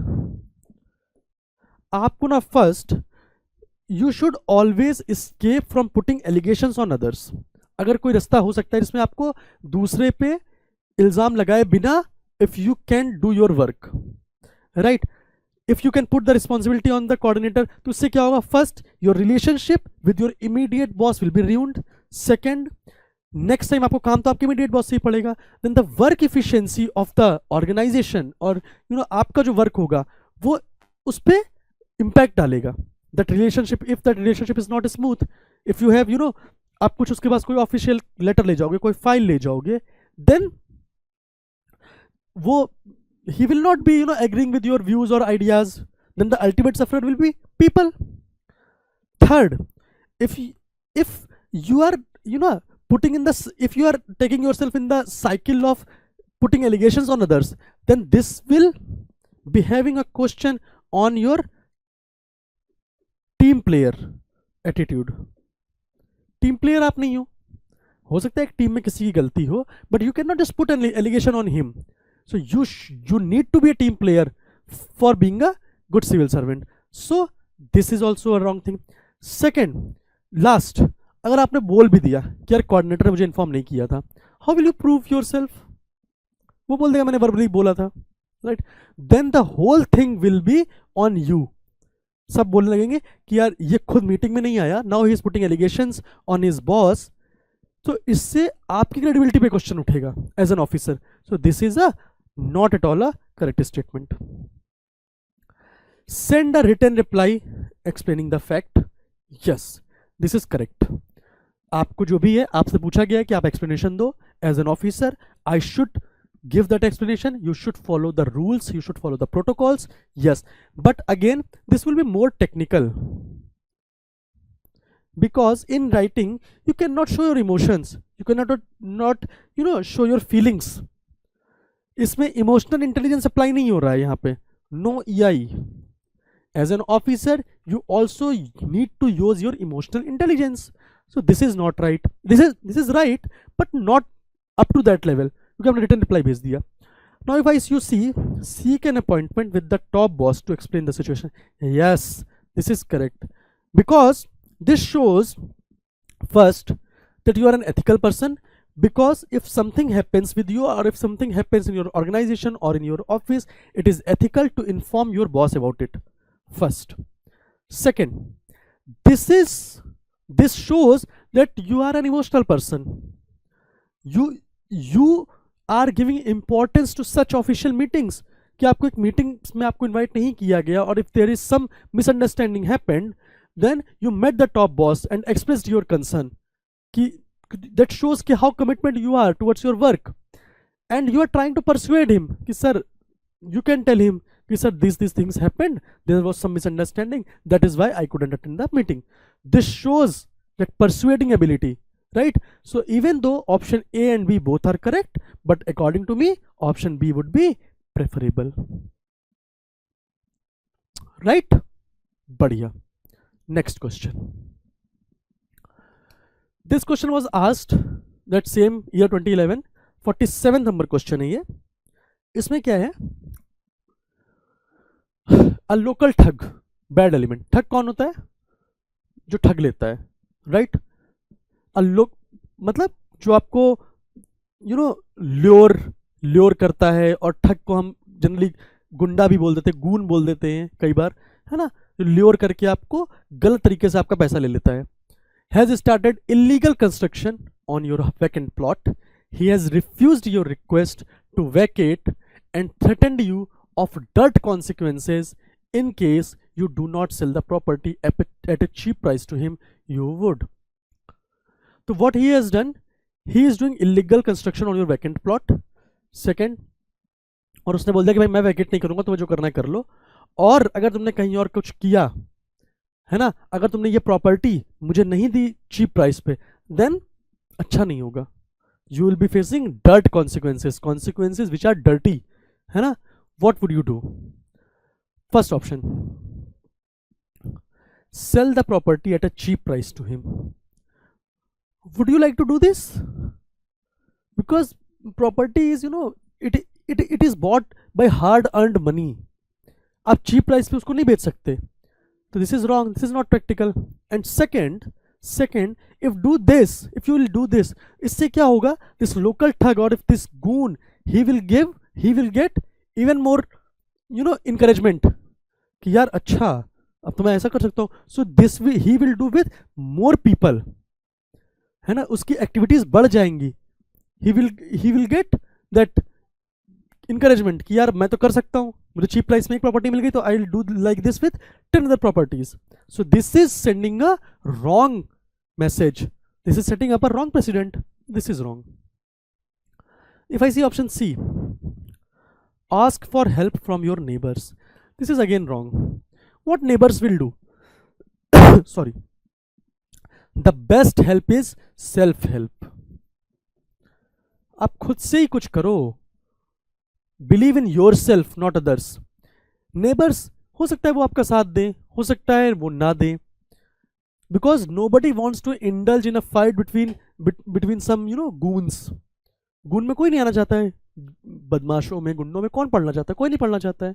तो even if you ask for help from them, so they will not be able to do anything. So this is again not appropriate or not practical. Negotiate with the goon to get a higher price.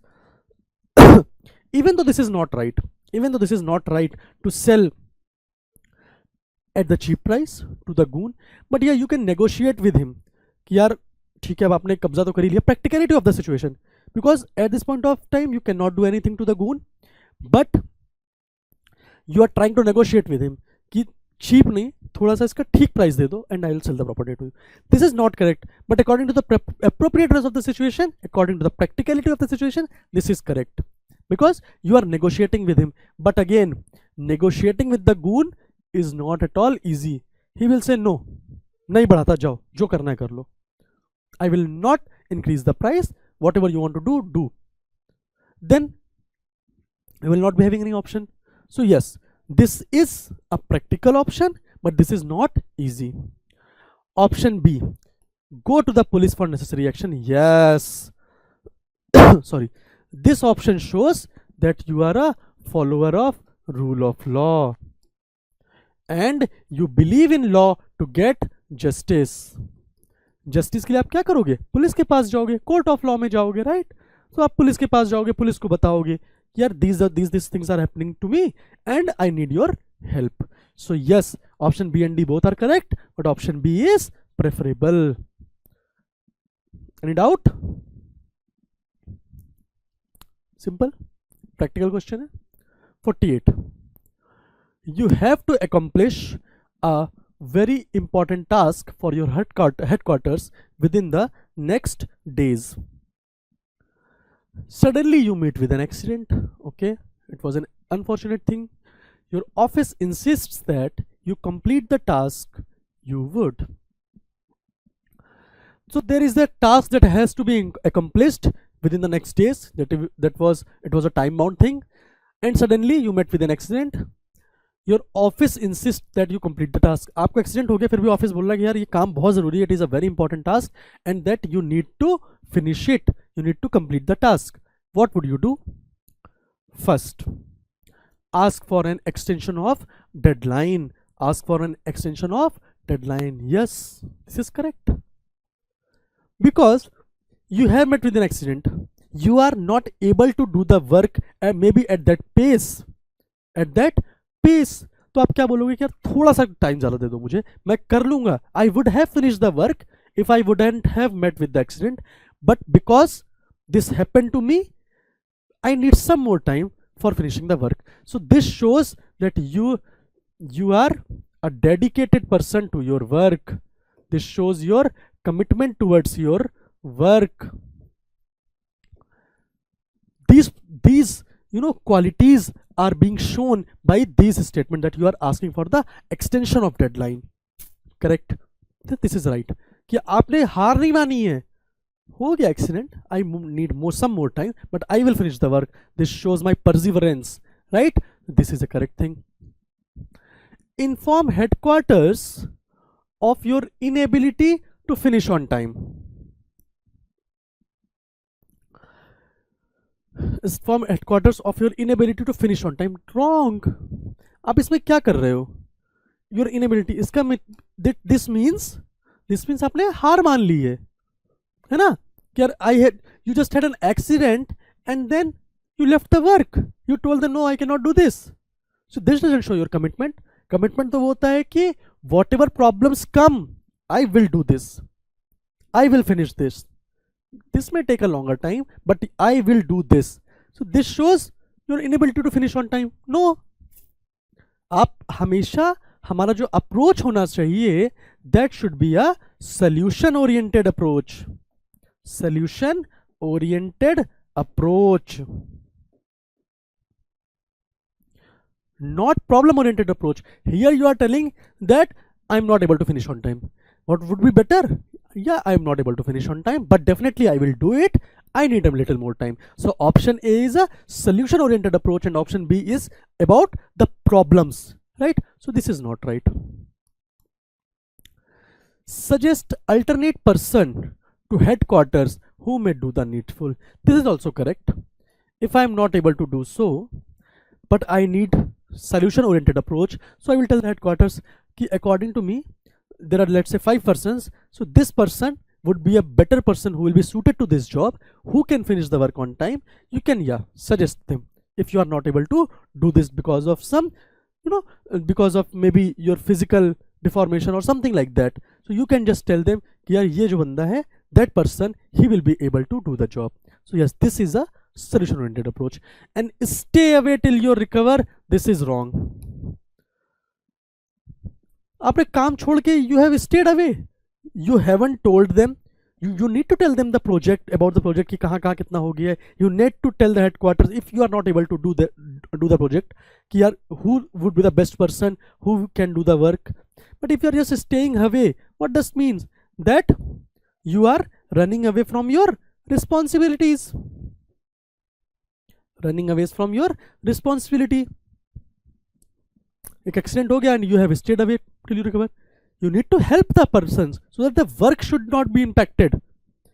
Even if you cannot do this, somebody else will do that, but you will be in the constant touch. You will be a guiding light for the other members, right? So this is again a wrong option. So option A and option C would be correct option, but my preferable option would be option A, that I will finish the work, I need a little more time, right?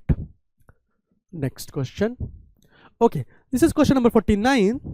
Here what they ask: you are an officer in charge for providing basic medical facilities to the survivors of an earthquake affected area. Despite your best possible effort, people put allegations against you for making money out of the funds given for relief. You would. So आप क्या कर रहे हो? Basic medical facilities provide कर रहे हो in an earthquake affected area, and you have put your best efforts. आपने अपना सारा best effort लगा दिया है, but still there are some people are making allegations against you. यार ये बंदा ना, he is taking money for the work, है ना? From the funds given for relief, what would you do?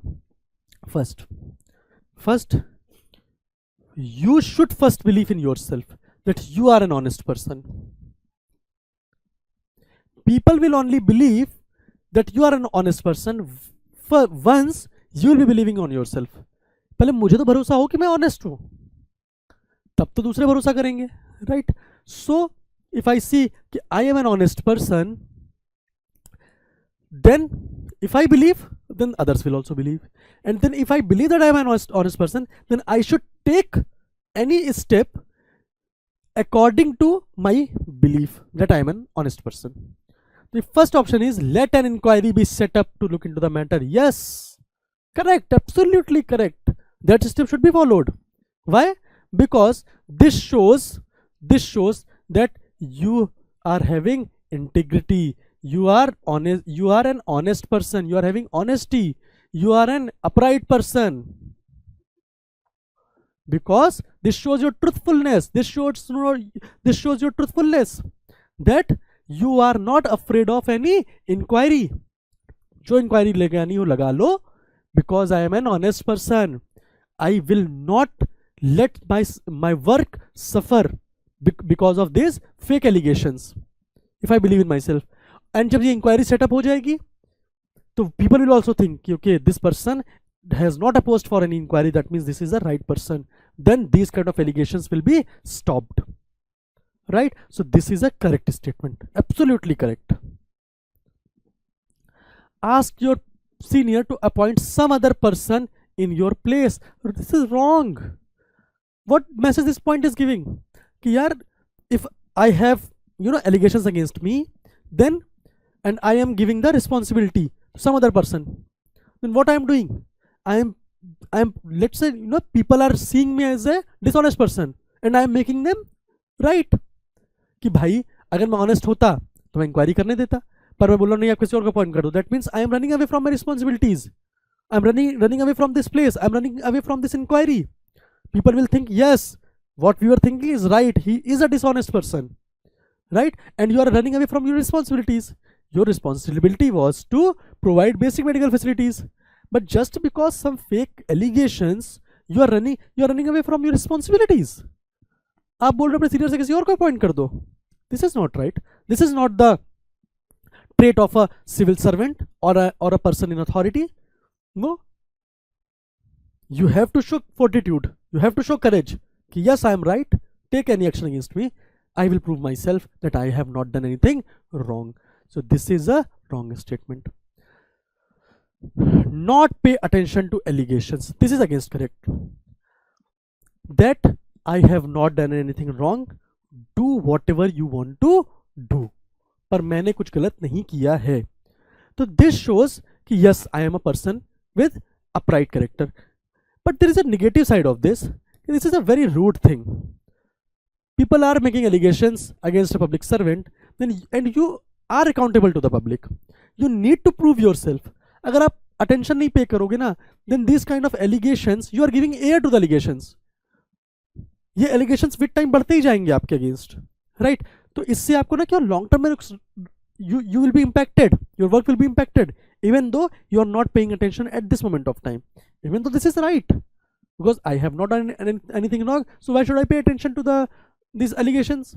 But no, you need to address these things. Otherwise, these things will be impacted at a later stage, right? तो आपको ना उसी time पे address करना पड़ेगा इसको. So this is a right statement, but A is preferable. Stop undertaking any initiative till the matter is resolved. This is wrong. अगर आपने कुछ करना ही बंद कर दिया, then people will think, yeah, this is a dishonest person. Now he is scared.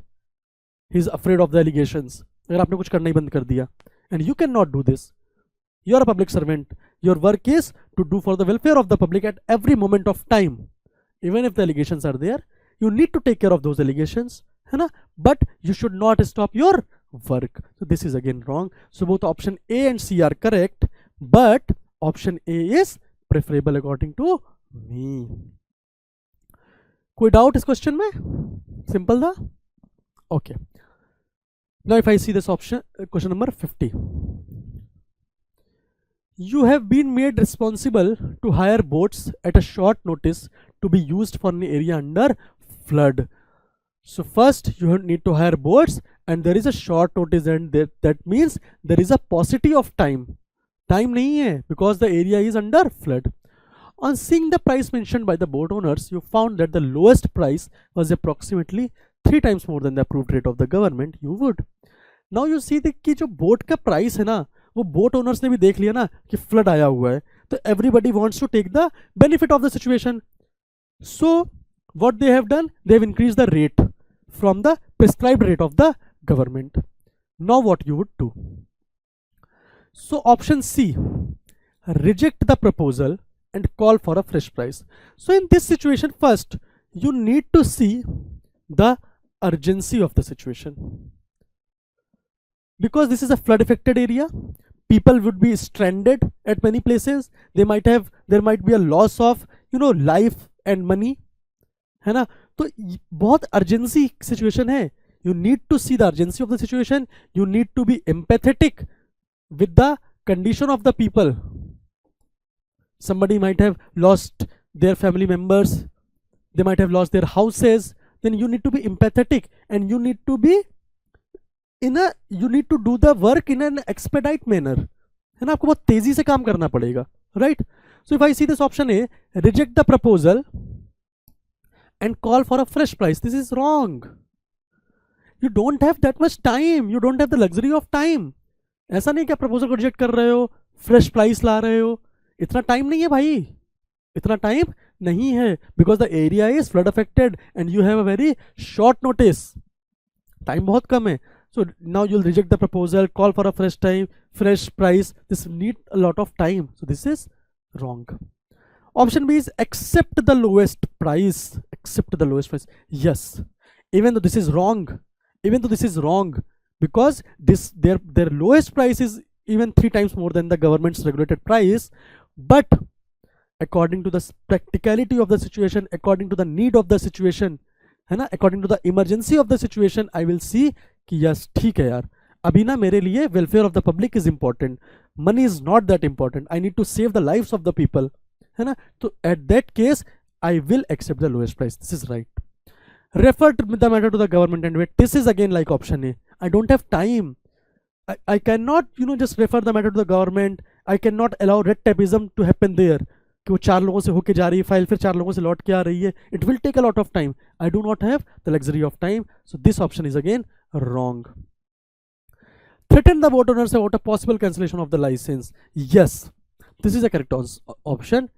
First what I'll do, I will persuade them कि यार देखो, you should also have a humanitarian approach, है ना, as a boat owner, कि you will be saving the lives of the people, you will be doing the good work and all. You'll be trying to persuade them, है ना, प्यार से आप उनको समझाओगे. But if they will not be agreeing and they will only be seeing their profit, okay, this is a good situation for the earning money, then what will you do? As a last resort, what you will do, you will threaten them कि यार ठीक है तुम नहीं करोगे तो I will be cancelling your license because you are going against the government's rule. So yes, you can threaten them, but that should be a last resort, and first before that you should be going for persuasion. Show them the humanitarian side that they need to show. So option B and D both are correct, but option D would be preferable according to me. ठीक है, इसमें कोई doubt नहीं.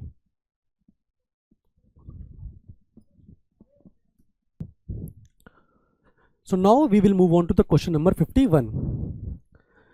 You are the officer in charge of a village administering distribution of vaccine in an isolated epidemic hit village, and you are left with only one vaccine. ठीक है, there is a requirement of that vaccine from the Gram Pradhan and also a poor village. You are being pressurized by the Gram Pradhan to issue the vaccine to him. You would. ठीक है, इसमें क्या है, आप vaccine distribution के in charge हो in some area, and the area is hit by that epidemic, and now there is only one vaccine left and there are two options. Either you can give that vaccine to the poor village, or you can give that vaccine to Gram Pradhan. अच्छा, Gram Pradhan is an influential person, right? So he is trying to pressurize you कि भाई ये vaccine मुझे दे दो, pressurise कर रहा है. Now, or poor village, because this is a poor village, so they cannot pressurize you. Now what would you do at that place? If I see that option A, initiate the procedure to expedite the next supply without issuing the vaccine to either. So this is a wrong statement. भाई one vaccine left है तो आप किसी एक को तो vaccine दो, किसी की तो जान बचाओ पहले, ऐसा थोड़ी ना है. This is right. Initiate the procedure to expedite. Yes. Next supply के लिए एक्सपेडाइट होना चाहिए process, that is right, but you can not do like this कि I have one vaccine so I will keep it safe, मैं किसी को issue नहीं करूंगा. जाओ, my goal should be to save at least one life, जितनी life हमसे save हो सके उतनी कर लें, right. So I can not do this कि मैं वैक्सीन अपने पास रख लूं, है ना, even though I need to initiate the procedure to expedite the next supply. Option B is arrange vaccine for the poor village from the distribution of another area. Yes, this is right. जो distribution of other areas हैं distributors, I will contact them and I will find if they have some extra vaccines, that please give those vaccines to me because I need those vaccines ASAP for the poor village. This is right. Option D is option C is ask both to approach a doctor and get an input about the urgency. This is again wrong. This is a right thing, but according to the situation, because this is an urgent situation, you need to see the urgency of the situation. You need to have that humanitarian approach, an empathetic approach, that this is an urgent situation, this is an emergency, you need to take the step as fast as you can. So you cannot do कि you have one vaccine and you are asking both of them to go to doctor and get an input. This will take time. अरे किसी एक की तो जान बचानी ही पड़ेगी मुझे. And option D is arrange vaccine for the Gram Pradhan from the distributor of another area. Yes, for Gram Pradhan also I'll do the same, because for me everybody is equal, whether it is Gram Pradhan where it is a poor village, or where it is a common farmer, where it is a laborer, whoever is the person, for me, for a civil servant, everybody is equal to me.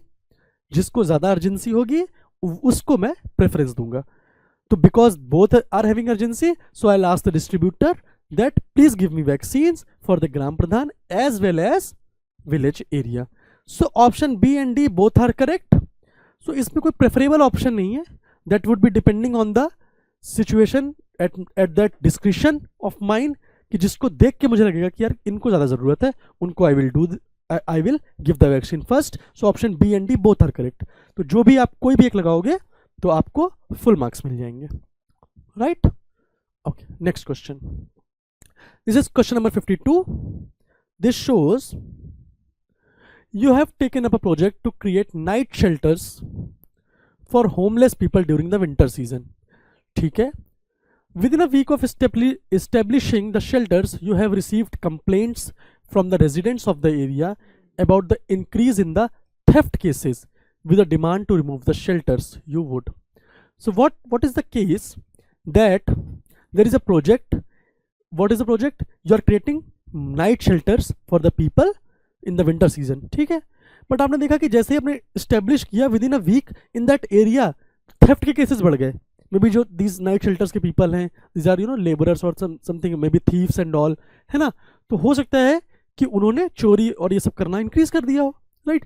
तो वहाँ पे theft के cases होने लगे. So what these local residents, they have requested that please remove these shelters, please remove these shelters, because these people are thieves, है ना, वो चोरी कर रहे हैं. What would you them? तो option A is ask them to lodge a written complaint in the police station. This is wrong. I will not do this at that point of time, because this will having a negative impact on my project. मेरे project में एक negative impact डाल सकता है ये कि भाई ask him to lodge a written complaint in the police station. It can have a negative impact on my project. हो सकता है पुलिस कहते कि नहीं प्रोजेक्ट को बंद करो. This people are not the right people, they can not live here, है ना. So this project should be stopped, and this project is, if this project is stopped, this will be a negative impact on the welfare of the people. So this is not a right thing to do that time. Option B is assure residents of an inquiry into the matter. This is correct. This is correct because first, the residents will be assured कि yes, they will be assured, they will be at peace, seeing that you are taking the cognizance of their grievances. You are listening to them, right? That means their grievances are getting addressed. Second, this shows your responsible character, that you are in charge of the project, so you are taking the responsibility of the investigation if any nuisance happens in the area. So this is correct. This is a correct statement. Third is ask residents to consider the humanitarian effort made. Ask residents to consider the humanitarian effort made. This is also correct. What I will do? I will ask them that this is a project with a humanitarian cause, because in winter season these people don't have houses, they need shelters, so kindly consider the humanitarian effort with kindly try to keep your belongings safe.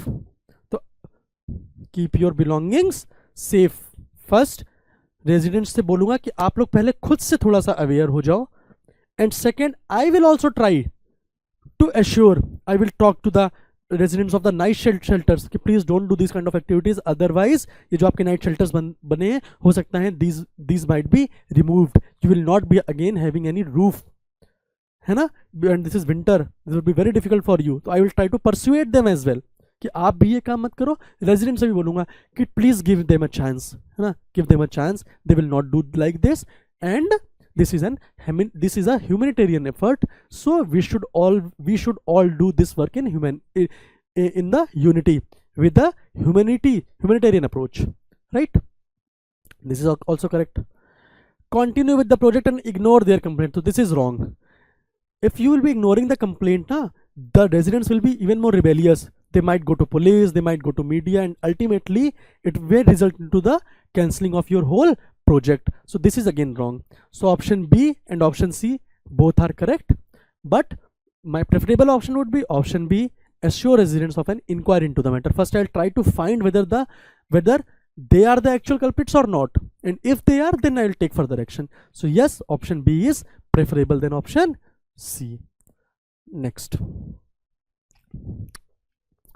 you as an administrative authority have been approached by the daughter-in-law of an influential person, okay, regarding harassment by her in-laws on account of insufficient dowry, okay. Her parents are not able to approach you because of social pressures. You would. So क्या हुआ है? There is an influential person in the society. Her daughter-in-law came to you. His daughter-in-law came to you and says that she is getting harassed due to insufficient dowry, and her parents are not able to come because they are under social pressure कि यार वो कैसे complain कर सकते हैं अपनी अपनी बेटी के ससुराल वालों की. So what would you do? So if option B I see, counsel the lady to adjust given such a circumstance. Adjust, this is wrong. I cannot ask her to adjust, है ना. I can ask her कि यार आप please talk to your in-laws, है ना, if this situation can be solved, है ना, because in this kind of situation I need to act as an arbitrator, I need to act as a peacemaker, where why family courts were established. Family courts were especially stabilized with the aim that the first approach should be, if there is a divorce case, let's say, the first approach should be that divorce should not happen. If they can live together, है ना, then that should be done. Arbitrator की मदद से, peacemaker की मदद से कि यार आप लोग separate मत हो, because if two people get separated, है ना, then that impacts on that impact, it is on the both families, on their children also, है ना. तो every moment we try to save the family from getting separated. So here also you need to try to be as an arbitrator or peacemaker कि ये family separate ना हो, जो भी rift है दोनों के बीच में वो rift खत्म हो जाए. But here you are saying counsel the lady to adjust, है ना. अगर वो adjust कर ही लेती तो तुम्हारे पास क्यों आती complaint लेके. She might have tried to adjust a lot. I'll try to talk to him, है ना, but I talk to her. But if she would have adjusted on her own, why would have she come to you, right? Because उसको harassment इतना ज़्यादा हो गया that she have come to you. So you cannot ask her to adjust. You can ask her to, कि आप एक बार बात कर लो. But this is not a thing to adjust. Dowry के against, and if somebody is harassing you, I cannot ask her to, adjust. आप ये harassment के लिए adjust हो जाओ. This is wrong. Take action after her parents approach you. This is again wrong. You cannot do this. You are a public servant. You need to do for the welfare of the public. If her parents are not coming to you because of some social pressure, can you let the life of that girl to be ruined? No. Just because उसके parents नहीं आ रहे, आप उसकी जिंदगी बर्बाद होने के लिए थोड़ी ना छोड़ दोगे. नहीं छोड़ोगे ना. उसके parents आए ना आए, वो लड़की तो आई ये complaint लेके. That lady came to you, right, with the complaint. So you will take the action according to her. There is no rule of law that her father should also, or her father or mother should also come. So you would follow the rule of law, and you would do whatever needs to do for the public welfare. So this is again wrong. Okay, if I see this option A, if I see option D, ask her to lodge a complaint with the police. Ask her to lodge a complaint with the police. So this is correct. This is a correct statement. This is a correct statement. But again, this statement should be a last resort. Why? Because I need to act as an arbitrator. So first what I will do, so option A is call the in-laws for the explanation. This is right. Because what our justice system, judiciary system says, that everybody should be given a chance to express themselves.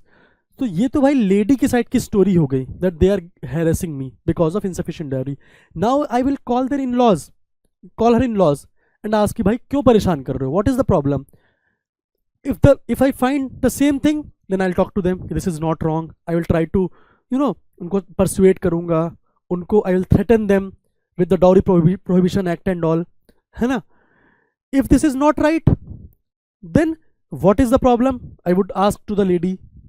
But every time I'll try to act as an arbitrator at the first instance, to call the in-laws for explanation, because I also need to hear their story from their point of view, and ask her to lodge a complaint with the police.